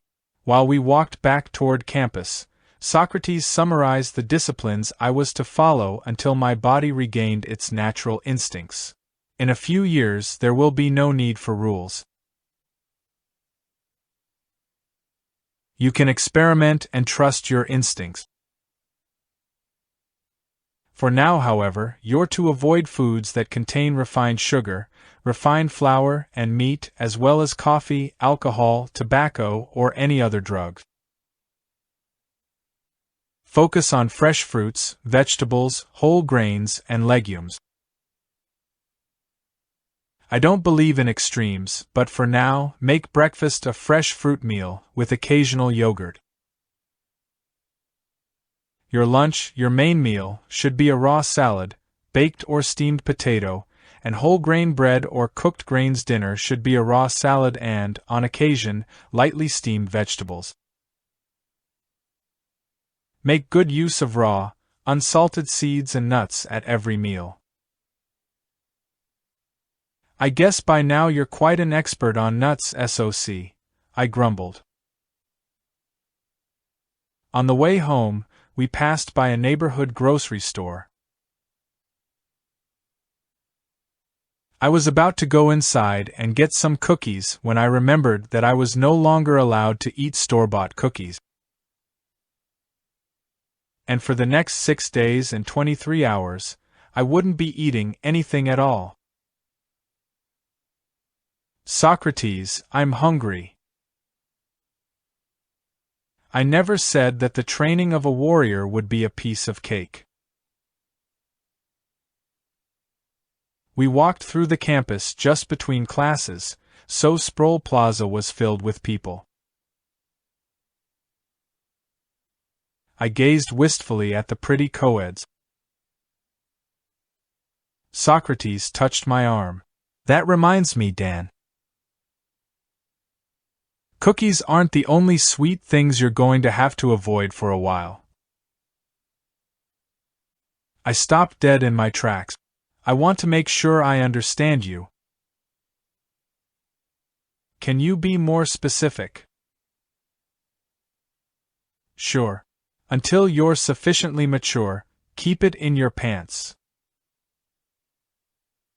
But, Socrates, I argued, as if on trial for my life, that's puritanical, unreasonable, and unhealthy. Cutting down on food is one thing, but this is different. I started quoting the Playboy philosophy, Albert Ellis, Robert Rimmer, Jacqueline Suzanne, and the Marquis de Sade. I even threw in Reader's Digest and Dear Abby, but nothing moved him. He said, "There's no point in my trying to explain my reasons. You're just going to have to find your future thrills in fresh air, fresh food, fresh water, fresh awareness, and sunshine." How can I possibly do all that? Consider the final words the Buddha spoke to his disciples. What's that? I asked, awaiting inspiration. Just do your best. With that, he vanished into the crowd. The next week, my rites of initiation got underway. While my stomach growled, SOC filled my nights with basic exercises, teaching me how to breathe more deeply and slowly. I plodded on, doing my best, feeling lethargic, looking forward to my diluted fruit juice and herb tea, dreaming about steaks and sweet rolls. And I didn't even particularly like steaks or sweet rolls. He told me to breathe with my belly one day, and to breathe with my heart the next. He began to criticize my walking, my talking, the way my eyes wandered around the room as my mind wandered around the universe. Nothing I did seemed to satisfy him. Over and over he corrected me, sometimes gently, sometimes harshly. Proper posture is a way of blending with gravity, Dan. Proper attitude is a way of blending with life. And so it went. The third day of the fast was the hardest. I was weak and cranky. I had headaches and bad breath. All part of the purification process, Dan. Your body is cleansing itself, he told me. At workout, all I did was lie around and stretch. By the 7th day, I was actually feeling good. My hunger had disappeared. In its stead was a pleasant lassitude and a feeling of lightness. Workouts actually improved. Limited only by my weak leg, I trained hard, feeling relaxed and more supple than ever. When I started eating on the 8th day, beginning with very small amounts of fruit, I had to use all my willpower not to start gorging myself on whatever food remained on SOC's menu for me.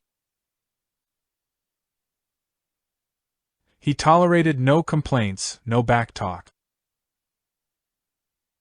In fact, he didn't want me to talk at all unless it was absolutely necessary. No more idle jabbering, he said. What comes out of your mouth is as important as what goes into it. I learned to censor most of my more inane comments. It actually felt good to talk less once I started getting the knack of it. I felt calmer somehow, but after a few weeks I longed for more conversation. SOC, I'll bet you $1 that I can make you say more than 2 words. He held out his hand, palm up, saying, "You lose." Because of my gymnastic successes in the past, I believed my training with Socrates would go the same way. But before long I realized that, as Socrates had predicted, it wasn't going to be a piece of cake. My main problem was fitting in socially with my friends. Rick, Sid, and I took dates to Laval's for pizza. Everyone else, including my date, shared an extra-large sausage pizza. I ordered a small whole-wheat, vegetarian special. They had milkshakes or beer. I sipped my apple juice. They wanted to go to Fenton's ice cream parlor afterward. While they ate their sundaes, I ordered mineral water and ended up sucking on a piece of ice. I looked at them enviously. They looked back at me as if I were a little crazy. And maybe they were right. Anyway, my social life was collapsing under the weight of my disciplines. I would walk blocks out of my way to avoid the donut shops, food stands, and outdoor restaurants near campus. My cravings and compulsions only seemed to grow stronger, but I fought back. If I turned into a jellyfish over a jelly donut, how could I face Socrates? Over time, though, I began to feel a growing resistance. I complained to Socrates, in spite of his dark look. "SOC, you're no fun anymore. You've become an ordinary grumpy old man. You never even glow." He glowered at me. "No more magic tricks," was all he said. That was just it, no tricks, no sex, no potato chips, no hamburgers, no candy, no donuts, no fun, and no rest. Only discipline inside and out. January trudged by, February had flown, and now March was nearly over. The team was finishing the season without me. Again I told Socrates my feelings, but he offered no consolation, no support. "Socrates, I'm a real spiritual Boy Scout. My friends don't want to go out with me anymore. You're ruining my life." He only resumed his paperwork and said, "Just do your best." Well, thank you for the stirring pep talk. I was starting to resent having another person, even Socrates, direct my life. Still, I fulfilled every rule with teeth-clenching determination until one day, during workout, in walked the dazzling nurse who had starred in my erotic fantasies since my stay in the hospital. She sat down quietly and watched our aerial routines. Almost immediately, I noticed, everyone in the gym was inspired to a new level of energy, and I was no exception. Pretending to be immersed in practice, I glanced at her every now and then out of the corner of my eye. Her tight silk pants and halter top had snared my concentration. My mind kept drifting off to more exotic forms of gymnastic. For the rest of workout, I was acutely conscious of her attention. She disappeared just before the end of training. I showered, dressed, and headed up the stairs. She was waiting at the top of the staircase, leaning seductively against the banister. Multiple people called 911 to report a car that was parked in the middle of the road. Police officers. Hi, Dan Millman. I'm Valerie. You look much better than when I cared for you in the hospital. I am much better, Nurse Valerie. I grinned. And I'm so glad you cared. She laughed and stretched invitingly. Dan, would you walk me home? It's getting dark out, and a strange man has been following me. I was about to point out that it was early April and the sun wouldn't be going down for another hour, but then thought, what the hell, a petty detail. We walked, we talked, and we ended up having dinner at her apartment. She opened her bottle of special wine for special occasions. I merely had a sip, but it was the beginning of the end. I was sizzling, hotter than the steak on the grill. There was a moment when a little voice asked, "Are you a man or a jellyfish?" Another little voice answered, "I'm one horny jellyfish." That night I washed out on every discipline I'd been given. I ate whatever she gave me. I started with a cup of clam chowder, then salad and steak. And for dessert, I had several helpings of Valerie. For the next 3 days I didn't sleep very well, preoccupied with how to present my true confession to Socrates. Prepared for the worst, I walked into the office and told him everything. Then I held my breath. Socrates didn't speak for a long time. Finally he said, "I notice you haven't learned to breathe yet." Before I could reply, he held up his hand. "Dan, I can understand how you might choose an ice cream cone or a fling with a pretty woman over your training, but can you understand it?" He paused. "There is no praise, no blame. You now understand the compelling hungers in your belly and your loins. That is good. But consider this, I've asked you to do your best. Was that really your best?" Socrates turned his eyes on bright, they shined through me. "Come back in a month, but only if you've strictly applied the disciplines. See the young woman if you wish, but no matter what urges you may feel, reclaim your will." "I'll do it, Socrates, I swear I will. I really understand now. Neither resolutions nor understanding will ever make you strong. Resolutions have sincerity, logic has clarity, but neither has the energy you will need. Let anger strengthen your resolve. See you next month." I knew that if I forgot the disciplines again, it would be the end. With new determination, I promised myself, no seductive woman, donut, or piece of roasted cow flesh is going to benumb my will again. I'll master my impulses or die. Valerie called me the next day. I felt all the familiar stirrings at the sound of her voice, which had moaned in my ear not long before. "Danny, I'd love to see you tonight. Are you free?" "Oh good.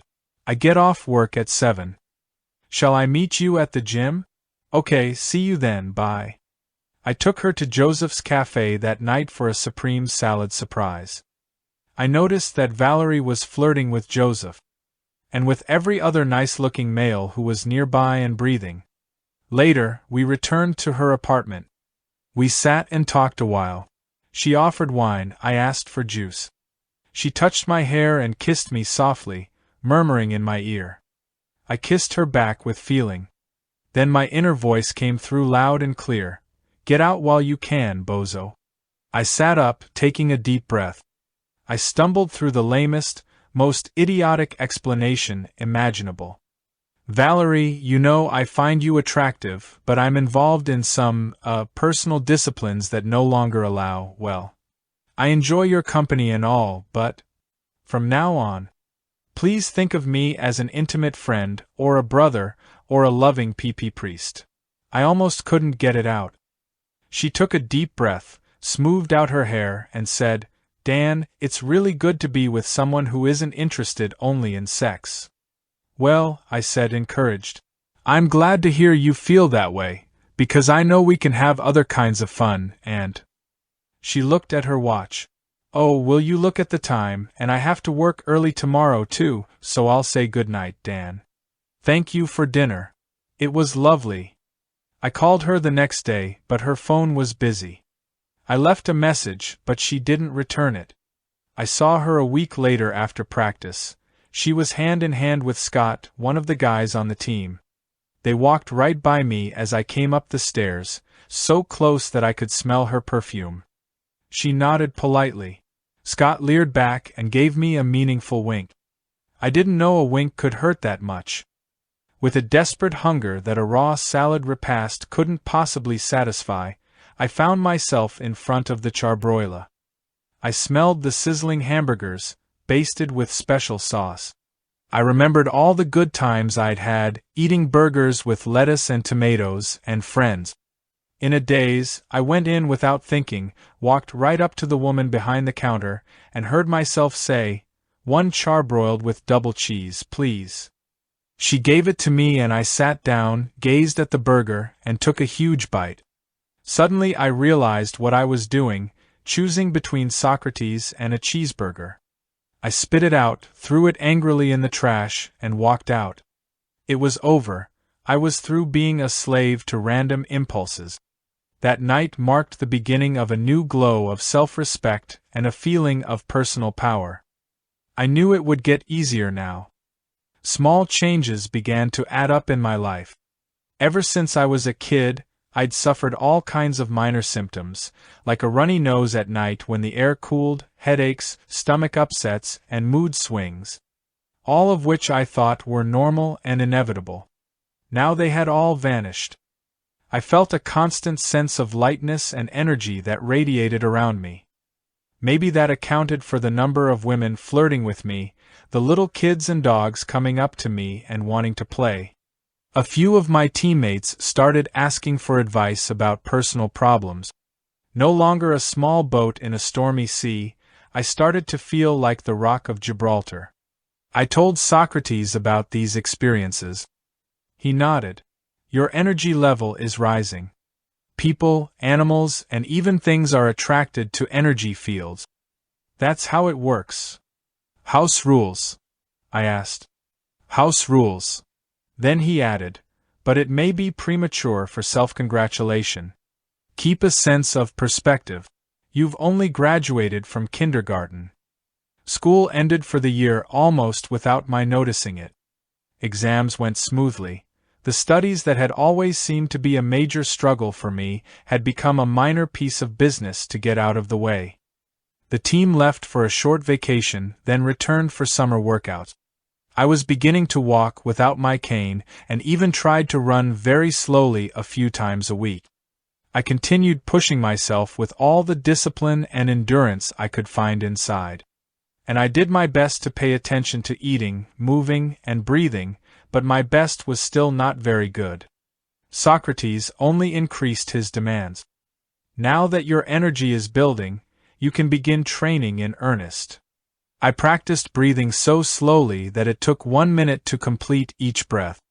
When combined with intense concentration and control of specific muscle groups, this breathing exercise heated my body up like a sauna and allowed me to remain comfortable outside no matter what the temperature. I was excited to realize that I was developing the same power that Socrates had shown me the night we met. For the first time, I began to believe that maybe, just maybe, I could become a peaceful warrior like him. Instead of feeling left out, I now felt superior to my friend. When a friend complained of illness or other problems that I knew could be remedied by simply eating properly, I offered what advice I could. I took my newfound confidence with me to the station one night, feeling sure that I was about to learn some ancient and esoteric secrets of India, Tibet, or China. But as soon as I stepped through the door, Socrates handed me a scrub brush and said, "Make those toilets shine." For weeks afterward, I did so many menial tasks around the station that I had no time for my real training. I lifted tires for an hour, then took out the trash. I swept the garage and straightened the tools. Life with Socrates was now filled with drudgery and boredom. At the same time, it was impossibly demanding. He'd give me 5 minutes to do a half-hour job, then criticize me mercilessly if it wasn't done thoroughly. He was unfair, unreasonable, and even insulting. As I was considering my disgust with this state of affairs, Socrates stepped into the garage. "You left dirt on the bathroom floor." "Someone must have used the bathroom after I finished," I said. "No excuses," he said and added, "Throw out the garbage." I was so mad that I gripped my broom handle like a sword. "But I just threw the garbage out 5 minutes ago, Socrates. Do you remember, or are you getting senile?" He grinned. "I'm talking about this garbage, baboon." He tapped his head and winked at me. The broom clattered to the floor. Another evening when I was sweeping the garage, Socrates called me into the office. I sat down sullen, awaiting orders. "Dan, you still haven't learned to breathe properly. Stop being so indolent and start concentrating." That was the last straw, the one that broke the camel's back. I screamed, "You're the indolent one, I've been doing all your work for you." He paused, and I actually thought I saw pain in his eyes. Softly he said, "It isn't proper, Dan, to yell at your teacher." Too late I remembered that the purpose of his insults had always been to show me my own pride and resistance, and had taught me to persevere. But before I could apologize, SOC said, "Dan, it's time we separated, at least for a time. You may come back once you have learned courtesy, and how to breathe properly. The one will help the other." Sadly, I shuffled out, my head down, my world in darkness. Not until now had I realized how fond of him I had grown, and how grateful I felt. As I walked, I considered how patient he had been with my tantrums, complaints, and questions. I vowed never to yell at him in anger again. Alone now, I tried harder than ever to correct my tense patterns of breathing, but it only seemed to get worse. If I breathed deeply, I'd forget to relax my shoulders. If I remembered to relax, I'd slouch over. 1 week later, I went back to the station to see SOC and ask for his advice. I found him tinkering in the garage. He took one look at me and pointed to the door. Angry and hurt, I turned to limp off into the night. I heard his voice behind me. "After you learn how to breathe, do something about your sense of humor." His laughter taunted me halfway home. When I reached the front steps of my apartment, I sat and gazed at the church across the street without really seeing anything in front of my eyes.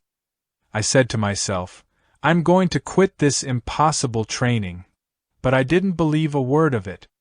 I continued eating my salads, avoiding every temptation. I struggled doggedly with my breathing. Nearly a month later, in midsummer, I remembered the cafe.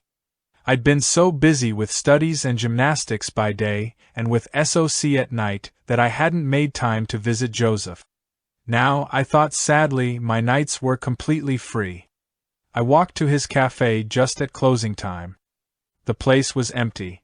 I found Joseph in the kitchen, carefully cleaning the fine porcelain dishes. We were so different, Joseph and I. I was short, muscular, athletic, with short hair and a clean-shaven face. Joseph was tall, lean, even fragile-looking, with a soft, curly blonde beard. I moved and talked quickly. He did everything with slow-motion care. In spite of our differences, or maybe because of them, I was drawn to him. We talked into the night as I helped him stack chairs and sweep the floors. Even as I talked, I concentrated as well as I could on my breathing, which made me drop a dish and trip over the carpet. "Joseph," I asked, "did Socrates really make you go on 100-mile runs?" He laughed. "No, Dan. My temperament isn't really suited for athletic feat." "Didn't SOC tell you?" I was his cook and personal attendant for years. SOC rarely speaks about his past. How could you have been his attendant for years? You couldn't be older than 35. Joseph beamed. A bit older than that, I'm 52. Are you serious? He nodded. There certainly was something to all those disciplines. But if you didn't do much physical conditioning, what was your training? I was an angry, self-centered young man. And SOC kept asking me to do this, then that. I almost left many times, but I finally learned how to give, to help, to serve. He showed me the way to happiness and peace. What better place to learn how to serve, I said, than at a service station? Smiling, Joseph said, he wasn't always a service station attendant, you know. His life has been extremely unusual and varied. Tell me about it, I urged. Joseph paused. Socrates will tell you in his own way, his own time. I don't even know where he lives. Scratching his head, Joseph said, come to think of it, I don't either. Hiding my disappointment, I asked, did you call him Socrates too? It seems an unlikely coincidence. No, but his new name, like his new student, has spirit. He smiled. You said he made rigorous demands on you. Yes, very rigorous. Nothing I did was good enough, and if he caught me moping or grumbling, he would send me off for weeks. I guess I'm an expert at both, I said. He sent me away indefinitely. Why so? He said I had to stay away until I could breathe properly, whatever that means. Ah, that, he said, putting down his broom. He came over to me and put one hand on my belly, one on my chest. Now breathe, he said. I started breathing slowly and deeply, the way Socrates had shown me. No, don't try so hard. After a few minutes I started to feel funny in my belly and chest. They were warm inside, relaxed, and open. Suddenly I was crying like a baby, wildly happy and not knowing why. In that moment I was breathing completely without effort. It felt like I was being breathed. It felt so pleasurable, I thought, who needs to go to the movies to be entertained? I was so excited I could hardly contain myself. Then I felt the breathing start to tighten again. Joseph, I lost it. Don't worry, Dan. You just need to relax into life a little more. Now that you know what natural breathing feels like, you'll let yourself breathe naturally, more and more, until it starts to feel normal. The breath is a bridge between mind and body, feeling and doing. Balanced, natural breathing brings you back to the present moment. Will that make me happy? That will make you sane, he said. Joseph, I said, hugging him, I don't know how you did what you did, but thank you so much. He flashed that smile that made me feel warm all over and putting away his broom said, give my regards to Socrates. My breathing didn't improve right away. I still struggled. But one afternoon, on the way home from the weight room, I noticed that without my trying, my breathing was full and free. Close to the way it felt at the cafe. That night I burst into the office, ready to regale Socrates with my success and apologize for my behavior. He looked like he'd been expecting me. As I skidded to a halt in front of him, he said calmly, "Okay, let's continue," as if I'd just returned from the bathroom, rather than from 6 weeks of intensive training. "Have you nothing else to say, SOC? No, well done, lad, no looking good? There's no praise and no blame on the path you've chosen. It's time you blew into your own sails." I shook my head in exasperation, then smiled. At least I was back. After that, when I wasn't cleaning toilets, I was learning new and more frustrating exercises, like meditating on internal sounds until I could hear several at once. One night, as I practiced that exercise, I found myself drawn into a state of profound peace unlike any I'd known before. For a period of time, I don't know how long, I felt as if I was out of my body. This marked the first time that my own efforts and energy resulted in a paranormal experience. I hadn't needed Soc's fingers pressing into my head, or hypnosis, or whatever he'd done. Excited, I told him about it. Instead of congratulating me, he said, "Don't get distracted by your experiences. Experiences come and go. If you want experiences, go to the movies. It's easier than all these yogas, and you get popcorn. Meditate all day if you like. Hear sounds and see lights, or see sounds and hear light. But don't get seduced by experience. Let it all go." Frustrated, I said, "I'm only experiencing, as you call it, because you told me to." Socrates looked at me as if surprised. "Do I have to tell you everything?" After a moment of exquisite anger, I found myself laughing. He laughed too, pointing at me. "Dan, you just experienced an alchemical transformation, you just transmuted anger to laughter. This means your energy level is much higher than before. Barriers are breaking down. Maybe you're making a little progress after all." We were still chuckling when he handed me the mop. The following night, for the first time, Socrates was completely silent about my behavior. I got the message. I was going to have to be responsible for watching myself from now on. That's when I realized the kindness in all of his criticisms. I almost missed them. I wouldn't realize it until months later, but that evening, Socrates had stopped being my parent and became my friend. I decided to pay Joseph a visit and tell him what had happened. As I walked down Shattuck, a couple of fire engines wailed by me. I didn't think anything about it until I neared the cafe and saw the orange sky. I began to run. The crowd was already dispersing when I arrived. Joseph had just arrived himself and was standing in front of his charred and gutted cafe. I heard his cry of anguish and saw him drop slowly to his knees and cry. By the time I reached him, his face was serene. The fire chief came over to him and told him that the fire had probably started at the dry cleaners next door. "Thank you," Joseph said. "Joseph, I'm so sorry." "Yes, me too," he replied with a smile. "But a few moments ago you were so upset." He smiled. "Yes, I was. I remembered Soc's words, 'Let feelings flow, then let them go.' Until now, this had seemed like a nice concept, but here, before the blackened, waterlogged remains of his beautiful cafe, this gentle warrior had demonstrated how to make peace with emotions. "It was such a beautiful place, Joseph," I sighed, shaking my head. "Yes," he said wistfully, "wasn't it?" For some reason, his calm now bothered me. "Aren't you upset at all?"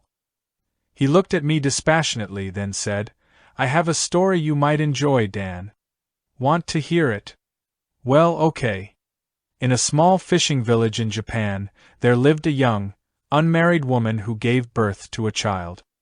Her parents felt disgraced and demanded to know the identity of the father. Afraid, she refused to tell them.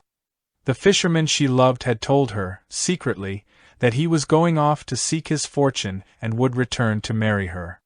Her parents persisted. In desperation, she named Haquin, a monk who lived in the hills, as the father. Outraged, the parents took the infant girl up to his door, pounded until he opened it, and handed him the baby, saying, "This child is yours. You must care for it." "Is that so?" Haquin said, taking the child in his arms, waving goodbye to the parents. A year passed and the real father returned to marry the woman. At once they went to Haquin to beg for the return of the child. "We must have our daughter," they said. "Is that so?" said Haquin, handing the child to them. Joseph smiled and waited for my response.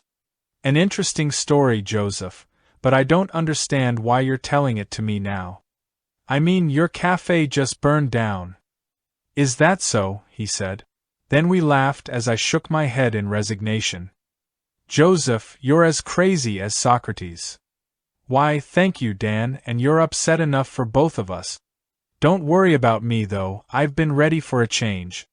I'll probably move south soon or north. It makes no difference. Well, don't go without saying goodbye.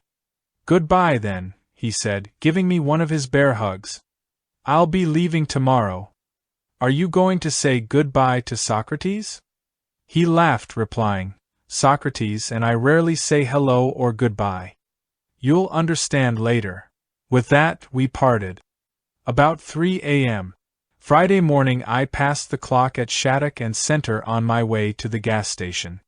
I was more aware than ever of how much I still had to learn. I stepped into the office, already talking a mile a minute. Socrates, Joseph's cafe burned down. He's going away. Strange, he said, cafes usually burn up. He was making jokes. Anyone hurt? He asked, without apparent concern. Not that I know of. Did you hear me? Aren't you even a little upset? Was Joseph upset? Well, yes and no. Well, there you are. And that topic was simply closed.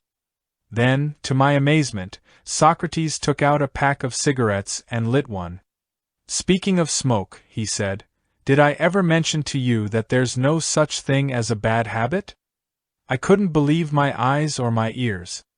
This isn't happening, I told myself.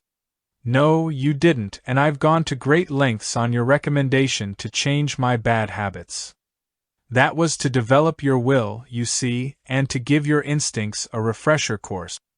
You see, any unconscious, compulsive ritual is a problem. But specific activities, smoking, drinking, taking drugs, eating sweets, or asking silly questions, are both bad and good. Every action has its price and its pleasures. Recognizing both sides, you become realistic and responsible for your actions. And only then can you make the warrior's free and conscious choice, to do or not to do. There is a saying, when you sit, sit, when you stand, stand. Whatever you do, don't wobble. Once you make your choice, do it with all your spirit. Don't be like the preacher who thought about praying while making love to his wife, and thought about making love to his wife while praying. I laughed at this image, while Socrates blew perfect smoke rings. It's better to make a mistake with the full force of your being than to timidly avoid mistakes with a trembling spirit. Responsibility means recognizing both pleasure and price, action and consequence, then making a choice. It sounds so either-or. What about moderation? Moderation? He leaped up on the desk like an evangelist. Moderation? It's mediocrity, fear, and confusion in disguise. It's the devil's dilemma. It's neither doing nor not doing. It's the wobbling compromise that makes no one happy. Moderation is for the bland, the apologetic, for the fence-sitters of the world afraid to take a stand. It's for those afraid to laugh or cry, for those afraid to live or die. Moderation, he took a deep breath, getting ready for his final condemnation, is lukewarm tea, the devil's own brew. But you've told me the value of balance, the middle way, the golden mean. Socrates scratched his head. Well, you have a good point there. Maybe it's time to trust your own inner knower, the counsel of your own heart. Laughing, I said, your sermons come in like a lion and go out like a lamb, SOC. You'll have to keep practicing. He shrugged his shoulders, climbing down from the desk. They always told me that in the seminary. I didn't know whether he was kidding or not. Anyway, I said, I still think smoking is disgusting. Haven't I got the message across to you yet? Smoking is not disgusting, only the habit is. I may enjoy a cigarette, then not smoke again for 6 months. And when I do smoke, I don't pretend that my lungs won't pay a price. I follow appropriate action afterward to help counterbalance the negative effects. I just never expected a warrior like you would ever smoke. He blew smoke rings at me. I don't live according to anyone's expectations, Dan, not even my own. Nor do all warriors act exactly as I do. But we must all follow the house rules, you see. So whether or not my behavior meets your new standards, it should be clear to you that I have no compulsions or habit. My actions are conscious, spontaneous, intentional, and complete. Socrates put out his cigarette, smiling at me. You've become too stuffy with all your pride and superior discipline. It's time we did a little celebrating. Then Socrates pulled out a bottle of gin from his desk. I just sat in disbelief, shaking my head. He mixed me a drink with gin and soda pop. Soda pop? I asked. Only have fruit juice here. And don't call me Pop, he said, reminding me of the words he'd spoken to me so long before. Now here he was, offering me a gin and ginger ale, drinking his straight. So, he said, tossing down the gin, time to party, no holds barred. I like your enthusiasm, SOC, but I have a hard workout tomorrow. Get your coat, Sonny, and follow me. I did. The only thing I remember clearly that Saturday night in San Francisco is that we started early and never stopped. The evening was a blur of lights, tinkling glasses, and laughter. I do remember Sunday morning. It was about 5 o'clock. My head was throbbing. We were walking down Mission, crossing 4th Street. I could barely see the street signs through the thick early morning fog that had rolled in. Suddenly, SOC stopped and stared into the fog. I stumbled into him, giggled, then woke up quickly. Something was wrong. A large dark shape emerged from the mist. My half-forgotten dream flashed into my mind but vanished as I saw another shape, then a third, 3 men. 2 of them, tall, lean, tense, blocked our way. The third approached us and drew a stiletto from his worn leather jacket. I felt my pulse pounding through my temples. "Give me your money," he commanded. Not thinking clearly, I stepped toward him, reaching for my wallet, and stumbled forward. He was startled and rushed toward me, slashing with his knife. Socrates, moving faster than I'd ever seen before, caught the man's wrist, whirled around, and threw him into the street, just as another thug lunged for me. He never touched me. Socrates had kicked his legs out from under him with a lightning sweep. Before the third attacker could even move, SOC was upon him, taking him down with a wristlock and a sweeping motion of his arm. He sat down on the man and said, "Don't you think you ought to consider nonviolence?" One of the men started to get up when Socrates let out a powerful shout and the man fell backward. By then the leader had picked himself out of the street, found his knife, and was limping furiously toward Socrates. Socrates stood up, lifted the man he'd been sitting on, and threw him toward the knife man, yelling, "Catch!" They tumbled to the concrete. Then, in a wild rage, all 3 came screaming at us in a last desperate assault. The next few minutes were blurred. I remember being pushed by Socrates and falling. Then it was quiet, except for a moan. Socrates stood still, then shook his arms loose and took a deep breath. He threw the knives into the sewer. Then he turned to me. "You okay?" "Except for my head." "You get hit." "Only by alcohol." "What happened?" He turned to the 3 men stretched out on the pavement, knelt and felt their pulses. Turning them over, almost tenderly, he gave gentle prodding motions, checking them for injuries. Only then did I realize he was doing his best to heal them. "Call an ambulance," he said, turning to me. I ran to a nearby phone booth and called. Then we left and walked quickly to the bus station. I looked at Socrates. There were faint tears in his eyes, and for the first time since I'd known him, he looked pale and very tired. We spoke little on the bus ride home. That was fine with me, talking hurt too much. When the bus stopped at University in Shattuck, Socrates got off and said, "You're invited to my office next Wednesday for a few drinks." Smiling at my pained expression, he continued, "Of herb tea." I got off the bus a block from home. My head was ready to explode. I felt like we'd lost the fight, and they were still beating on my head. I tried to keep my eyes closed as much as possible, walking the last block to the apartment house. So this is what it feels like to be a vampire, I thought. Sunlight can kill. Our celebration had taught me 2 things. First, that I had needed to loosen up and let go. Second, that heavy drinking, at least for me, wasn't worth the price. Besides, the pleasure was insignificant compared to what I was beginning to enjoy.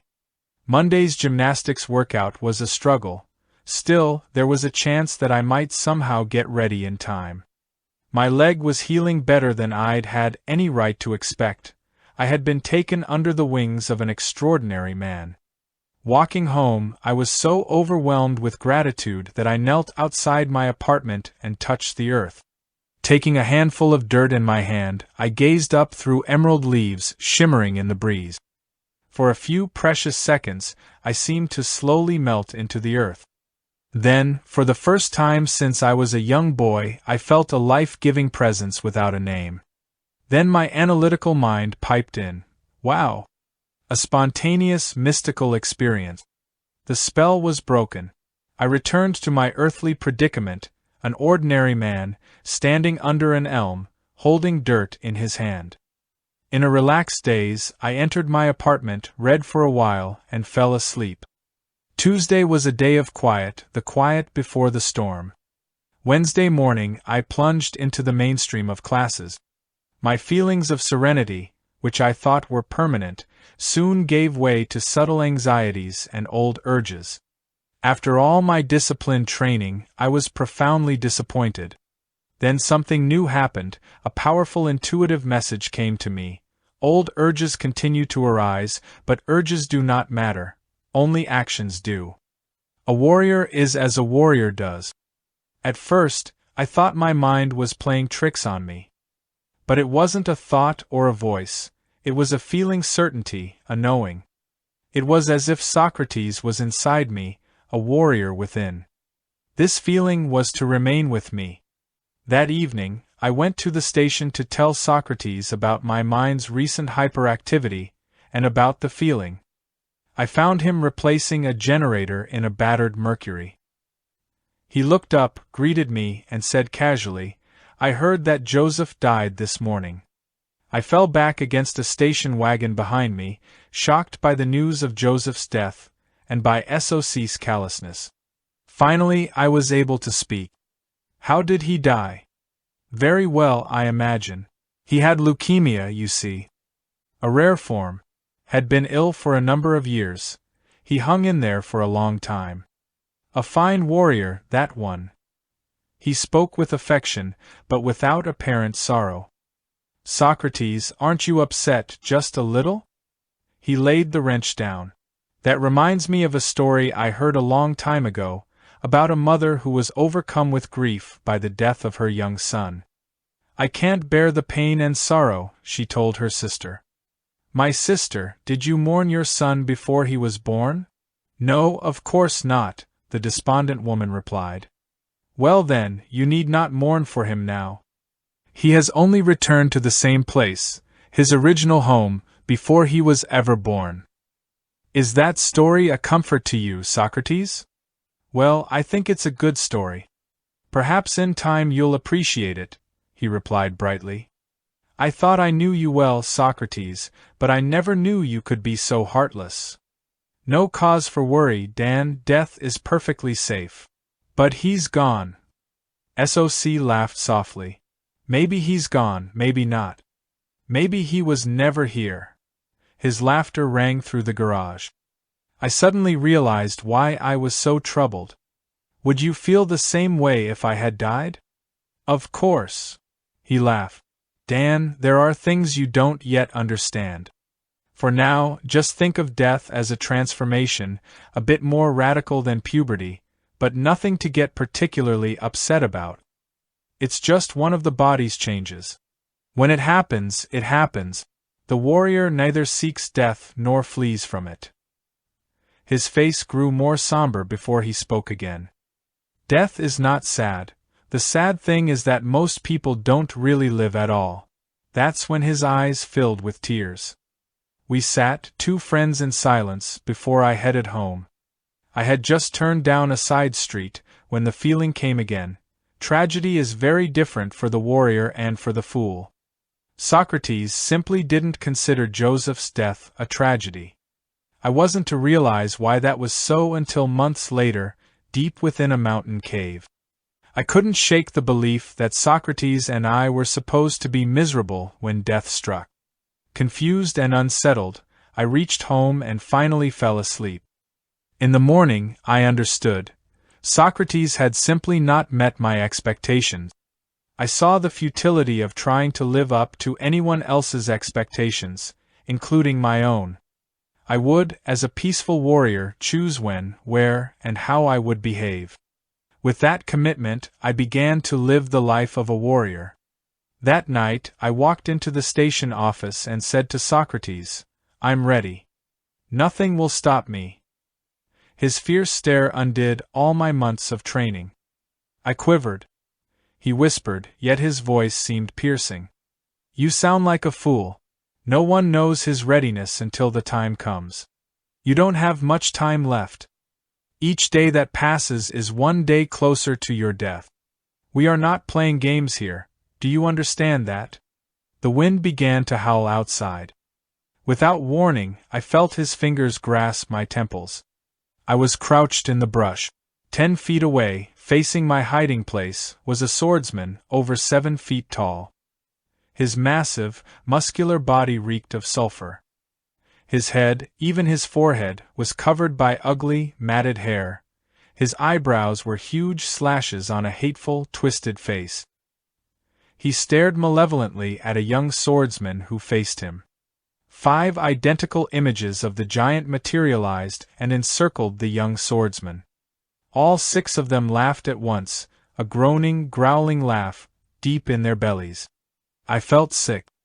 The young warrior jerked his head right and left, swinging his sword frantically, whirling, dodging, and cutting through the air. He didn't have a chance. With a roar, all the images leaped toward him. Behind him, the giant's sword cut downward, hacking off his arm. He screamed in pain as the blood spurted, and slashed blindly through the air in a last frenzied effort. The huge sword sliced again, and the young swordsman's head fell from his shoulders and rolled to the earth, a shocked expression on its face. "Oh!" I groaned involuntarily, nausea washing over me. The stink of sulfur overwhelmed me. A painful grip on my arm tore me from the bushes and flung me to the ground. When I opened my eyes, the dead eyes of the young swordsman's severed head, inches away from my face, silently warned me of my own impending doom. Then I heard the guttural voice of the giant. "Say farewell to life, young fool," the magician growled. His taunt enraged me. I dove for the young warrior's sword and rolled to my feet, facing him. With a scream he attacked. I parried, but the force of his blow knocked me off my feet. Then, suddenly, there were 6 of him. I tried to keep my eye on the original as I leaped to my feet, but was no longer sure. They began a chant deep in their bellies. It became a low-pitched, horrible death rattle as they crept slowly toward me. Then the feeling came to me and I knew what I had to do. The giant represents the source of all your woes. He is your mind. He is the demon you must cut through. Don't be deluded like the fallen warrior. Keep your focus. Absurdly I thought, one hell of a time for a lesson. Then I was back to my immediate predicament. Feeling an icy calm, I lay down on my back and closed my eyes, as if surrendering to my fate, the sword in my hands, its blade across my chest and cheek. The illusions could fool my eyes but not my ears. Only the real swordsman would make a sound as he walked. I heard him behind me. He had only 2 choices, to walk away or to kill. He chose to kill. I listened intently. Just as I sensed his sword about to cut downward, I drove my blade upward with all my might and felt it pierce, tearing upward through cloth, flesh, muscle. A terrible scream, and I heard the thud of his body. Face down, impaled on my sword, was the demon. "You almost didn't come back that time," said Socrates, his brow knitted. I ran to the bathroom, where I was thoroughly sick. When I came out, SOC had made some chamomile tea with licorice, for the nerves and the stomach. I started to tell Socrates about the journey. "I was hiding in the bush behind you, watching the whole thing," he interrupted. I nearly sneezed once. Sure glad I didn't. I certainly wasn't anxious to tangle with that character. For a moment, I thought I was going to have to step in, but you handled yourself pretty well, Dan. Well, thanks, SOC. But you seem to have missed the point that nearly cost you your life. Now it was my turn to interrupt him. The main point I was concerned with was at the end of that giant's blade. Anyway, I didn't miss it. Is that so? SOC, I've been battling illusions my whole life, preoccupied with every petty personal problem. I've dedicated my life to self-improvement without grasping the one problem that sent me seeking in the first place. While trying to make everything in the world work out for me, I kept getting sucked back into my own mind, always preoccupied with me. That giant was me, the ego, the little self, who I've always believed myself to be. And I cut through it. No doubt about that, he said. What would have happened if the giant had won? What then? Don't talk of such things, he said darkly. I have to know. Would I have really died? Possibly, he said. At the very least, you would have gone mad. Just then the teakettle began to shriek. Chapter 5. The Mountain Path.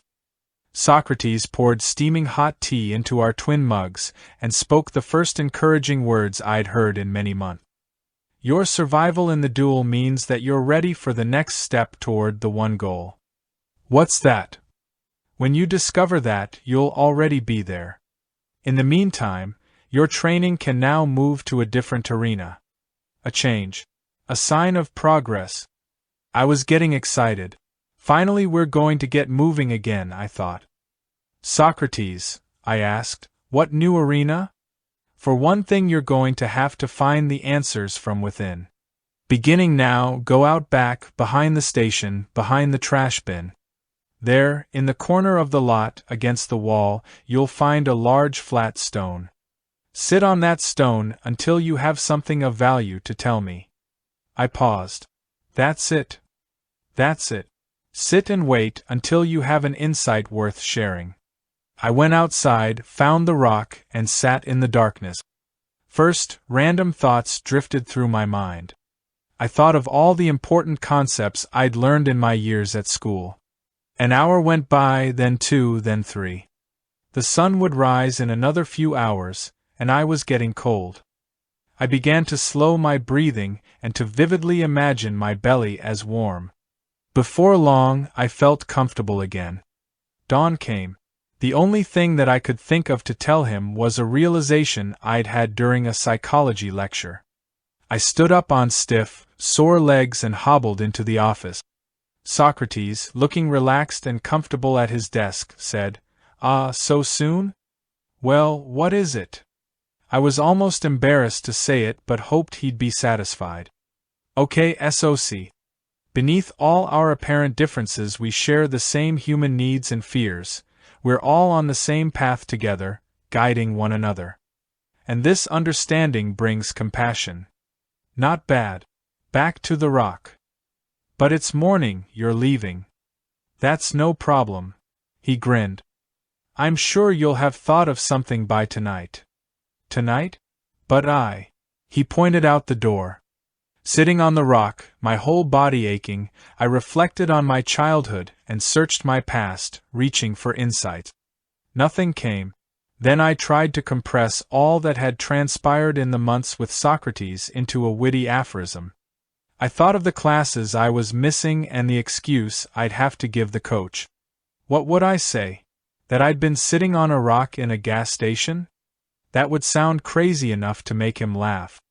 The sun crept with agonizing slowness across the sky. I sat hungry, irritated, and depressed as darkness fell. I had nothing for Socrates. Then, just as he was due back, it came to me. He wanted something deeper, more cosmic. I concentrated harder. I saw Socrates enter the office, waving to me. I redoubled my efforts. Then, about midnight, I had it.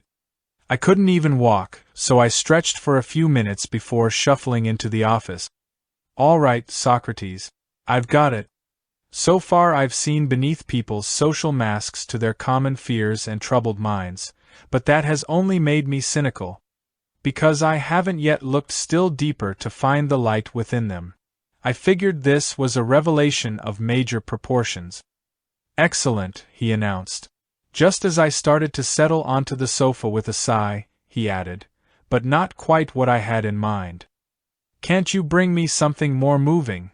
I roared with frustration and stomped out to my philosopher's stone. Something more moving, he had said. Was that a hint? I naturally thought back to my recent workouts in the gymnastics room, where my teammates now clucked about me like mother hens, worried that I might re-injure myself. Recently I was doing giant swings around the high bar, missed a pirouette change, and had to jump off from the top of the bar. I knew I was going to land on my feet pretty hard, but before I even hit the ground, Sid and Herb caught me in midair and set me down gently. Be careful, Dan, Sid scolded. You want to snap your leg again? But none of that seemed relevant to my present quandary. So I let my awareness relax, hoping that maybe the feeling would advise me. Nothing came. I was so stiff and sore I couldn't concentrate anymore. So I stood up slowly and began to practice a few flowing movements of Tai Chi, the Chinese form of slow-motion exercise that SOC had shown me. As I bent my knees and gracefully rocked back and forth, my arms floating in the air, I let my breath flow with the shifting of my weight. My mind emptied, then filled with a scene. A few days before, I had jogged slowly and carefully to Provost Square, in the middle of Berkeley, across from City Hall and directly adjacent to Berkeley High School. To help relax, I began swaying back and forth in the movements of Tai Chi. I concentrated on softness and balance, feeling like seaweed floating in the ocean. I noticed a few boys and girls from the high school stop to watch me, before I returned my attention to the body, letting my awareness flow with the movements. When I finished the routine, I picked up my sweatpants and started to slip them back on over my running shorts. Just then my attention was captured by two pretty teenagers who were watching me and giggling.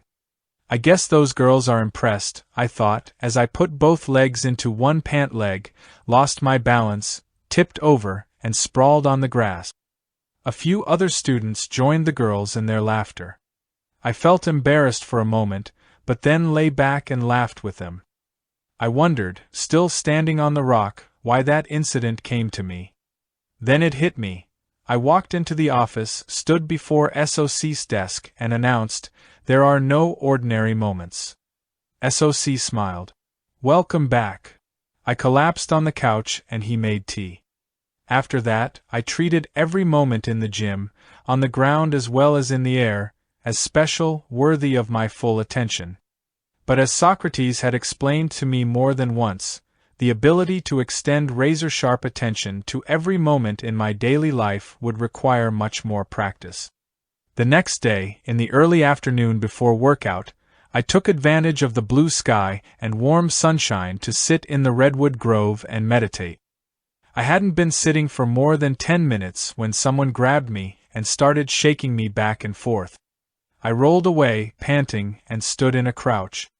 Then I saw my assailant. "Socrates, you have absolutely no manners." "Wake up," he said. "No more sleeping on the job. There's work to be done." "I'm off duty now," I teased. "Lunch hour, see the next clerk." "Time to get moving, Sitting Bull.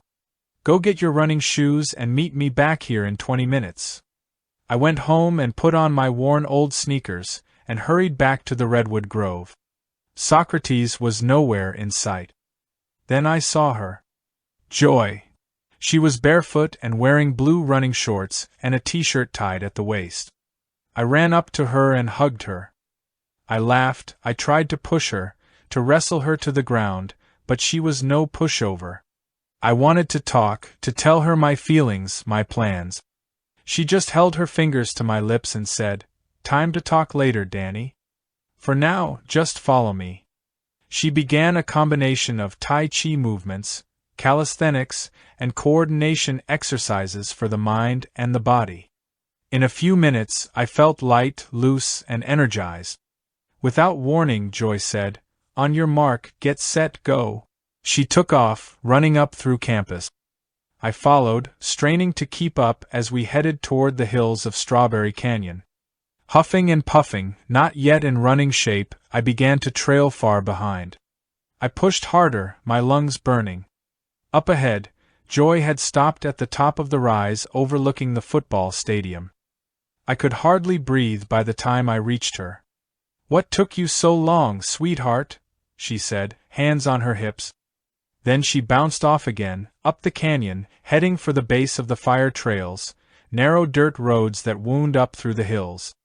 Doggedly I pursued her, hurting as I hadn't hurt in a long time but determined to run her down. As we neared the trails, she slowed down and began running at a humane pace. Then, to my dismay, she reached the base of the lower trails and instead of turning around, led me up another grade, far into the hills. I offered up a silent prayer of thanks as she turned around at the end of the lower trails, instead of heading up the steep, quarter-mile connector that joined the lower and upper trails. As we ran more easily back down a long grade, Joy began to talk. "Danny, Socrates asked me to introduce you to your new phase of training. Meditation is a useful practice, but eventually you have to open your eyes and look around. The warrior's life is a moving experience." I had been listening thoughtfully, staring at the ground. I answered, "Yes, I understand that, Joy. That's why I train in gymnast."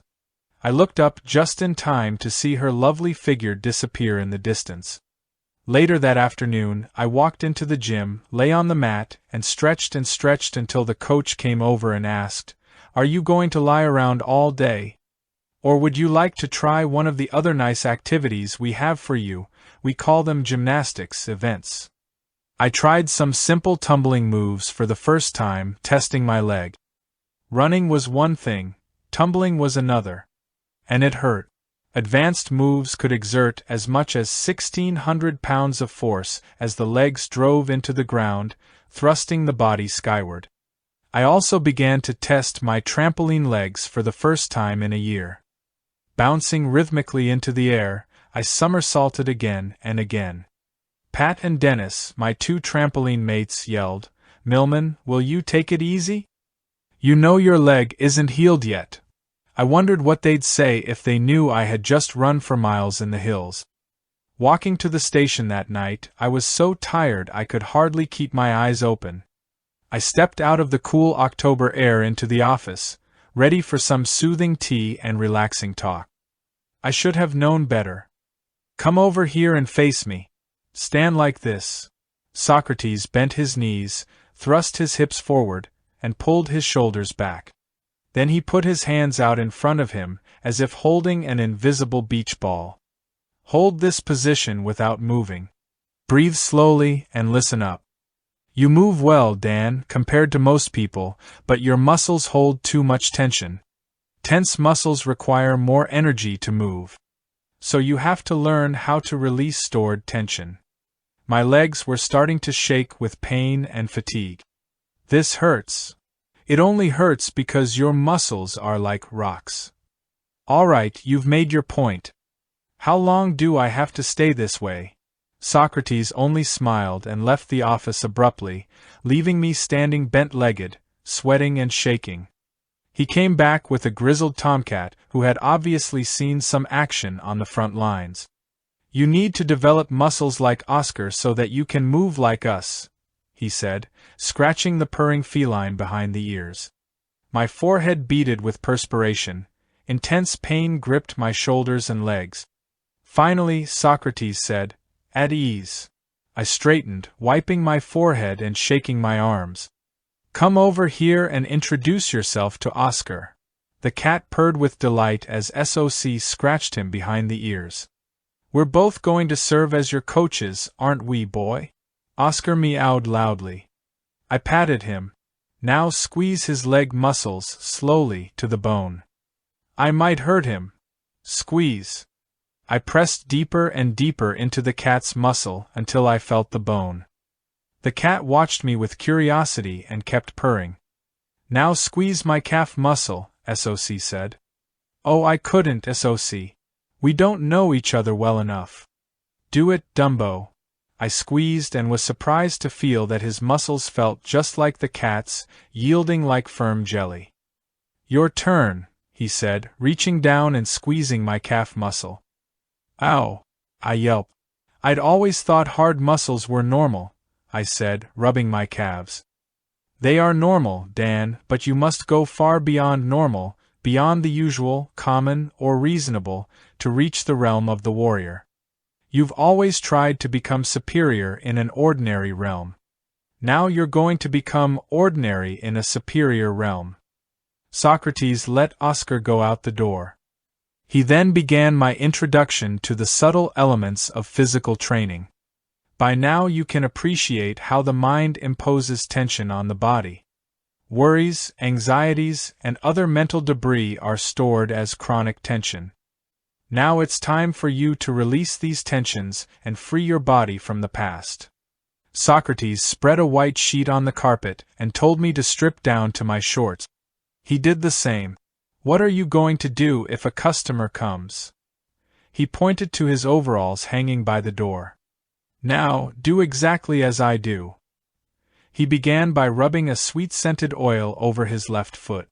I copied every step as he squeezed, pressed, and dug very deeply into the bottom, top, sides, and between the toes, stretching, pressing, and pulling. Massage the bones, not just the flesh and muscle, deeper, he said. Half an hour later, we were through with the left foot. We repeated the process with the right foot. This went on for hours, covering every part of the body. I learned things about my muscles, ligaments, and tendons I'd never known before. I could feel where they were attached. I could feel the shape of the bones. It was amazing that I, an athlete, was so unfamiliar with the inside of my body. Socrates had quickly slipped into his overalls a few times when the bell clanged, but otherwise we were undisturbed. When I donned my clothes at dawn, I felt as if I had a new body. Returning from a customer, SOC said, "You've cleaned many old fears from your body. Take the time to repeat this process once a week for the next month. Pay attention to the site of your injury." More homework, I thought. The sky grew light. I yawned. Time to go home. As I was walking out the door, Socrates told me to be at the base of the fire trails at 1 p.m. sharp. I arrived early at the trails. I stretched and warmed up lazily. My body felt loose and light after the bone massage, but with only a few hours' sleep I was still tired. A light drizzle had begun. All in all, I didn't feel like running anywhere with anyone today. Then I heard a rustling in the bushes nearby. I stood quietly and watched, expecting to see a deer emerge from the thicket. Out of the foliage stepped Joy, again barefoot, looking like an elf princess, wearing dark green shorts and a lime t-shirt emblazoned with the words, "Happiness is a full tank." A gift from Socrates. No doubt. "Hey Joy, good to see you. Let's sit down and talk. There's so much I want to tell you." She smiled and sped away. As I pursued her up around the first curve, almost slipping on the wet clay earth, I felt a weakness in my legs after yesterday's exercise. I was soon winded, grateful that she kept her pace slower than yesterday's. We approached the end of the lower trail. My breathing was labored and my leg throbbed. Then she said, "Upsy-daisy," and started up the connector. My mind rebelled. My weary muscles resisted. Then I looked up at Joy, bounding lightly up the hill as if it were level. With a yell, I started up the connector. Like a drunken gorilla, I ran hunched over, grunting, panting, blindly clambering up, 2 steps forward, sliding 1 step back. At the top, the trail leveled off. Joy stood there, smelling the wet pine needles, looking as peaceful and content as Bambi. My lungs begged for more air. "I have an idea," I panted. "Let's walk the rest of the way. No, let's crawl, it gives us more time to talk." "How does that sound? Pretty good." "Let's go," she said merrily. My chagrin turned to anger. I'd run her to the ends of the earth. I stepped into a puddle, slipped through the mud, and ran into a small tree branch, nearly knocking myself over the side of the hill. "God damn it, shit son of a bitch!" My words emerged a hoarse whisper. I had no energy left to talk. I struggled over a small hill that seemed like the Colorado Rockies and saw Joy squatting, playing with some wild rabbits as they hopped across the trail. When I stumbled up to her, the rabbits leaped into the bushes. Joy looked up at me, smiling, and said, "Oh, there you are." By some heroic effort, I leaned forward and managed to accelerate past her, but she just shot ahead and disappeared again. We had climbed 1,100 feet. I was now high above the bay and could see the university below me. I was, however, in no condition or state of mind to appreciate the view. I felt very close to passing out. I had a vision of me buried on the hill under the wet earth with a marker, "Here lies Dan." Nice guy, good try. The rain had increased, but I ran on as if in a trance, leaning forward, stumbling, pulling one leg forward after the other. My shoes felt like iron boot. Then I rounded a corner and saw a final grade that looked nearly vertical. Again my mind refused.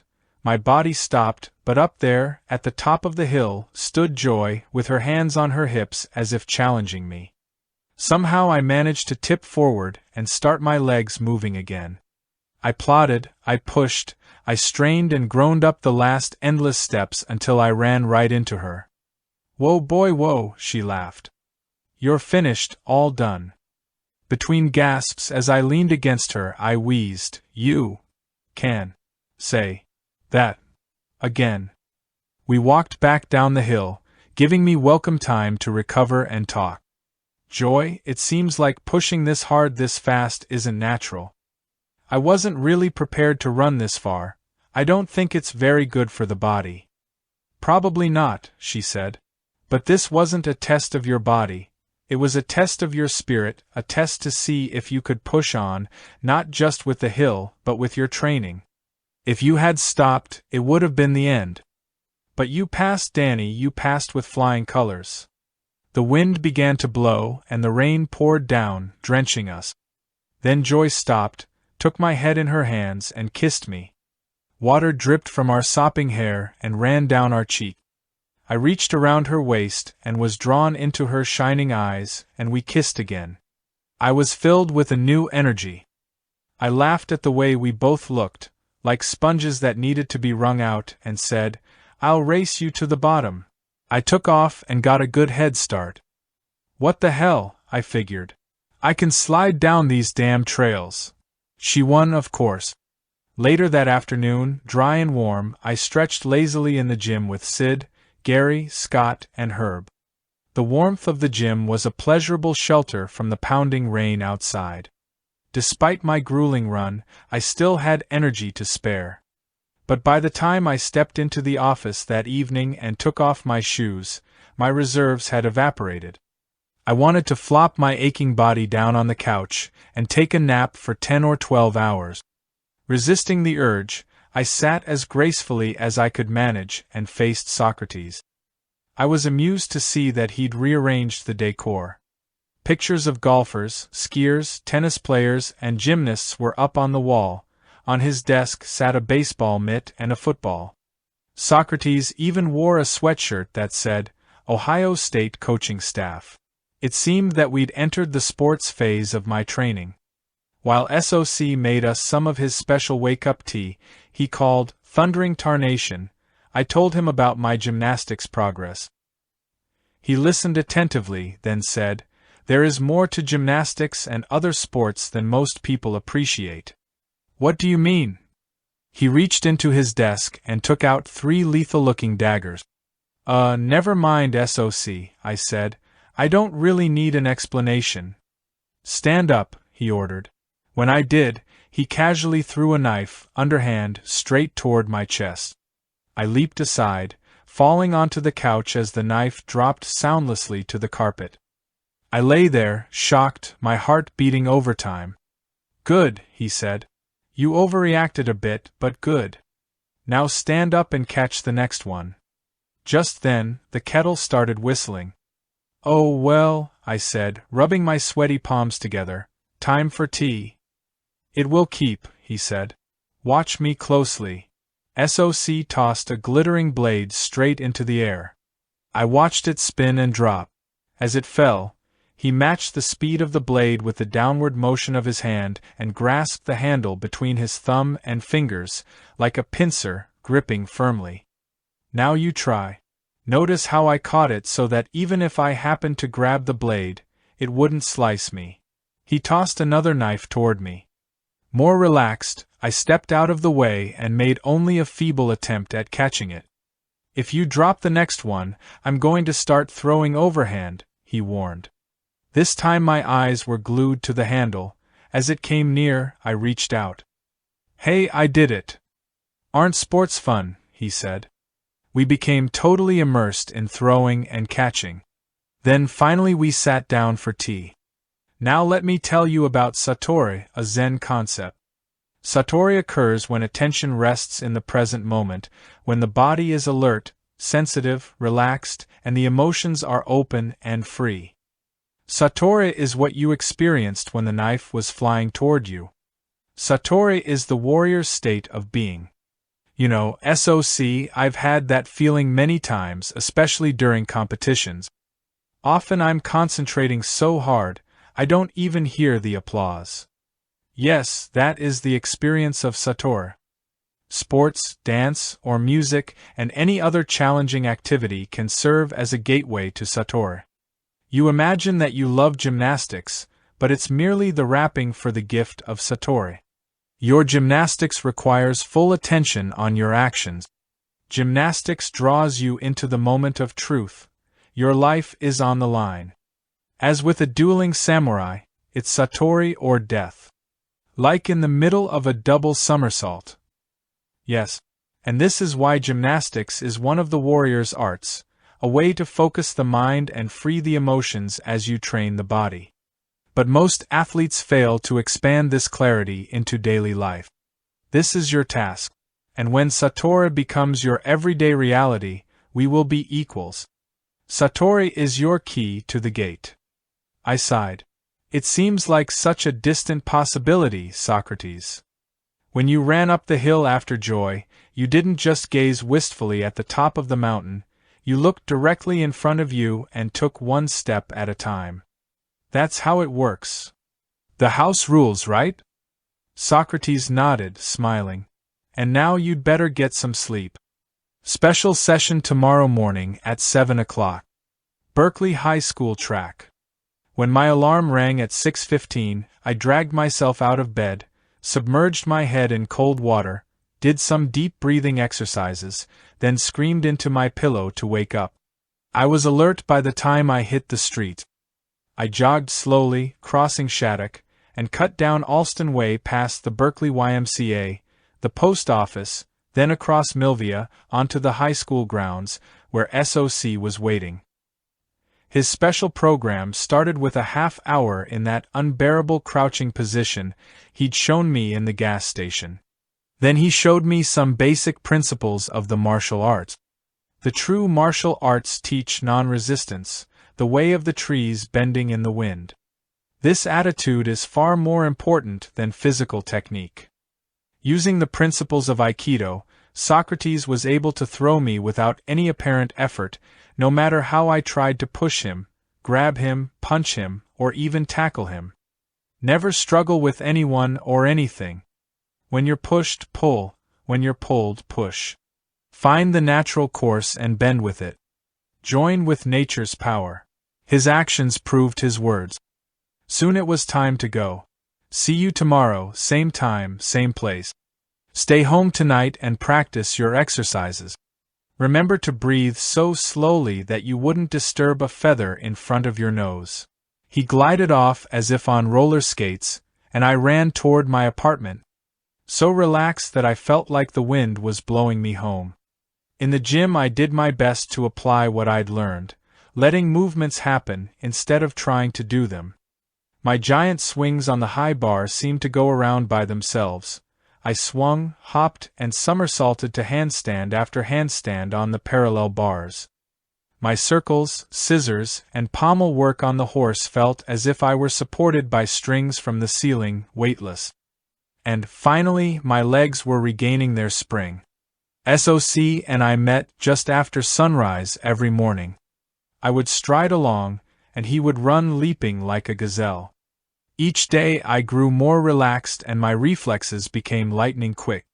One day, when we were in the middle of our warm-up run, he suddenly stopped, looking paler than I'd ever seen him before. "I'd better sit down," he said. "Socrates, are you okay?" "Just keep running, Dan. I'll sit quietly." I did as he asked, but kept my eyes on him, sitting with eyes closed, looking proud and straight, but older somehow.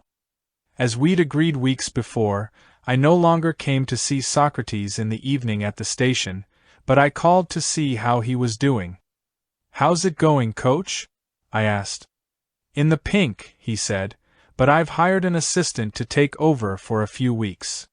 The next morning I saw my new assistant run onto the track and I literally jumped for joy. I attempted to grab and hug her. She threw me gently, head over heels onto the lawn. If that wasn't mortifying enough, she beat me shooting baskets, then batted every ball I pitched. Whatever we did, no matter what game, she played flawlessly, making me, a world champion, feel like a novice. I doubled the number of exercises Socrates had given me. I trained with fierce concentration. I awoke at 4 a.m., practiced Tai Chi until dawn, and ran into the hills before meeting Joy each day. I said nothing about my extra training. I carried Joy's image with me into my classes and into the gym. I wanted to see her, to hold her, but first, it seemed, I had to catch her. For the present, the most I could hope for was to beat her at her own games. 2 weeks later, I was back running, skipping, and leaping around the track with Socrates, who was back in action. "Must have been a flu," he explained. "Socrates," I said, sprinting ahead and falling behind, playing tag with him, "you've been pretty close-mouthed about your daily habit. I've no idea what you're like when we're not together." "Well," grinning at me, he leaped forward about 10 feet, then sprinted off around the track. I took off after him, until I was within talking range. "Are you going to answer me?" "Nope," he said. The subject was closed. When we finally finished our stretching and meditation exercises for the morning, Socrates came up to me, put his arm around my shoulders, and said, "Dan, you've been a willing and apt pupil.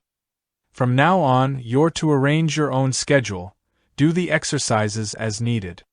I'm going to give you something extra, because you've earned it. I'm going to coach you in gymnastics." I had to laugh. I couldn't help it. "You're going to coach me in gymnastics? I think you're overreaching yourself this time, SOC. I ran quickly down the turf, and snapped into a round-off, a back handspring, and a high layout somersault with a double twist. Socrates walked over to me and said, "I admit it, you're better than I am." "Hot dog!" I yelled. "I've finally found something I can do that you can't. I did notice, though," he added, "that your arms need to stretch more when you set for the twist, oh. And your head is too far back on takeoff. SOC, you old bluffer." "You're right," I said, realizing that I had set my head back too far, and my arms did need to stretch more. "And once we straighten out your technique a bit, we can work on your attitude," he added, with a final twist of his own. "I'll be seeing you in the gym." "But Socrates, I already have a coach, and I don't know if the other gymnasts will take to your wandering around the gymnastics room." "Oh, I'm sure you'll think of something to tell them." That afternoon, during our team meeting prior to workout, I told the coach and team that my eccentric grandfather from Chicago was visiting for a couple of weeks and wanted to come watch me. He's a nice old guy, really spry. Fancies himself quite a coach. If you'd humor him a little, he's not quite playing with a full deck, if you know what I mean. I'm sure he won't disrupt workout too much. The consensus was favorable. "Oh, by the way," I added, "he likes to be called Marilyn." I could hardly keep a straight face. "Marilyn?" everyone echoed, laughing. "Yeah. I know it's kind of bizarre, but you'll understand when you meet him. Maybe seeing Marilyn in action will help us understand you, Millman. They say it's hereditary. They laughed and started warm-up. Socrates was entering my domain this time. I wondered if he'd like his new nickname. Today, I had a little surprise planned for the whole team. I'd been holding back in the gym. They had no idea that I'd recovered so fully. I arrived early and walked into the coach's office. He was shuffling through papers scattered on the desk when I spoke. "Coach," I said, "I want to be in the inter-squad competition." Peering over his glasses, he said sympathetically, "You won't be cleared to compete for 6 months, Dan. After you graduate, for the Olympic trials." I pulled him aside and whispered, "I'm ready today now. Been doing some extra work outside the gym." "Not a chance, Dan. I'm sorry." The team warmed up together, from event to event, around the small gymnastics room, swinging, tumbling, vaulting, pressing to handstands. I stood on the sidelines, watching. Then the first event came, floor exercise. Everyone looked pretty good. They were about to move to the next event when I stepped out onto the floor exercise mat and started my routine. Everything clicked. The double back, a smooth press to handstand, keeping a light rhythm going on the dance elements and turns I'd created, another sky-high tumbling pass, then a final aerial sequence. I landed lightly, under perfect control. I became aware of the whistling and applauding. Sid and Josh looked at one another in amazement. "Where did the new guy come from? Hey, we'll have to sign him up for the team." Next event. Josh went first on rings, then Sid, Chuck, and Gary. Finally it was my turn. Coach, incredulous after my last routine, just stared. I adjusted my handguards, made sure the tape on my wrists was secure, and jumped up to the rings. Josh stilled my swing, then stepped back. My muscles twitched with anticipation. Inhaling, I pulled up to an inverted hang, then slowly pulled and pressed my body up to an iron cross. I heard muffled tones of excitement as I swung smoothly down, then up again to a front uprise. I pressed slowly to a handstand with straight arms and straight body. "Well, I'll be damned," Coach said, using the strongest language I'd ever heard him use. Bailing out of the handstand, I did a fast, light giant swing and locked it without a tremor. After a high double somersault dismount, I landed with only a small step. Not a bad job. And so it went. After completing my final routine, again greeted by hoots and shouts of surprise, I noticed Socrates, sitting quietly in the corner, smiling. He must have seen it all. I waved to him to come over. "Guys, I'd like to introduce my grandfather," I said. "This is Sid, Tom, Herb, Gary, Joel, Josh. Guys, this is..." "We're pleased to meet you, Marilyn," they said in chorus. Socrates looked puzzled for the merest moment, then said, "Hello, I'm glad to meet you, too. I wanted to see what kind of crowd Dan runs around with." They grinned, probably deciding they liked him. "I hope you don't think it's too strange, my being called Marilyn," he said casually. "My real name is Merrill, but I got stuck with the nickname." "Did Dan ever tell you what he was called at home?" he chuckled. "No," they said eagerly. "What?"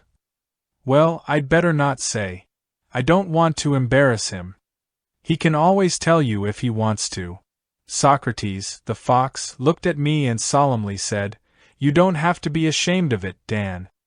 As they walked off they said to me, "Bye, Suzette, bye, Josephine, see you later, Geraldine."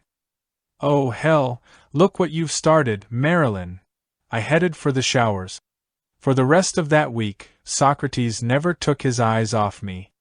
Occasionally, he'd turn to another gymnast and offer some superb advice, which always seemed to work. I was astonished by his knowledge. Tirelessly patient with everyone else, he was much less so with me. One time I finished my best ever pommel horse routine and walked over happily to take the tape off my wrist. SOC beckoned me and said, "The routine looked satisfactory, but you did a very sloppy job taking the tape off." Remember, every moment Satori.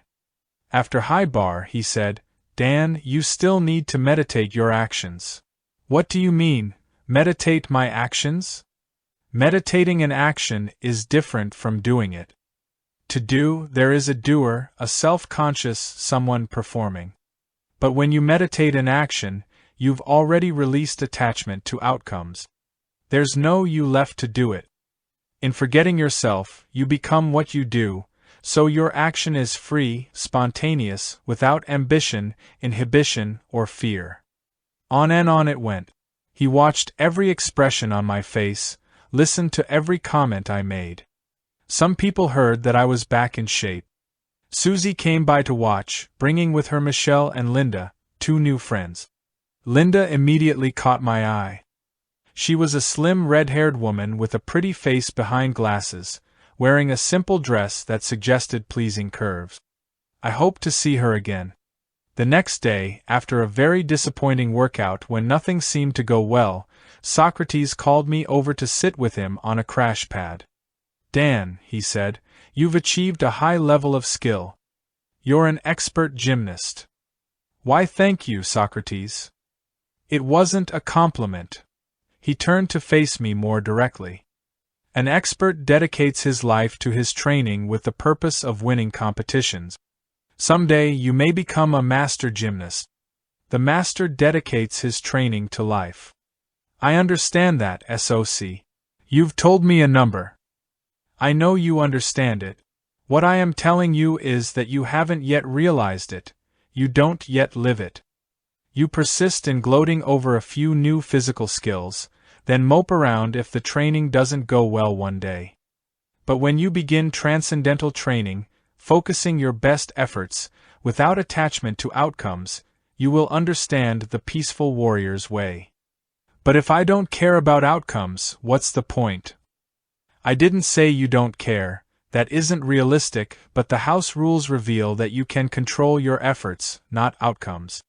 Do your best, let God handle the rest. He added, I won't be coming into the gym again.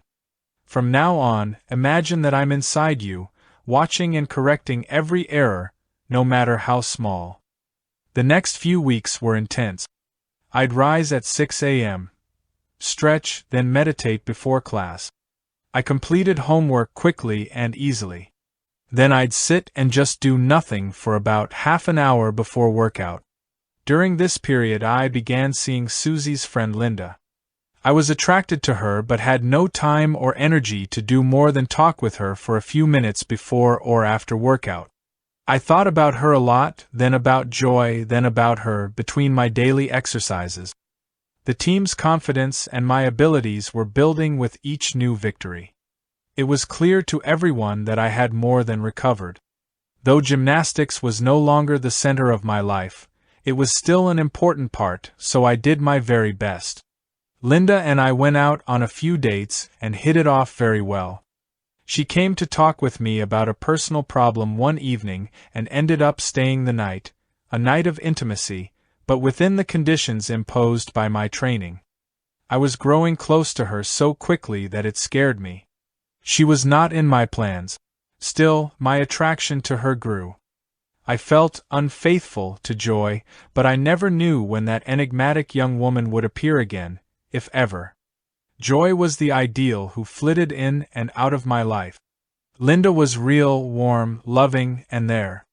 The coach was getting more excited, more careful, and more nervous, as each passing week brought us closer to the 1968 National Collegiate Championships in Tucson, Arizona. If we won this year, it would be a first for the university, and coach would realize a goal of 20 years standing. Soon enough, we were out on the floor for our 3-day contest against Southern Illinois University. By the final night of the team championships, Cal and SIU were running neck and neck, in the fiercest race in gymnastics history. With 3 events still to go, Southern had a 3-point lead. This was a critical point. If we were going to be realistic, we could resign ourselves to a respectable second-place finish. Or we could go for the impossible. I, for one, was going for the impossible. It felt like my spirit was on the line. I announced to the team. I didn't make a comeback for nothing. We're going all the way. I can feel it in my bones. Let's do it. My words were ordinary, but whatever I was feeling, the electricity, generated power in each man on the team. Like a tidal wave, we began to pick up momentum, speeding faster and more powerfully with each performer. The crowd, almost lethargic before, started to stir with excitement, leaning forward in their seat. Something was going on, everyone could feel it. Apparently, Southern was feeling our power, too, because they started to tremble in handstands and bobble on landings. But by the last event of the meet, they still had a full-point lead, and the high bar was always a strong event for them. Finally there were 2 Cal gymnasts left, Sid and I. The crowd was hushed. Sid walked to the bar, leaped up, and did a routine that made us hold our breath. He ended with the highest double flyaway anyone in that gym had ever seen. The crowd went wild. I was the last man up on our team, the anchor position, the pressure spot. Southern's last performer did a fine job. They were almost out of reach, but that almost was all I needed. I was going to have to do a 9.8 routine just to tie, and I'd never scored even close to that. Here it was, my final test. My mind was awash with memories, that night of pain when my thigh bone was splintered, my vow to recover, the doctor's admonition to forget about gymnastics, Socrates and my continual training, that endless run in the rain, far up into the hills. And I felt a growing power, a wave of fury at all those who said I'd never perform again. My passion turned to icy calm. There, in that moment, my fate and future seemed in balance. My mind cleared. My emotions surged with power. Do or die. With the spirit and focus I'd learned in that small gas station over the past months, I approached the high bar. There was not a sound in the gym. The moment of silence, the moment of truth. I chalked up slowly, adjusting my handguards, checking my wrist straps. I stepped forward and saluted the judges. My eyes shone with a simple message as I faced the head judge. Here comes the best damn routine you ever saw. I leaped up to the bar and drove my legs upward. From a handstand I began swinging. The only sound in the gym was that of my hands, revolving around the bar, as I vaulted, twisted, released again, and re-grasped the shining pipe. Only movement, nothing else. No oceans, no world, no stars. Only the high bar and one mindless performer, and soon, even they dissolved into a unity of motion. Adding a move I'd never done in competition before, I continued on, reaching past my limit. Around and around I swung, faster and faster, getting ready for the dismount, a piked double flyaway. I whipped around the bar, preparing to release and go flying into space, floating and twirling in the hands of a fate that I'd chosen for myself. I kicked and snapped my legs, spun round once, then twice, and kicked open, stretching my body for the landing. The moment of truth had arrived. I made a perfect landing that echoed through the arena. Silence, then pandemonium broke loose. A 9.85. We were champions. My coach appeared out of nowhere, grabbing my hand and shaking it wildly, refusing to let go in his rapture. My teammates, jumping and screaming, surrounded and hugged me. A few of them had tears in their eyes. Then I heard the applause thundering in the distance, growing louder. We could hardly contain our excitement during the awards ceremony. We celebrated all night, recounting the meet until morning. Then it was over. A long-awaited goal was accomplished. Only then did I realize that the applause, the scores and victories were not the same anymore. I had changed so much. My search for victory had finally ended. It was early spring 1968. My college career was drawing to a close. What would follow, I knew not. I felt numb as I said farewell to my team in Arizona and boarded a jet, heading back to Berkeley and Socrates and to Linda. I looked aimlessly at the clouds below, drained of ambition. All these years I had been sustained by an illusion, happiness through victory, and now that illusion was burned to ashes. I was no happier, no more fulfilled, for all my achievements. Finally I saw through the clouds. I saw that I had never learned how to enjoy life, only how to achieve.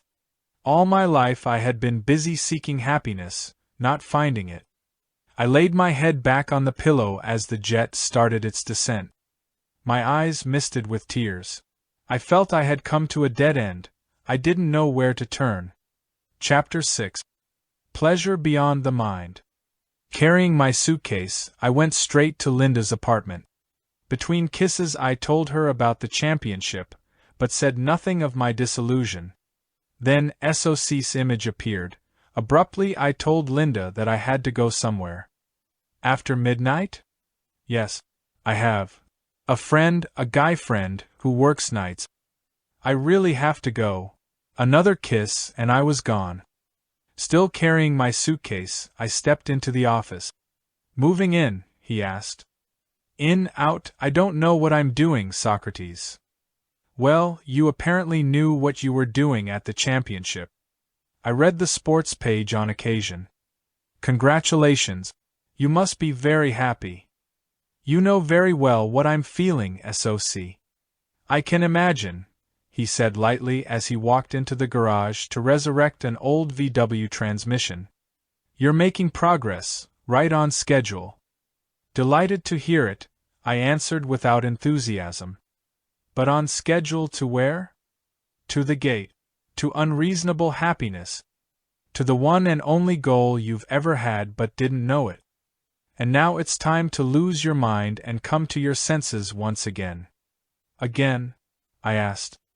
Oh yes, you once were bathed in brightness, and found pleasure in the simplest things. With that, he took my head in his hands and sent me back to my infancy. My eyes open wide. They gaze intently at shapes and colors beneath my hands as I crawl on the tiled floor. I touch a rug and it touches me back. Everything is bright and alive. I grasp a spoon in one tiny hand and bang it against a cup. The clinking noise delights my ears. I yell with power. Then I look up to see a skirt billowing above me. I'm lifted up and make cooing sounds. Bathed in my mother's scent, my body relaxes into hers, and I'm filled with bliss. Some time later, cool air touches my face as I crawl in a garden. Colorful flowers tower around me, and I'm surrounded by new smells. I tear one and bite it. My mouth is filled with a bitter message. I spit it out. My mother comes. I hold out my hand to show her a wiggly black thing that tickles my hand. She reaches down and knocks it away. Nasty spider, she says. Then she holds a soft thing to my face. It talks to my nose. Rose, she says, then makes the same noise again. Rose. I look up at her, then around me, and drift again into the world of scented colors. I came to lying face down on Soc's yellow rug. I lifted my head to peer at the legs of his ancient oak desk. But now everything seems somehow dimmed. Socrates, I feel half asleep, like I need to douse myself with cold water and wake up. Are you sure that last journey didn't do some damage? No, Dan, the damage was done over the years, in ways you'll soon see. That place, my grandfather's garden, it was like the Garden of Eden. Yes, it was the Garden of Eden. Every infant lives in a bright garden, where everything is sensed directly, without the veils of thought, free of beliefs, interpretation, and judgments. You fell from grace when you began thinking about, when you became a namer and a knower. It's not just Adam and Eve, you see, it's all of us. The birth of the mind is the death of the senses. It's not that we eat an apple and get a little sexy. I wish I could go back, I sighed. It was so bright, so clear, so beautiful. What you enjoyed as a child can be yours again. Jesus of Nazareth, one of the great warriors, once said that you must become like a little child to enter the kingdom of heaven. Socrates paused, then added, "Meet me tomorrow morning at 8 a.m. at the Botanical Gardens. It's time we went on a nature hike." I awoke after a few hours' sleep, refreshed and excited. Maybe today, maybe tomorrow, I'd discover the secret of the senses. I jogged up into Strawberry Canyon and waited for SOC at the entrance to the gardens. When he arrived, we strolled through green acres of every imaginable kind of tree, bush, plant, and flower. We entered a giant greenhouse. The air was warm and humid, contrasting with the cool morning air outside. SOC pointed to the tropical foliage that towered over us. As a child, all this would appear before your eyes and ears and touch as if for the first time. But now you've learned names and categories for everything. That's good, that's bad, that's a table, that's a chair, that's a car, a house, a flower, dog, cat, chicken, man, woman, sunset, ocean, star. You've become bored with things because they only exist as names to you. The dry concepts of the mind obscure your direct perception. Socrates waved his arm in a sweeping gesture, taking in the palms high above our heads that nearly touched the plexiglass canopy of the geodesic dome. You now see everything through a veil of associations about things, projected over a direct, simple awareness. You've seen it all before. It's like watching a movie for the 20th time.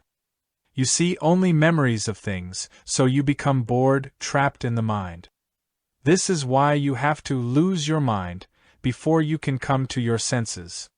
The next night Socrates was already putting the kettle on when I stepped into the office, carefully removed my shoes, and put them on the mat beneath the couch. With his back still turned, he said, "How about a little contest? You do a stunt, then I'll do a stunt, and we'll see who wins." Well, okay, if you really want to. I didn't want to embarrass him, so I just did a one-arm handstand on the desk for a few seconds, then stood on it and did a back somersault off, landing lightly on the carpet. Socrates shook his head, apparently demoralized. I thought it might be a close contest, but I can see that it's not going to be. I'm sorry, SOC, but after all, you aren't getting any younger, and I am pretty good at this stuff. What I meant to say, he grinned, is that you don't stand a chance. What? Here goes, he said. I watched him as he slowly turned around and walked deliberately into the bathroom. I moved toward the front door in case he came running out with a sword again. But he only emerged with his mug. He filled it with water, smiled at me, held the water up as if to toast me, and drank it slowly. Well, I said. That's it. That's what? You didn't do a thing. But I did. You just don't have the eyes to appreciate my feat. I was feeling a slight toxicity in my kidneys. In a few days, it might have begun to affect my entire body. So before any symptoms could arise, I located the problem and flushed out my kidneys. I had to laugh. SOC, you're the greatest con man I've ever met. Admit defeat, you're bluffing. I am completely serious.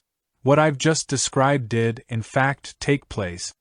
It requires sensitivity to internal energies and the voluntary control of a few subtle mechanisms. You, on the other hand, he said, rubbing salt in the wound, are only vaguely aware of what's going on inside that bag of skin. Like a balance beam performer just learning a handstand, you're not yet sensitive enough to detect when you're out of balance and you can still fall ill. And for all your gymnastic skills, you've only developed a gross level of awareness, sufficient to perform certain movement patterns but nothing to write home about. You sure take the romance out of a triple somersault, SOC. There is no romance in it. It's a stunt that requires time and practice to learn. But when you can feel the flow of energies in your body, then you'll have your romance. So keep practicing, Dan. Refine your senses a little more each day, stretch them as you would in the gym. Finally, your awareness will pierce deeply into your body and into the world. Then you'll think less and feel more. That way you'll enjoy even the simplest things in life, no longer addicted to achievement or expensive entertainment. Next time, he laughed, perhaps we can have a real competition. We sat quietly for a while, then went into the garage, where I helped SOC pull an engine from a VW and take apart another ailing transmission. When we returned later to the office, I asked SOC whether he thought rich people are any happier than poor stiffs like us. His response, as usual, shocked me. As a matter of fact, Dan, I'm quite wealthy.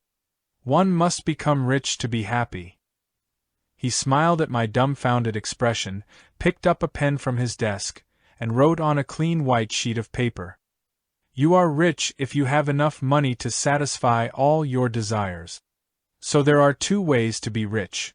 You earn, inherit, borrow, beg, or steal enough money to meet all your desires, or you cultivate a simple lifestyle of few desires. That way you always have enough money. A peaceful warrior has the insight and discipline to choose the simple way, to know the difference between needs and wants. We have few basic needs but endless wants. Full attention to every moment is my pleasure. Attention costs no money, your only investment is training. That's another advantage of being a warrior, Dan, it's cheaper. The secret of happiness, you see, is not found in seeking more, but in developing the capacity to enjoy less. I felt content listening to the spell he wove. There were no complications, no pressing searches, no desperate enterprises that had to be done. Socrates revealed to me the treasure trove of simple awareness. Suddenly he grabbed me under the arms, picked me up, and threw me straight up into the air, so high my head almost hit the ceiling. When I came down, he slowed my descent, setting me back down on my feet. Just wanted to make sure I have your attention for this next part. What time is it? 2:35. Wrong. The time always was, is, and always will be now. Now is the time is now. Is it clear? Well, yeah, it's clear. And where are we? We're in the gas station office, say, didn't we play this game a long time ago? Yes, we did, and what you learned is that the only thing you know absolutely is that you are here, wherever here may be. From now on, whenever your attention begins to drift off to other times and places, I want you to snap back. Remember, the time is now and the place is here. Just then, a college student burst into the office, dragging a friend with him. I couldn't believe it, he said to his friend, pointing to Socrates, then speaking to him. I was walking by on the street when I glanced over here and saw you throw that guy to the ceiling. Who are you, anyway? It looked as if Socrates was about to blow his cover. He looked at the student blankly, then laughed. Oh, SOC laughed again. Oh, that's good. No, we were just exercising to pass the time. Dan here is a gymnast, aren't you, Dan? I nodded. The student's friend said he remembered me. He'd watched a couple of gymnastics meets. SOC's story began to sound almost credible. We have a little trampoline behind the desk there. Socrates went behind the desk, where, to my complete stupefaction, he jumped on the non-existent mini trampoline so well I started to believe it was behind the desk. Jumping higher and higher until he could almost reach the ceiling, SOC then bounced lower, bobbing up and down, and finally stopped, bowing. I clapped. Confused but satisfied, they left. I ran around to the other side of the desk. There was, of course, no trampoline. I laughed hysterically. Socrates, you're incredible. Yep, he said, never one for false modesty. By this time the sky was showing the faint light of dawn as Socrates and I got ready to leave. Zipping up my jacket, I felt as if it was a symbolic dawn for me. Walking home, I thought of the changes that were showing up, not so much on the outside, but on the inside. I felt a new clarity about my path and priorities. I had finally released my expectation that the world should fulfill me.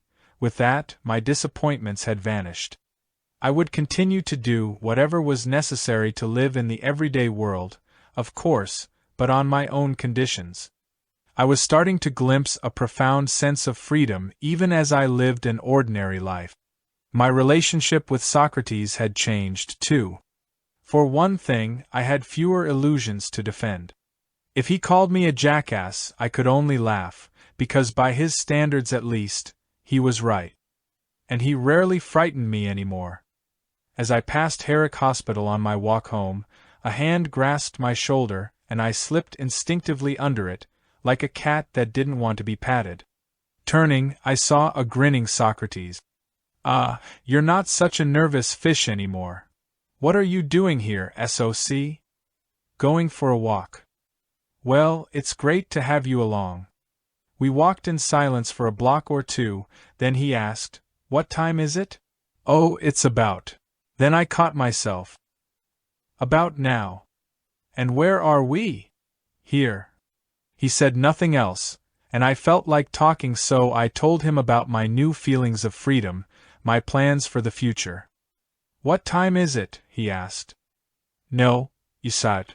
You don't have to keep." "Where are we?" he asked innocently. "Here, but—" "Understand this above all," he interrupted. "You can do nothing to change the past, and the future will never come exactly as you expect or hope for. There have never been past warriors, nor will there be future ones. The warrior is here, now.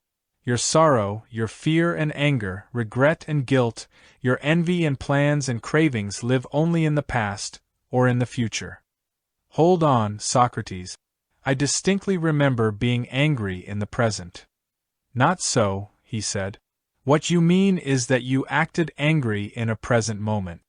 Action always happens in the present, because it is an expression of the body, which can only exist in the here and now. But the mind is like a phantom that lives only in the past or future. Its only power over you is to draw your attention out of the present." I bent over to tie my shoe when I felt something touch my temples. I finished tying my shoe and stood up, finding myself standing alone in a musty old attic without windows. In the dim light I discerned a couple of old trunks, shaped like vertical coffins, in a corner of the room. All at once, the hairs on my arms stood up and I felt an icy fear. I could hear no sound but the pounding of my heart. All else was muffled by the stale dead air. Taking a tentative step, I noticed that I was standing within a pentacle, a five-pointed star, painted in brownish red on the floor. I looked closer. The brownish-red color was from dried or drying blood. Behind me I heard a growling laugh, so sickening, so horrifying that I had to swallow the rising metallic taste in my mouth. Reflexively, I turned to face a leprous, misshapen beast.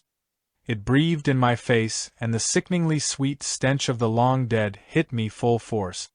Its grotesque cheeks pulled back to reveal black fangs. Then it spoke, "Come to me."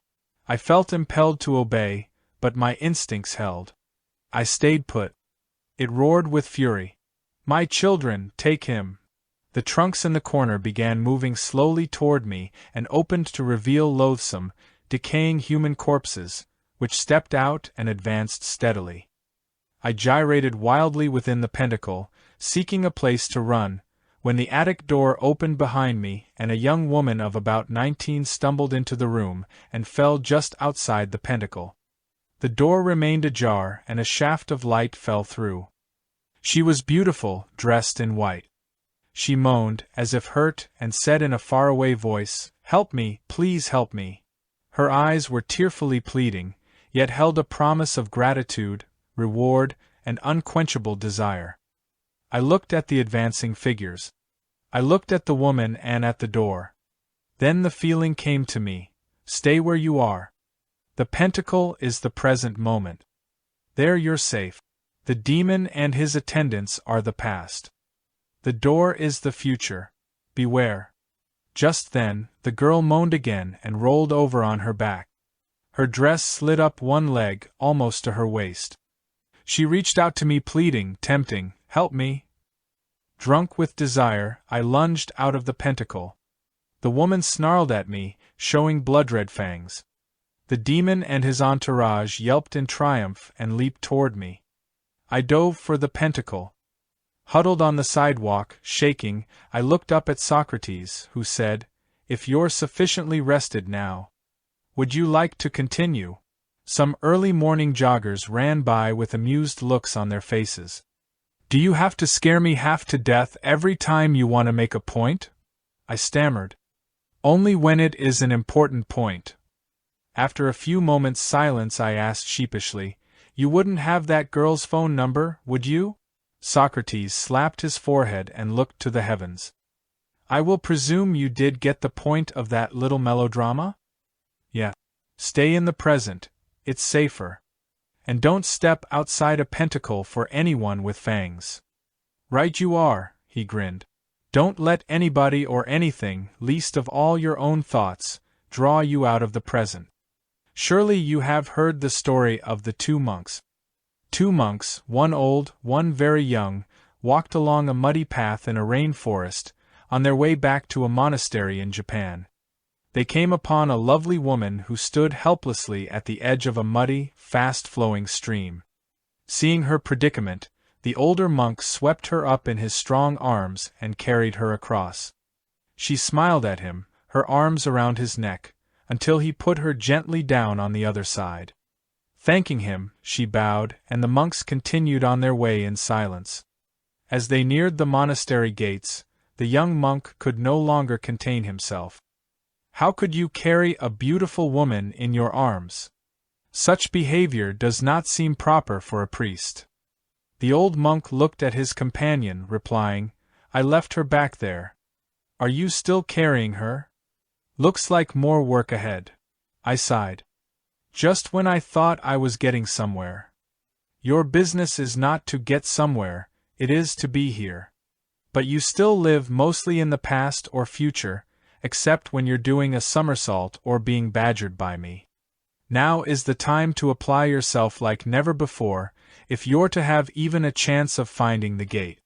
It is here, before you, open your eyes now. But how? Just keep your attention in the present moment, Dan. This is freedom from suffering, from fear, from mind. When thoughts touch the present, they dissolve. He prepared to leave. Wait, Socrates.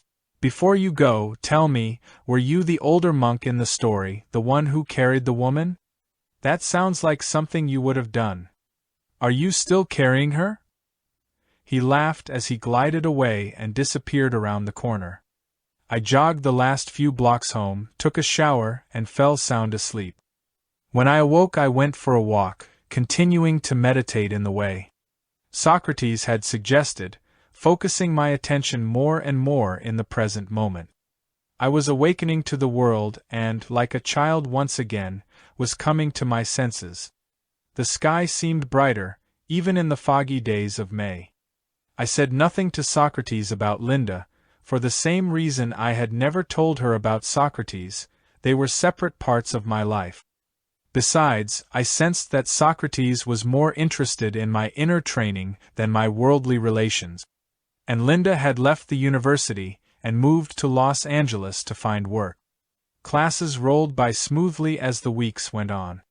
My real schoolroom, however, was Strawberry Canyon, where I ran like the wind through the hills, losing track of the distance, racing by jackrabbits.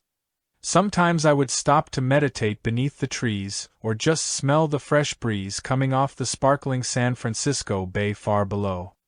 I would sit for an hour, watching the waters shimmer, or the clouds drifting overhead. I had been released from all the important goals of my past. Now only one remained, the gate. Sometimes even that was forgotten in the gym, when I played ecstatically, soaring high into the air on the trampoline, turning and twisting, floating lazily, then snapping into double somersaults and driving skyward again. Despite the miles between us, Linda and I phoned each other every day and developed a growing sense of intimacy. Meanwhile, the only time I saw joy was when she stepped out of the shadows or appeared in a dream. Her image would float before my eyes, smiling mischievously, until I wasn't sure of what or whom I really wanted. Then, before I knew it, my last year at the university was drawing to a close. Final exams were just a formality. Writing answers in familiar blue books, I knew my life had changed as I delighted in the smooth blue ink emanating from the point of my pen. Even the lines on the paper seemed a work of art. The ideas just rolled out of my head, unobstructed by tension or concern. Then it was over. I'd finished my university education. I brought fresh apple juice to the station to celebrate with Socrates. As we sat and sipped, my thoughts again drifted into the future. "Where are you?" SOC asked. "What time is it?" "Here. Now. But my present reality is that I need a career." "Any advice?" "Yes. Do what you will. Follow your nose and trust your instincts." "That's not entirely helpful." "It doesn't matter what you do, only how well you do it. By the way," he added, "Joy will be visiting this weekend." "Wonderful. How about us going on a picnic this Saturday? Does 10 a.m. sound good?" "Fine, we'll meet you here." I said good night and stepped out into a cool June morning, under sparkling stars. It was about 1:30 a.m. as I turned from the station and walked to the corner. Something made me turn around and I looked up on the roof. There he was, the vision I'd seen so many months ago, standing very still, a soft light glowing around his body as he looked up into the night. Even though he was 60 feet away and speaking softly, I heard him as if he were next to me. "Dan, come here." I walked quickly around back in time to see Socrates emerge from the shadows. "Before you leave tonight there is one final thing you should see." He pointed his 2 index fingers toward my eyes, and touched me just above the brows. Then he simply stepped away and leaped straight up, landing on the roof. I stood, fascinated, not believing what I'd seen. SOC jumped down, landing with very little sound. "The secret," he grinned, "is very strong ankles." I rubbed my eyes. "Socrates, was it real?" "I mean, I saw it, but you touched my eyes first." "There are no well-defined edges of reality, Dan. The Earth isn't solid. It is made of molecules and atoms, tiny universes filled with space. It is a place of mystery, light, and magic if you only open your eyes." We said goodnight. Saturday finally arrived. I walked into the office and SOC rose from his chair. Then I felt a soft arm wrap around my waist and saw Joy's shadow move next to mine. "I'm so happy to see you again," I said, hugging her. Her smile was radiant. "Ooh," she squeaked. "You are getting strong. Are you training for the Olympic Games?" "As a matter of fact," I answered seriously, "I've decided to retire. Gymnastics has taken me as far as it can. It's time to move on." She nodded without comment. "Well, let's be off," said Socrates, carrying the watermelon he'd brought. I had the sandwiches in my backpack. Up we rode, into the hills, on a day that couldn't have been more beautiful. After lunch, SOC decided to leave us alone and go climb a tree. Later, he climbed down to hear us brainstorming. "I'm going to write a book someday about my life with Socrates, Joy. Maybe they'll make a movie out of it," she said, as SOC listened, standing by the tree. I was getting enthusiastic now. "And they'll have warrior t-shirts." "And warrior soap," Joy cried. "And warrior decals." "And bubble gum." Socrates had heard enough. Shaking his head, he climbed back up the tree. We both laughed, rolling in the grass, and I said with practiced casualness, "Hey, why don't we have a little race to the merry-go-round and back?" "Dan, you must be a glutton for punishment," Joy boasted. "My father was an antelope, my mother a cheetah. My sister is the wind and—" "Yeah, and your brothers are a Porsche and a Ferrari." She laughed as she slipped into her sneakers. "The loser cleans up the garbage," I said. Doing a perfect imitation of W.C. Fields, Joy said, "There's a sucker born every minute." Then, without warning, she took off. I yelled after her, putting on my shoes, "And I suppose your uncle was Peter Rabbit." I called up to Socrates, "Be back in a few minutes," and sprinted after Joy, now far ahead. running for the merry-go-round about a mile away. She was fast, all right, but I was faster, and I knew it. My training had honed me to an edge sharper than I'd ever imagined. Joy looked back as her arms and legs pumped smoothly, and was surprised, might I say shocked, to see me running right behind her, breathing easy. She pushed even harder and looked back again. I was close enough to see beads of perspiration dripping down her soft neck. As I pulled up alongside her, she puffed, "What did you do? Hitch a ride on the back of an eagle?" "Yes," I smiled at her. "One of my cousins." Then I blew her a kiss and took off. I was already around the merry-go-round and halfway back to the picnic spot when I saw that Joy had fallen 100 yards behind. It looked like she was pushing hard and getting tired.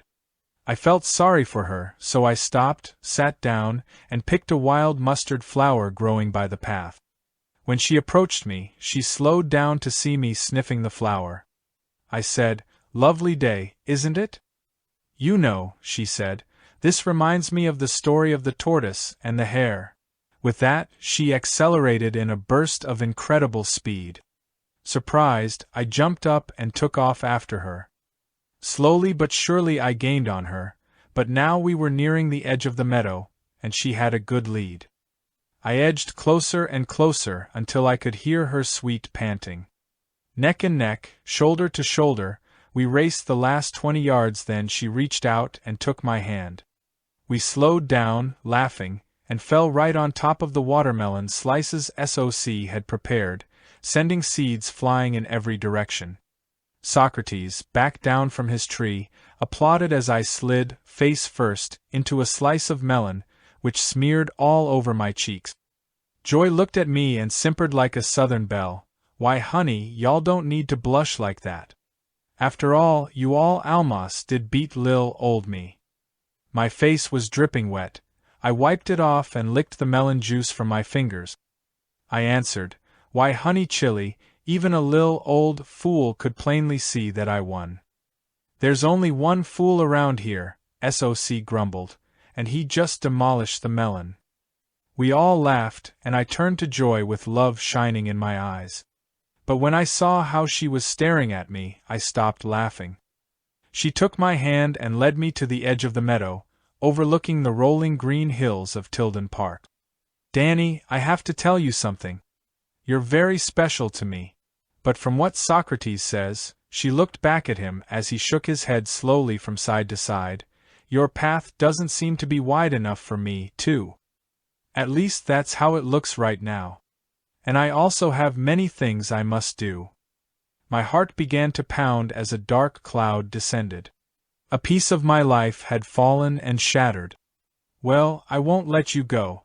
I don't care what Socrates, or you, or anyone says." Joy's eyes filled with tears. "Oh, Danny, I hope that one day. But Socrates has told me that it's best if you forget." As I gazed one last time into Joy's luminous eyes, Socrates approached me from behind and touched me lightly at the base of my skull. The lights went out, and I immediately forgot I ever knew a woman named Joy. Book 3. Unreasonable Happiness. Chapter 7. The Final Search. When my eyes opened, I was lying on my back looking up at the sky. I must have dozed off. "Stretching," I said. "The two of us should get out of the station and picnic more often, don't you think?" "Yes," he nodded slowly. "Just the two of us." We collected our gear and walked a mile or so through the wooded hills before catching the bus. All the way down the hill, I had a vague feeling that I'd forgotten to say or do something, or maybe I'd left something behind. By the time the bus reached the lowlands, the feeling had faded. Before he stepped off the bus, I asked, "Hey, SOC, how about going for a run with me sometime tomorrow?" "Why wait," he answered. "Meet me tonight on the bridge over the creek at 11:30. We can go for a midnight run up the trails." That night the full moon gave a silver sheen to the tops of the weeds and bushes as we started up the trails. But I knew every foot of the 5-mile climb and could have run the trails in complete darkness. After a steep climb on the lower trails, my body was toasty warm. Soon we had reached the connector and started up. What had seemed like a mountain many months ago was now hardly any strain for me. Breathing deeply, I sprinted up and hooted at Socrates trailing behind, wheezing, clowning around. "Come on, old man, catch me if you can." On a long stretch I looked back expecting to see SOC bouncing along. He was nowhere in sight. I stopped, chuckling, suspecting an ambush. Well, I'd let him wait up ahead and wonder where I was. I sat on the edge of a hill and looked out over the bay to the city of San Francisco glittering in the distance. Then the wind began to whisper. Suddenly I knew that something was terribly wrong. I leaped up and raced back down the trails. I found Socrates just around the bend, lying face down on the cold earth. I knelt down quickly, tenderly turning him over and holding him, and put my ear to his chest. His heart was silent. "My God, oh my God," I said as a shrill gust of wind howled up the canyon. Laying SOC's body down, I put my mouth over his and blew into his lungs. I pumped his chest madly in a growing panic. Finally I could only murmur softly to him, cradling his head in my hands. "Socrates, don't die, please, Socrates." It had been my idea to run. I remembered how he had fought his way up the connector, wheezing.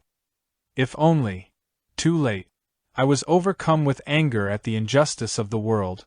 I felt a rage greater than any I had ever known. "No!" I screamed at God, and my anguish echoed down the canyon, sending birds soaring from their nests into the safety of the air. Socrates would not die, I wouldn't let him. I felt energy surging through my arms, legs, and chest. I would give it all to him. If it meant my life, it was a price I would gladly pay. "Socrates, live, live." I grabbed his chest in my hands, digging my fingers into his ribs.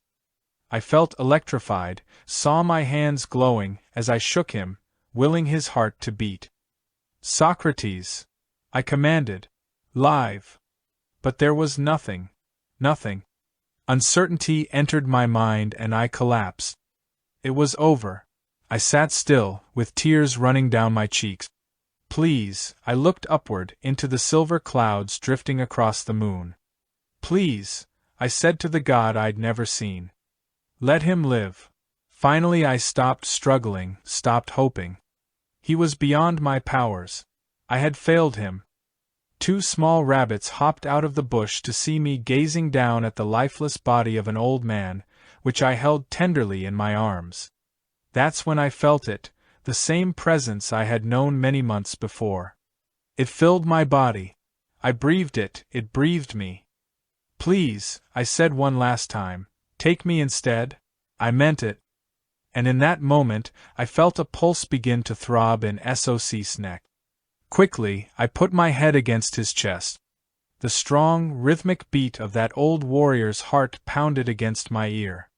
I breathed life into him, then, until his chest rose and fell of its own accord. When Socrates opened his eyes, he saw my face above his, laughing, crying softly with gratitude. And the moonlight bathed us in quicksilver. The rabbits, their fur shining, gazed at us. Then, at the sound of my voice, they retreated into the bush. "Socrates, you're alive.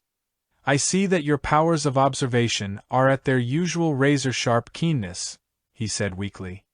He tried to stand, but he was very shaky and his chest hurt, so I lifted him on my shoulders, firefighter style, and began carrying him up toward the end of the trails, 2 miles away. From the Lawrence Science Lab, the night watchman could call an ambulance. He rested quietly on my shoulders most of the way as I fought fatigue, sweating under his weight. Now and then he would say, "The only way to travel, let's do this more often," or "Giddy up." I returned home only after he was settled into the intensive care unit at Herrick Hospital. That night the dream returned. Death reached out for Socrates. With a cry, I awoke. I sat with him during the next day. He was asleep most of the time, but late in the afternoon he wanted to talk. "Okay, what happened?" "I found you lying there. Your heart had stopped and you weren't breathing. I willed you to live. Remind me to put you in my will, too. What did you feel? That was the strange part, SOC. At first I felt energy course through me. I tried to give it to you. I had nearly given up when... Never say die, he proclaimed. Socrates, this is serious. Continue, I'm rooting for you. I can't wait to find out how it all came out. I grinned. You know damn well how it came out. Your heart started beating again, but only after I stopped trying. The presence I once felt, it started your heartbeat. He nodded. You were feeling it. It wasn't a question, but a statement. Yes. That was a good lesson, he said, stretching gently. A lesson? You had a heart attack, and it was a nice little lesson for me? That's how you see it. Yes, he said. And I hope you make good use of it. No matter how strong we appear, each of us has a hidden weakness that may be our ultimate undoing. House rules. For every strength there is a weakness, and for every weakness a strength. Even as a child, my weakness has always been my heart. And you, my young friend, have another kind of heart trouble. Ido. Yes. You haven't yet opened your heart fully to life, to each moment. The peaceful warrior's way is not about invulnerability, but absolute vulnerability, to the world, to life, and to the presence you felt. All along I've shown you by example that a warrior's life is not about imagined perfection or victory, it is about love. Love is the warrior's sword, wherever it cuts it gives life, not death. Socrates, tell me about love. I want so much to understand. Love is not something to be understood, it can only be lived. I looked down at him, realizing the extent of his sacrifice, how he had trained with me, never holding back, even though he knew he had a heart condition, all just to keep my interest. My eyes filled with tears. I do feel SOC. Bullshit. Sorrow is not good enough. My shame turned to frustration. You can be infuriating sometimes, you old wizard. What do you want from me, blood? Anger is not good enough, he intoned dramatically, pointing at me with his eyes popping out like an old-fashioned movie villain. Socrates, you are completely loony, I laughed. Yes, that's it, laughter is good enough. I laughed with him until, chuckling softly, he fell asleep. I left quietly. When I came to visit the next morning, he appeared stronger. I took him to task right away. Socrates, why did you persist in running with me and doing all those leaps and bounds when you knew that they might kill you at any time? Better to live until you die, he said. I am a warrior, so my way is action. I am a teacher, so I teach by example. Some day you may teach others as I have taught you, then you'll understand that words are not enough. You, too, must teach by example what you've realized through experience. Then he told me a story. A mother brought her young son to Mahatma Gandhi. She begged, please Mahatma, tell my son to stop eating sugar. Gandhi paused, then said, bring your son back in 2 weeks. Puzzled, the woman thanked him and said that she would do as he had asked. 2 weeks later, she returned with her son. Gandhi looked the youngster in the eye and said, stop eating sugar. Grateful but bewildered, the woman asked, why did you tell me to bring him back in 2 weeks? You could have told him the same thing then. Gandhi replied, 2 weeks ago, I was eating sugar. So remember, Dan, embody what you teach, and teach only what you have embodied. What would I teach other than gymnastics? Gymnastics is enough for now. Use it as a way to convey universal lessons, he said. Give people what they want until they want what you want to give them. Teach somersaults until someone asks for more. How will I know if they want something more? You'll know. Socrates, are you sure I'm destined to be a teacher? I don't feel like one. You appear to be headed in that direction. That brings me to something I've wanted to ask you for a long time. You often seem to read my thoughts or to know my future. Will I someday have these kinds of powers? Upon hearing this, SOC reached over and clicked the TV on and started to watch cartoons. I clicked it back off. He turned to me and sighed. I was hoping you would bypass any fascination with powers. But now that it's come up, we might as well get it out of the way. So what do you want to know? Well, for starters, foretelling the future. You seem to be able to do it sometimes. Reading the future is based on a realistic perception of the present. Don't be concerned about seeing the future until you can clearly see the present. Well, what about reading other people's minds? I asked. Socrates sighed. First, you'd better learn to read your own. You seem to be able to read my mind most of the time.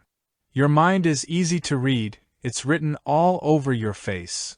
I blushed. See what I mean? He laughed, pointing to my rouge complexion. It doesn't take a magician to read faces, poker players do it all the time. But what about real powers? He sat up in bed and said, Special powers do in fact exist, Dan. But for the warrior, such things are beside the point. Don't be deluded by shiny baubles. A warrior can rely on the power of love, of kindness, of service, and the power of happiness. You cannot attain happiness. It attains you, but only after you surrender everything else. Socrates seemed to grow weary. He gazed at me for a moment, as if making a decision. Then he spoke in a voice both gentle and firm, saying the words I had most feared. You have prepared well, Dan, but you are still trapped, still searching. So be it. You shall search until you tire of it. You are to go away for a while. Seek what you must, and learn what you can. Then we shall see. My voice quavered with emotion. How long? His words jolted me. 9 or 10 years should be sufficient. Feeling a sudden panic, I said, I have no place to go, no other place I want to be. Please, let me stay with you. He closed his eyes and sighed. Trust this, my young friend, your path will guide you, you cannot lose your way. But when can I see you again? I'll find you when your search is finished, really finished. When I become a warrior? A warrior is not something you become, Dan. It is something you either are, in this moment, or something you are not. The way itself creates the warrior. And now forget me. Go, and come back radiant. I had grown to depend so much on his counsel, on his certainty. Trembling, I walked to the door. Then I turned and looked one last time into those shining eyes. I'll do all that you've asked, Socrates, except one. I'll never forget you. I walked down the stairs, out into the city streets, and up the winding roads through campus into an uncertain future. I decided to move back to Los Angeles, my hometown. I took my old Valiant out of storage and spent my last weekend in Berkeley packing for my departure. Thinking of Linda, I walked to the corner phone booth and dialed the number of her new apartment. When I heard her sleepy voice, I knew what I wanted to do. Sweetheart, I have a couple of surprises.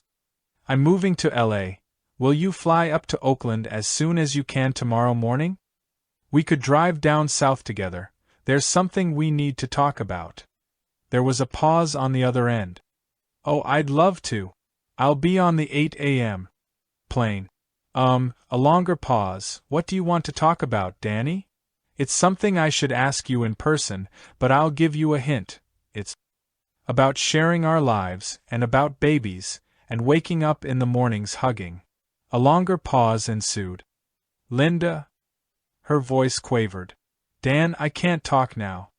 I'll fly up early tomorrow. I'll meet you at the PSA gate. Bye, Linda. Bye, Danny. Then there was the lonely buzz on the line. I arrived at the gate by 8:45 a.m. She was already standing there, bright-eyed, a beauty with dazzling red hair. She ran up to me, laughing, and threw her arms around me. Ooh, it's good to hold you again, Danny. I could feel the warmth of her body radiate into mine.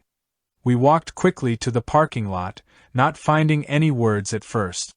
I drove back up to Tilden Park and turned right, climbing to Inspiration Point. I had it all planned. I asked her to sit on the fence and was about to pop the question when she threw her arms around me and said, "Yes," and began to cry. Was it something I said? I joked feebly. We were married in the Los Angeles Municipal Courthouse in a beautiful private ceremony. Part of me felt very happy, another part was unaccountably depressed. I awoke in the middle of the night and gently tiptoed out to the balcony of our honeymoon suite. I cried soundlessly. Why did I feel as if I had lost something, as if I had forgotten something important? The feeling was never to leave me. We soon settled into a new apartment. I tried my hand at selling life insurance. Linda got a part-time job as a bank teller. We were comfortable and settled, but I was too busy to devote much time to my new wife. Late at night, when she was sleeping, I sat in meditation. Early in the morning I would do a few exercises. But before long my job responsibilities left me little time for such things. All my training and discipline began to fade. After 6 months of sales work, I had had enough. I sat down with Linda for our first good talk in many weeks. "Honey, how do you feel about moving back up to Northern California and looking for different work?" "If that's what you want to do, Dan, it's okay with me. Besides, it might be nice to be near my folks. They're great babysitters." "Babysitters?" "Yes. How do you feel about being a father?" "You mean a baby? You me a baby?" I hugged her very gently for a long time. I couldn't make any wrong moves after that. The second day up north Linda visited her folks and I went job hunting. I learned from my ex-coach Hal that the men's coaching position for gymnastics was open at Stanford University. I interviewed for the job that day and drove up to my in-laws to tell Linda the news. When I arrived, they said I had received a call from the Stanford athletic director and had been offered the coaching job, to begin in September. I accepted. I'd found a career, just like that. In late August, our beautiful daughter, Holly, was born. I drove all our belongings up to Menlo Park and moved us into a comfortable apartment. Linda and the baby flew up 2 weeks later. We were contented, for a time, but I was soon immersed in my job, developing a strong gymnastics program at Stanford. I ran for miles through the golf course early each morning and often sat alone on the shore of Lake Lagunita. Again, my energies and attention flew in many directions, but sadly, not in Linda's. A year went by almost without my noticing it. Everything was going so well, I couldn't understand my persistent feeling that I had lost something a long time ago. The sharp images of my training with Socrates, running into the hills, the strange exercises late at night, the hours of talking and listening and watching my enigmatic teacher, were fading memories. Not long after our first anniversary, Linda told me she wanted us to see a marriage counselor. It came as a complete shock, just when I felt we'd be able to relax and have more time together. The marriage counselor did help, yet a shadow had come between Linda and me. Maybe it had been there since our wedding night. She had grown quiet and private, drawing Holly with her into her own world. I came home from work each day totally spent, with too little energy left for either of them. My third year at Stanford, I applied for the position of faculty resident in one of the university residence halls so that Linda could be with other people. It soon became apparent that this move had worked only too well, especially in the arena of romance. She had formed her own social life, and I had been relieved of a burden I could not, or would not, fulfill. Linda and I were separated in the spring of my third year at Stanford. I delved even deeper into my work, and began my inner search once again. I sat with a Zen group in the mornings in our gym. I began to study Aikido in the evenings. I read more and more, hoping to find some clues or directions or answers to my unfinished business. When I was offered a faculty position at Oberlin College, a residential liberal arts college in Ohio, it seemed like a second chance for us. But my search for happiness only intensified.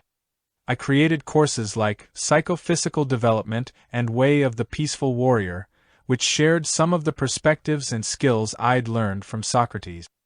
At the end of my first year, I received a special grant from the college to travel and do research in my chosen field. That summer, Linda and I separated. Leaving her and my young daughter behind for a time, I set off on what I hoped would be my final search. I was to visit many places around the world, Hawaii, Japan, Hong Kong, India, and elsewhere, where I encountered extraordinary teachers, and schools of yoga, martial arts, and shamanism. I had many experiences and found great wisdom, but no lasting peace. As my travels neared their conclusion, I became even more desperate, compelled toward a final confrontation with the questions that rang out in my mind. What is enlightenment? When will I find peace? Socrates had spoken of these things, but at the time, I didn't have the ears to hear him. When I arrived in the village of Cascais on the coast of Portugal, the last stop on my journey, the questions continued to replay themselves endlessly, burning deeper into my mind. One morning I awoke on an isolated stretch of beach where I had camped for a few days. My gaze drifted to the water, where the tide was devouring my painstakingly constructed castle of sand and sticks. For some reason, this reminded me of my own death, and what Socrates had tried to tell me. His words and gestures played back in bits and pieces, like the twigs from my castle, now scattered and floating in the shallow surf. Consider your fleeting years, Danny. One day you'll discover that death is not what you might imagine, but then, neither is life. Either may be wondrous, filled with change, or, if you do not awaken, both may turn out to be a considerable disappointment.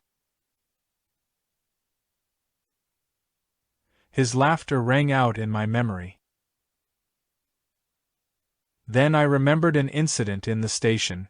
I had been acting lethargic. Socrates suddenly grabbed me and shook me.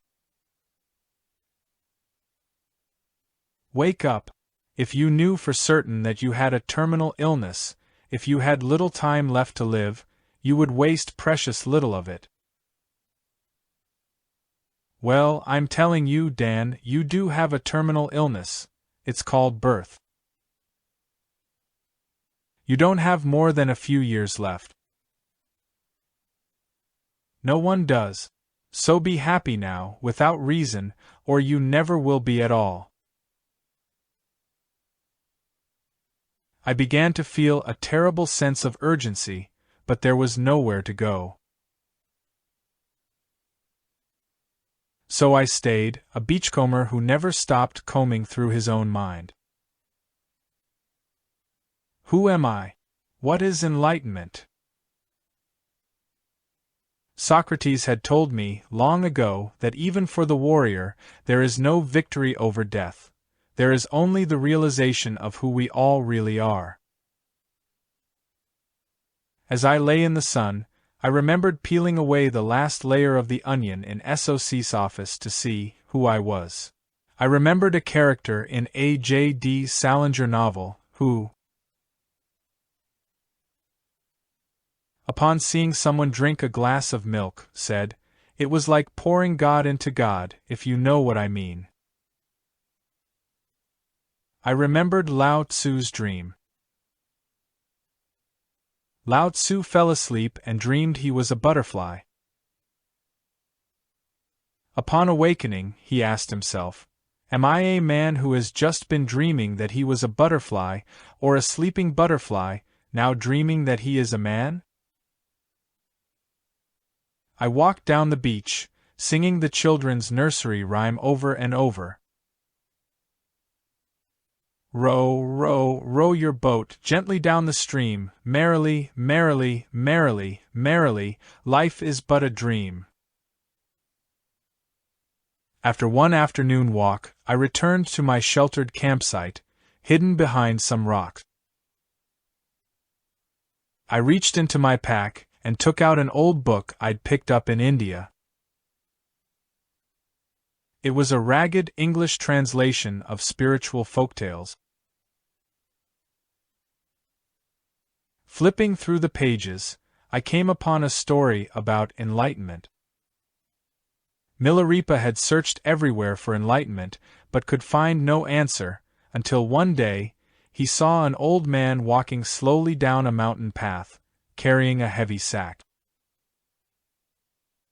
Immediately, Milarepa sensed that this old man knew the secret he had been desperately seeking for many years.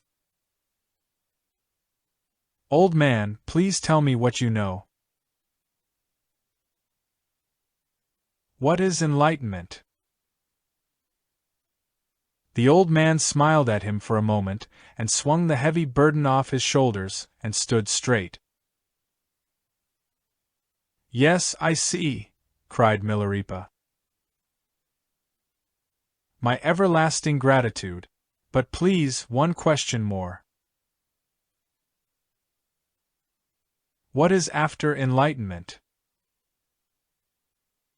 Smiling again, the old man picked up the sack once again, slung it over his shoulders, steadied his burden, and continued on his way. That same night I had a dream. I am in darkness at the foot of a great mountain, searching under every stone for a precious jewel. The valley is covered in darkness, so I cannot find the jewel. Then I look up at the shining mountain peak. If the jewel is to be found, it must be at the top. I climb and climb, beginning an arduous journey that takes many years.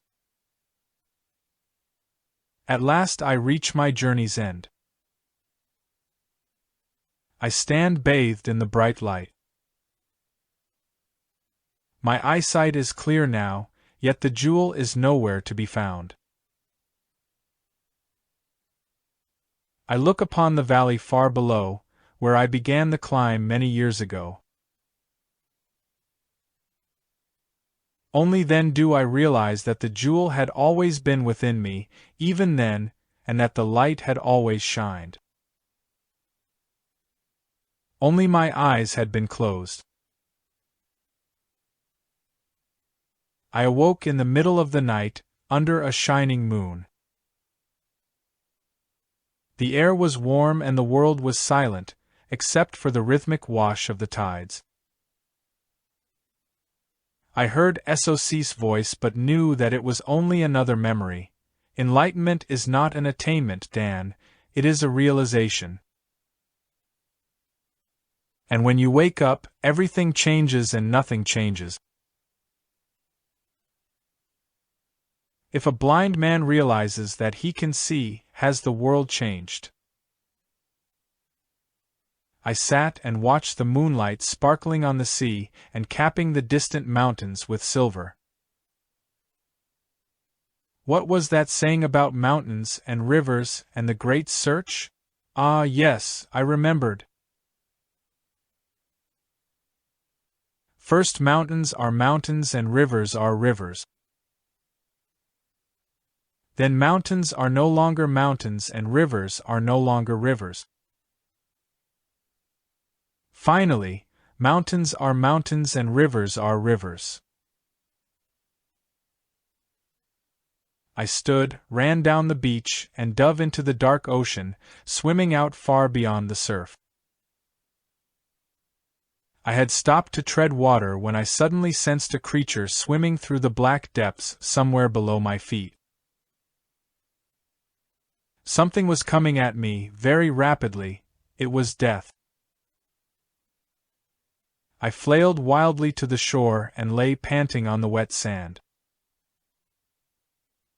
A small crab crawled in front of my eyes and burrowed into the sand as a wave washed over it. I stood, dried myself, and slipped into my clothes. I packed by the light of the moon.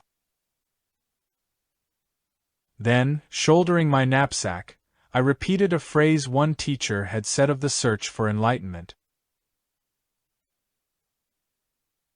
Better never begin, once begun, better finish. I knew it was time to go home. As the jumbo jet settled onto the runway at Hopkins Airport in Cleveland, I felt a growing anxiety about my marriage and my life. Over 6 years had passed. I felt older but no wiser. What could I say to my wife and my daughter? Would I ever see Socrates again, and if I did, what could I bring to him? Linda and Holly were waiting for me when I got off the plane.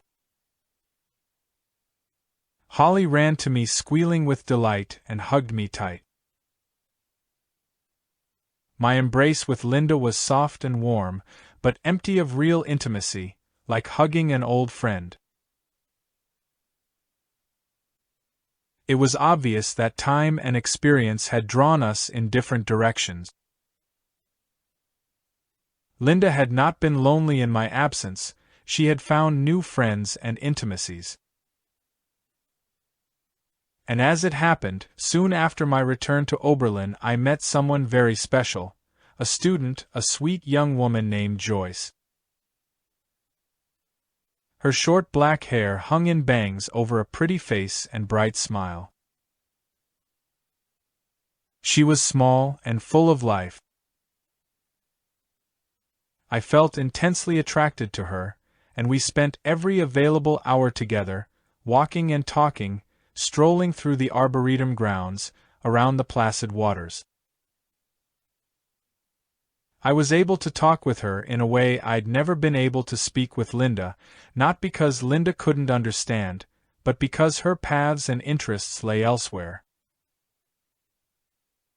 Joyce graduated in the spring.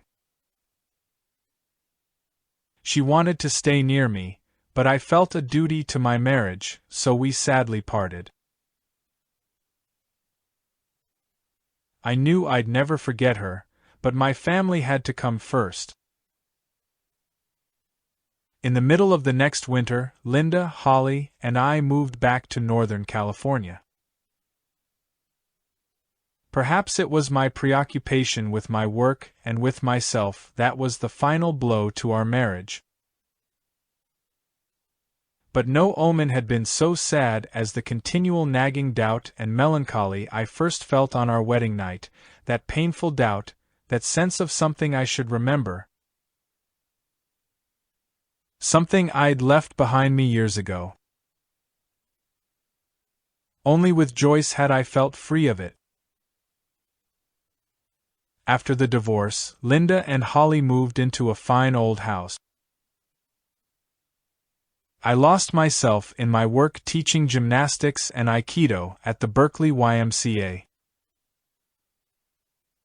The temptation to visit the gas station was agonizing, but I would not go until I was called. Besides, how could I go back?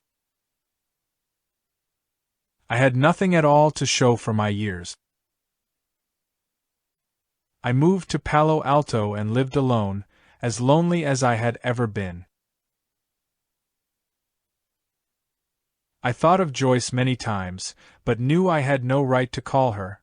I still had unfinished business. I began my training anew. I exercised, read, meditated, and continued driving questions deeper and deeper into my mind, like a sword. In a matter of months, I started to feel a renewed sense of well-being that I hadn't felt in years. During this time, I started writing, recording volumes of notes from my days with Socrates. I hoped my review of our time together would give me a fresh clue. Nothing had really changed, at least nothing I could see, since he had sent me away. One morning, I sat on the front steps of my small apartment, overlooking the freeway. I thought back over the past 8 years. I had begun as a fool, and had almost become a warrior.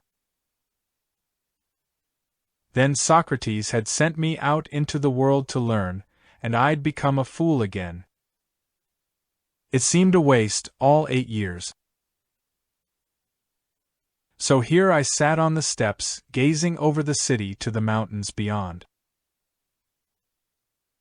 Suddenly my attention narrowed, and the mountains began to take on a soft glow.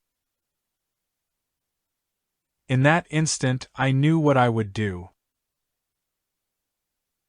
I sold what few belongings I had left, strapped my pack to my back, and hitchhiked south toward Fresno, then headed east into the Sierra Nevada. It was late summer, a good time to get lost in the mountains. Chapter 8. The gate opens. On a narrow road somewhere near Edison Lake, I started hiking inward to an area Socrates had once mentioned, inward and upward, toward the heart of the wilderness. I sensed that here in the mountains I would find the answer, or die. In a way, I was right on both counts. I hiked up through alpine meadows, between granite peaks, winding my way through thick groves of pine and spruce, up into the high lake country, where people were scarcer than the puma, deer, and small lizards that scurried under rocks as I approached. I made camp just before dusk.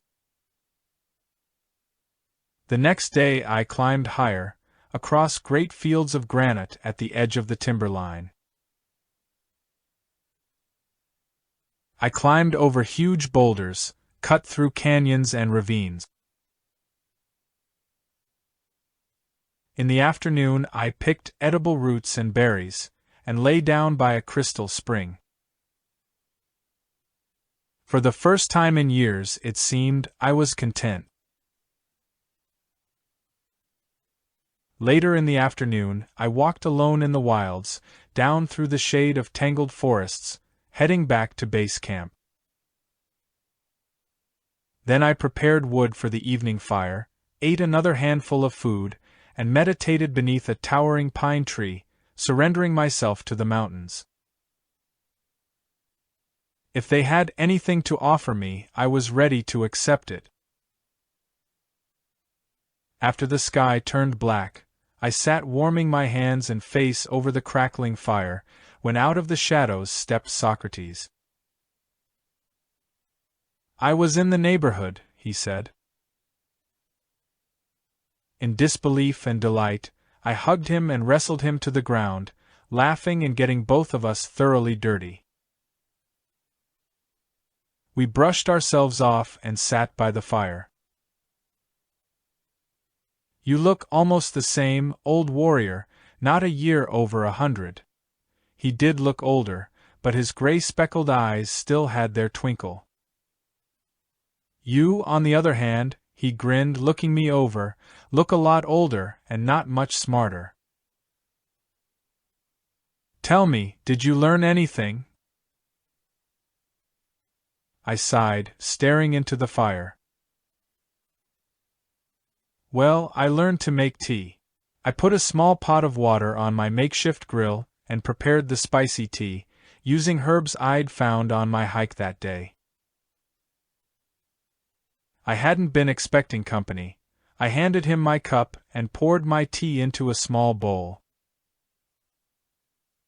Finally the words poured forth. As I spoke, the despair that I'd held for so long at last caved in on me.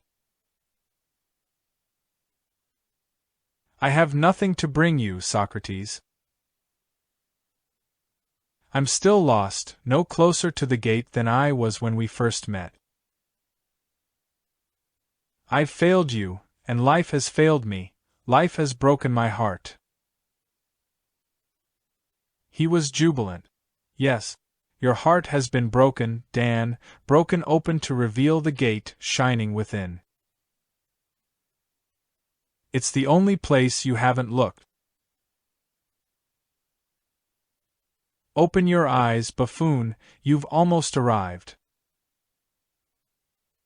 Confused and frustrated, I could only sit there helplessly. SOC reassured me. You're almost ready, you're very close. I pounced on his words eagerly. Close to what? To the end. Fear crept up my spine for a moment. I crawled quickly into my sleeping bag, and Socrates unrolled his. My last impression that night was of my teacher's eyes, shining, as if he were looking through me, through the fire, into another world. In the first direct rays of the morning sun, Socrates was already up, sitting over by a nearby stream.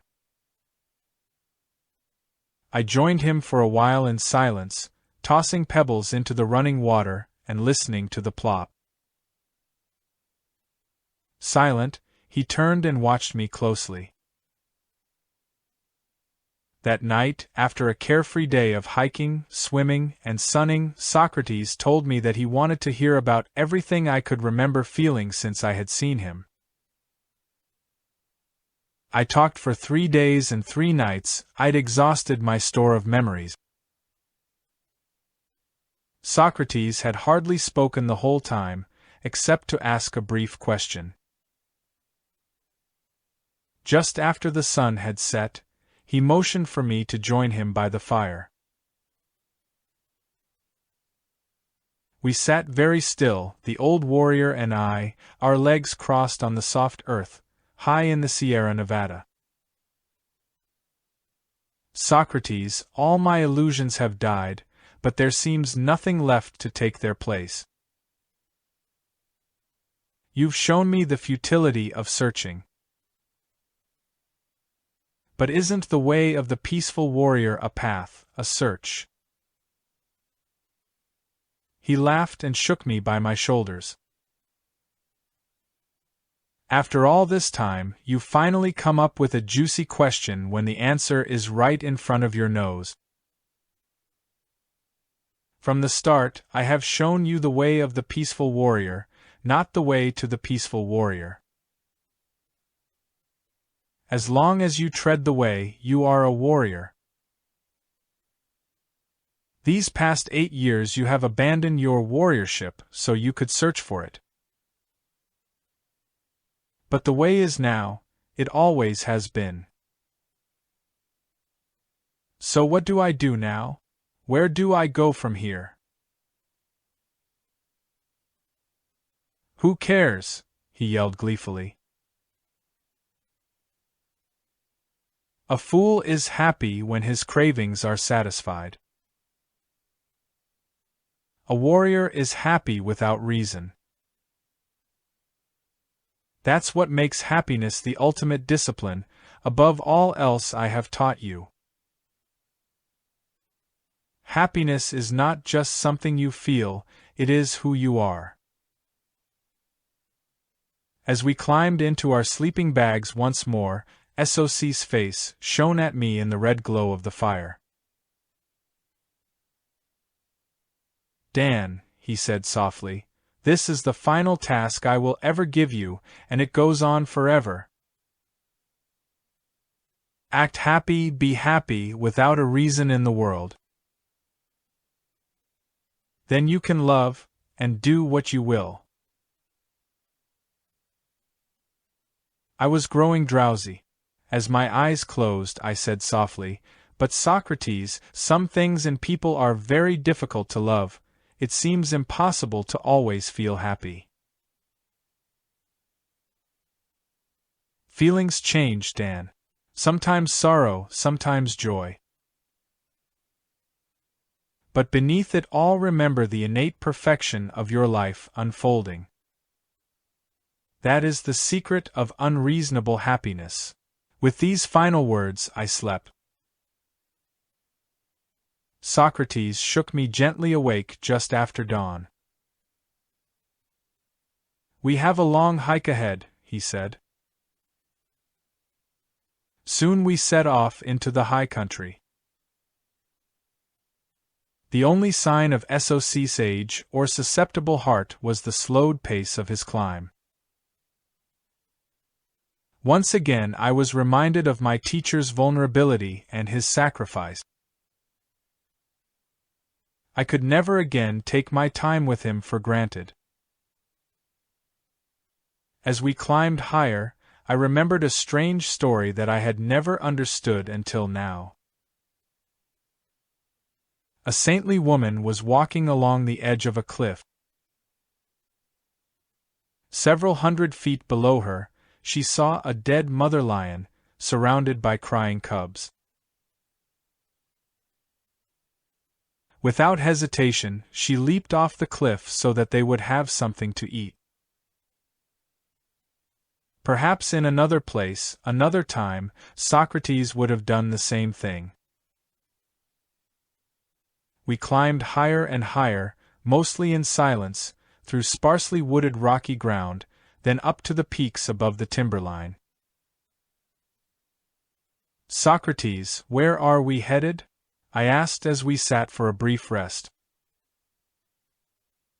We're going to a special mound, a holy place, the highest plateau in many miles. It was a burial site for an early American tribe so small that the history books do not record its existence. But these people lived and worked in solitude and in peace.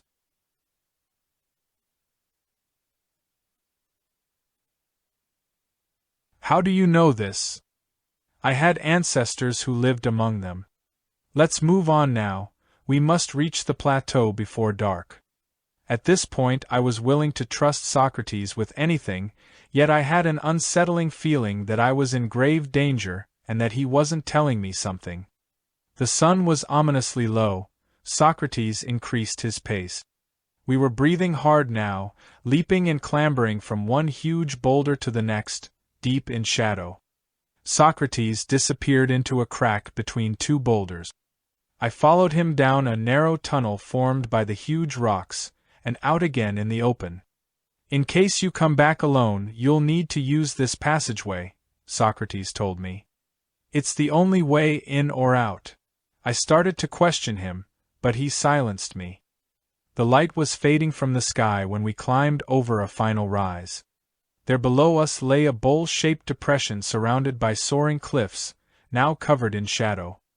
We headed down into the bowl, straight for a jagged peak. Are we near the burial site yet? I asked nervously. We are standing on it, he said, standing among the ghosts of an ancient people, a tribe of warriors. The wind began to buffet us, as if to add emphasis to his words. Then came the most eerie sound I'd ever heard, like a human voice, moaning. What the hell kind of wind is that? Without responding, Socrates stopped before a black hole in the face of the cliff and said, "Let's go in." My instincts were wildly signaling danger, but SOC had already entered. Clicking my flashlight on, I left the moaning wind behind me and followed his faint light deeper into the cave. The flickering beam of my light showed pits and crevices whose bottoms I couldn't see. SOC, I don't like being buried this far back in the mountain. He glared at me. But to my relief, he headed out toward the mouth of the cave. Not that it mattered, it was as dark outside as inside. We made camp, and Socrates took a pile of small logs out of his pack. Thought we might need these, he said. The fire was soon crackling. Our bodies cast bizarre, twisted shadows, dancing wildly on the cave wall in front of us, as the flames consumed the logs. Pointing to the shadows, Socrates said, "These shadows in the cave are an essential image of illusion and reality, of suffering and happiness. Here is an ancient story popularized by Plato. There once was a people who lived their entire lives within a cave of illusions. After generations, they came to believe that their own shadows, cast upon the walls, were the substance of reality. Only the myths and religious tales spoke of a brighter possibility. Obsessed with the shadow play, the people became accustomed to and imprisoned by their dark reality. I stared at the shadows and felt the heat of the fire upon my back as Socrates continued. Throughout history, Dan, there have been blessed exceptions to the prisoners of the cave. There were those who became tired of the shadow play, who began to doubt it, who were no longer fulfilled by shadows no matter how high they leaped. They became seekers of light. A fortunate few found a guide who prepared them and who took them beyond all illusion into the sunlight. Captivated by his story, I watched the shadows dance against the granite walls in the yellow light. Soc continued, all the peoples of the world, Dan, are trapped within the cave of their own minds. Only those few warriors who see the light, who cut free, surrendering everything, can laugh into eternity. And so will you, my friend. It sounds unattainable, Soc, and somehow frightening. It is beyond attainment and beyond fear. Once it happens, you will see that it is obvious, simple, ordinary, awake, and happy. It is only reality, beyond the shadows. We sat in a stillness broken only by the sound of crackling logs. I watched Socrates, who appeared to be waiting for something. I had an uneasy feeling, but the faint light of dawn, revealing the mouth of the cave, revived my spirits. Then the cave was again shrouded in darkness. Socrates stood quickly and walked to the entrance with me right behind. The air smelled of ozone as we stepped outside. I could feel the static electricity raise the hairs on the back of my neck. Then the thunderstorm struck. Socrates whirled around to face me. Lightning flashed. A bolt struck one of the cliffs in the distance. "Hurry," Socrates said, with an urgency I'd not heard before. "There's not much time left, eternity is not far away." In that moment, the feeling came to me, the feeling that had never been wrong, and it said, "Beware! Death is stalking." Then Socrates spoke again, his voice ominous and strident. Quickly, back into the cave. I started to look in my pack for my flashlight, but he barked at me, "Move!" I retreated into the blackness and pressed against the wall. Hardly breathing, I waited for him to come get me, but he had disappeared. As I was about to call out to him, I was jarred almost unconscious as something vice-like suddenly gripped me behind the neck with crushing force and dragged me back, deeper into the cave. "Socrates!" I screamed. "Socrates!" The grip on my neck released, but then a far more terrible pain began. My head was being crushed from behind. I screamed and screamed again. Just before my skull shattered with the maddening pressure, I heard these words. Unmistakably the voice of Socrates. "This is your final journey." With a horrible crack, the pain vanished. I crumpled, and hit the floor of the cavern with a soft thud. Lightning flashed, and in its momentary glare I could see Socrates standing over me, staring down. Then came the sound of thunder from another world. That's when I knew I was dying. One of my legs hung limp over the edge of a deep hole. Socrates pushed me over the precipice, into the abyss, and I fell, bouncing, smashing against the rocks, down into the bowels of the earth. Then, dropping through an opening, I was released by the mountain out into the sunlight, where my shattered body spun downward, finally landing in a heap in a wet green meadow far, far below. The body was now a broken, twisted piece of meat. Carrion birds, rodents, insects, and worms came to feed on the decomposing flesh that I had once imagined to be me. Time passed faster and faster.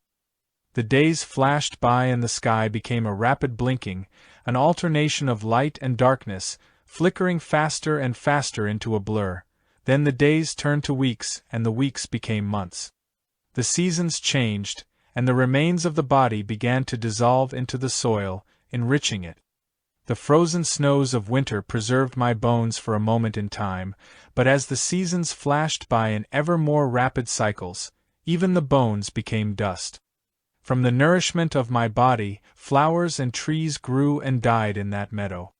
Finally, even the meadow disappeared. I had become part of the carrion birds that had feasted on my flesh, part of the insects and rodents, and part of their predators in a great cycle of life and death. I became their ancestors, until ultimately they, too, were returned to the earth. The Dan Millman who had lived long ago was gone forever, a flashing moment in time, but I remained unchanged through all the ages. I was now myself, the consciousness that observed all, was all. All my separate parts would continue forever, forever changing, forever new. I realized now that the grim reaper, the death Dan Millman had so feared, had been his great illusion. And so his life, too, had been an illusion, a problem, nothing more than a humorous incident when consciousness had forgotten itself. While Dan had lived, he had not passed through the gate. He had not realized his true nature. He had lived in mortality and fear alone. But I knew. If he had only known then what I know now. I lay on the floor of the cave, smiling. I sat up against the wall, then gazed into the darkness, puzzled, but without fear.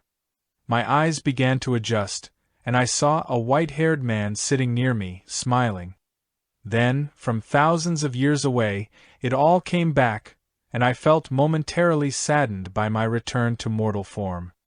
Then I realized that it didn't matter, nothing could possibly matter. This struck me as very funny, everything did, and so I started to laugh. I looked at Socrates, our eyes gleamed ecstatically. I knew that he knew what I knew. I leaped forward and hugged him. We danced around the cavern, laughing wildly at my death. Afterward, we packed and headed down the mountainside. We cut through the passageway, down through ravines and across fields of boulders toward our base camp. I didn't speak much, but I laughed often, because every time I looked around, at the earth, the sky, the sun, the trees, the lakes, the streams, I realized that it was all me, that no separation existed at all. All these years Dan Millman had grown up, struggling to be a somebody. Talk about backward. Dan had been a somebody in a fearful mind and a mortal body. Well, I thought, now I am playing Dan Millman again, and I might as well get used to it for a few more seconds in eternity until this too passes. But now I know that I am not only the single piece of flesh, and that secret makes all the difference. There was no way to describe the impact of this knowledge. I was simply awake. And so I awoke to reality, free of any meaning or any search. What could there possibly be to search for? All of Socrates' words had come alive with my death. This was the paradox of it all, the humor of it all, and the great change. All searches, all achievements, all goals, were equally enjoyable, and equally unnecessary. Energy coursed through my body. I overflowed with happiness and burst with laughter. It was the laugh of an unreasonably happy man. And so we walked down, past the highest lakes, past the edge of the timberline, and into the thick forest, heading down to the stream where we'd camped 2 days, or 1,000 years, ago. I had lost all my rules, all my morals, all my fear back there on the mountain. I could no longer be controlled. What punishment could possibly threaten me? Although I had no code of behavior, I sensed what was balanced, appropriate, and loving. I was finally capable of kindness. He had said it, what could be a greater power? I had lost my mind and fallen into my heart. The gate had finally opened, and I had tumbled through, laughing, because it, too, was a joke. It was a gateless gate, another illusion, another image that Socrates had woven into the fabric of my reality, as he'd promised long ago. I had finally seen what there was to see. The path would continue without end, but now it was full of light. It was turning dark by the time we reached our camp. We made a fire and ate a small meal of dried fruit and sunflower seeds, the last of my stores. Only then, as the firelight flickered against our faces, did Socrates speak. "You'll lose it, you know." "Lose what?" "Your vision. It is rare, only possible through an unlikely set of circumstances, but it is an experience, so you'll lose it." "Perhaps that's true, Socrates, but who cares?" I laughed. "I've also lost my mind and can't seem to find it anywhere." He raised his eyebrows in pleased surprise. "Well, then, it appears that my work with you is complete. My debt is paid." "Wow!" I grinned. "Do you mean this is graduation day for me?" "No, Dan, this is graduation day for me." He stood, put his pack on his shoulders, and walked off, melting into the shadows. It was time to return to the station, where it had all begun. Somehow, I had a feeling that Socrates was already there, waiting for me. At sunrise, I packed my knapsack and started down the mountain. The trip out of the wilderness took several days. I caught a ride into Fresno, then followed 101 up into San Jose, then back to Palo Alto. It was hard to believe that I'd only left the apartment a few weeks ago, a hopeless somebody. I unpacked and drove to Berkeley, arriving in the familiar streets at 3 in the afternoon, long before Socrates came on duty.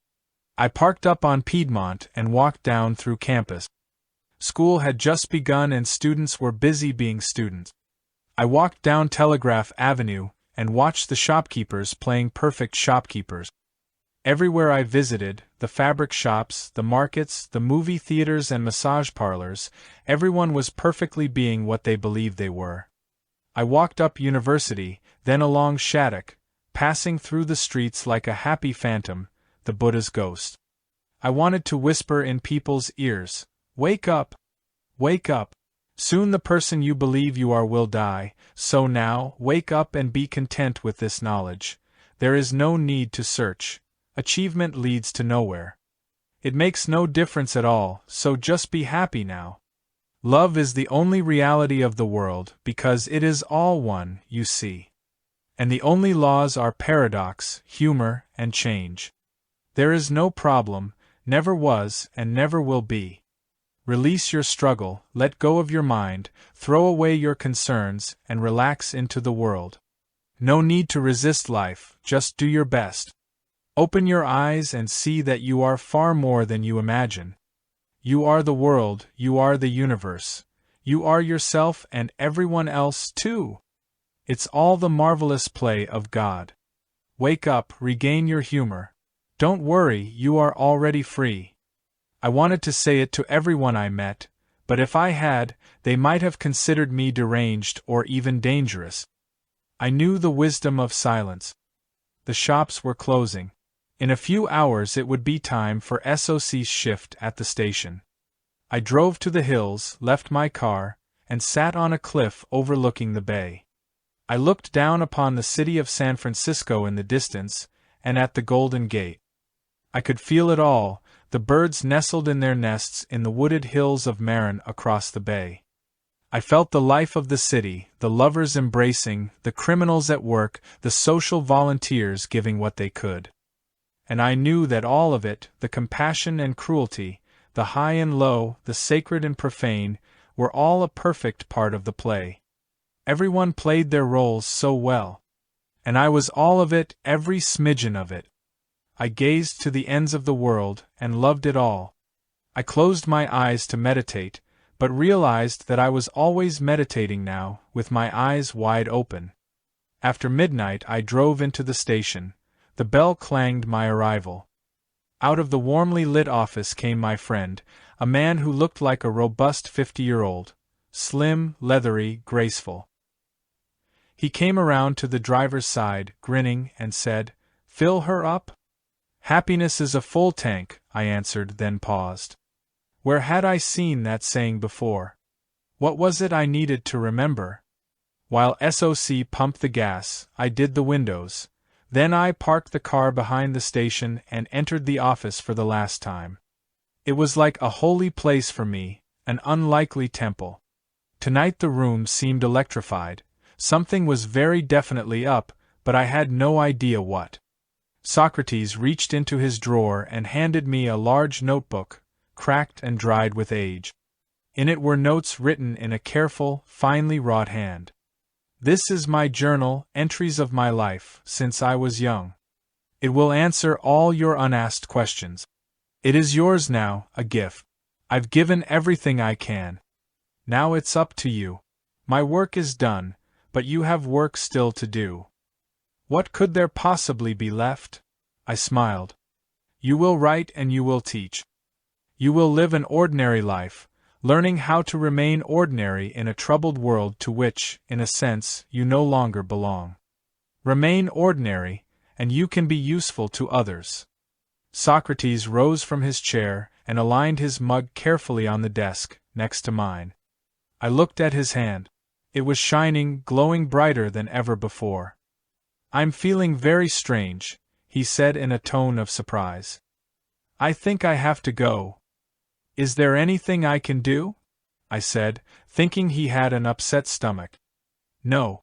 Gazing into space as if the room and I no longer existed, he walked slowly to the door marked private, pushed it open, and stepped inside. I wondered if he'd be all right. I sensed that our time in the mountains had drained him, yet he was shining now as never before. As usual, Socrates didn't make sense. I sat there on the couch and watched the door, waiting for his return. I yelled through the door, "Hey, Socrates, you're glowing like a lightning bug tonight. Did you eat an electric eel for dinner? I must have you over for dinner this Christmas.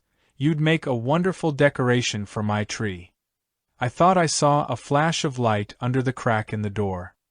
Well, a blown light bulb might hasten his business. "SOC, are you going to spend all evening in there? I thought warriors didn't get constipated." 5 minutes passed, then 10. I sat holding his prize journal in my hands. I called him, then called again, but I was answered in silence. Suddenly I knew. It wasn't possible, but I knew it had happened. I leaped to my feet and ran to the door, pushing it open so hard it struck the tile wall with a metallic clang that echoed hollowly in the empty bathroom. I remembered the flash of light minutes ago. Socrates had walked, glowing, into this bathroom and disappeared. I stood there a long time, and I heard the familiar station bell, then a honking horn. I walked outside and mechanically filled the tank, taking the money and giving change out of my own pocket. When I returned to the office, I noticed that I hadn't even put my shoes on. I began to laugh. My laughter became hysterical, then quieted. I sat back on the couch, on the old Mexican blanket now tattered, disintegrating, and looked around the room at the yellow rug, faded with age, at the old walnut desk and the water cooler. I saw the 2 mugs, SOC's and mine, still sitting on the desk, and last of all, his empty chair. Then I spoke to him. Wherever that mischievous old warrior was, I'd have the last word. "Well, SOC, here I am, between past and future, again, floating between heaven and earth. What can I say to you that would be enough? Thank you, my teacher, my inspiration, my friend. I'll miss you. Farewell." I left the station for the last time feeling only wonder. I knew that I'd not lost him, not really. It had taken me all these years to see the obvious, that Socrates and I had never been different. All this time, we had been one and the same. I walked through the tree-lined paths of campus, across the creek, and beyond the shady groves out into the city, continuing on the way toward home. Epilogue. Laughter in the wind. I'd passed through the gate, seen what there was to see, realized, high on a mountain, my true nature. Yet, like the old man who shouldered his burden and continued on his way, I knew that though everything had changed, nothing had changed. I was still living an ordinary human life with ordinary human responsibilities. I would have to adapt myself to living a useful life in a world that was offended by one who is no longer interested in any search or problem. An unreasonably happy man, I learned, can grate on people's nerves. There were many occasions when I began to understand and even envy the monks who set up housekeeping in faraway cave. But I had been to my cave. My time for receiving was finished, now it was time for giving. I moved from Palo Alto to San Francisco and began working as a house painter. As soon as I was settled into a house, I attended to some unfinished business. I hadn't spoken with Joyce since Oberlin. I found her number in New Jersey and called her. Dan, what a surprise. How are you? Very well, Joyce.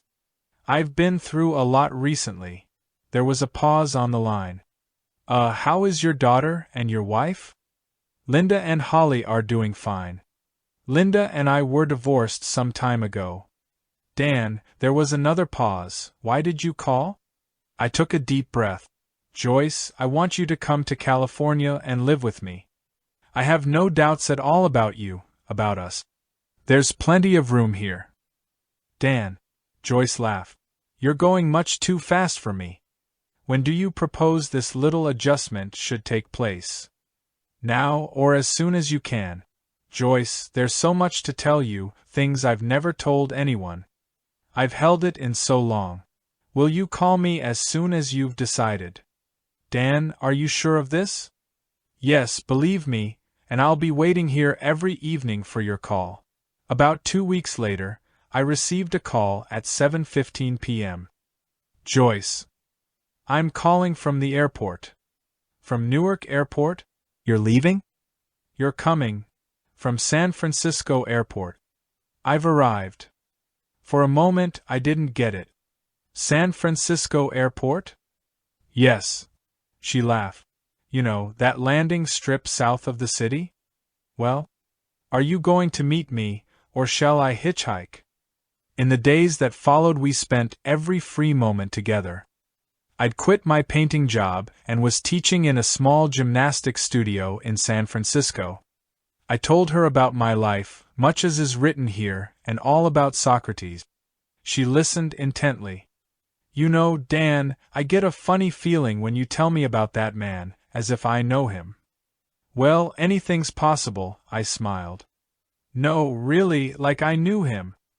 What I never told you before, Danny, is that I left home just before starting high school. Well, I responded, that's unusual, but not too strange. The strange part is that the years between my leaving home and going to Oberlin are a complete blank in my memory. And that's not all. At Oberlin, before you came, I remember having dreams, very strange dreams, about someone like you, and about a white-haired man. And my parents, Danny. Her large, luminous eyes opened wide and filled with tears. My parents always called me by my nickname. I held her shoulders and looked into her eyes. In the next moment, like an electric shock, a place in our memories opened up as she said, my nickname was Joy. We were married among our friends in the mountains of California. It was a moment I would have given anything to share with the man who had begun it all, for both of us.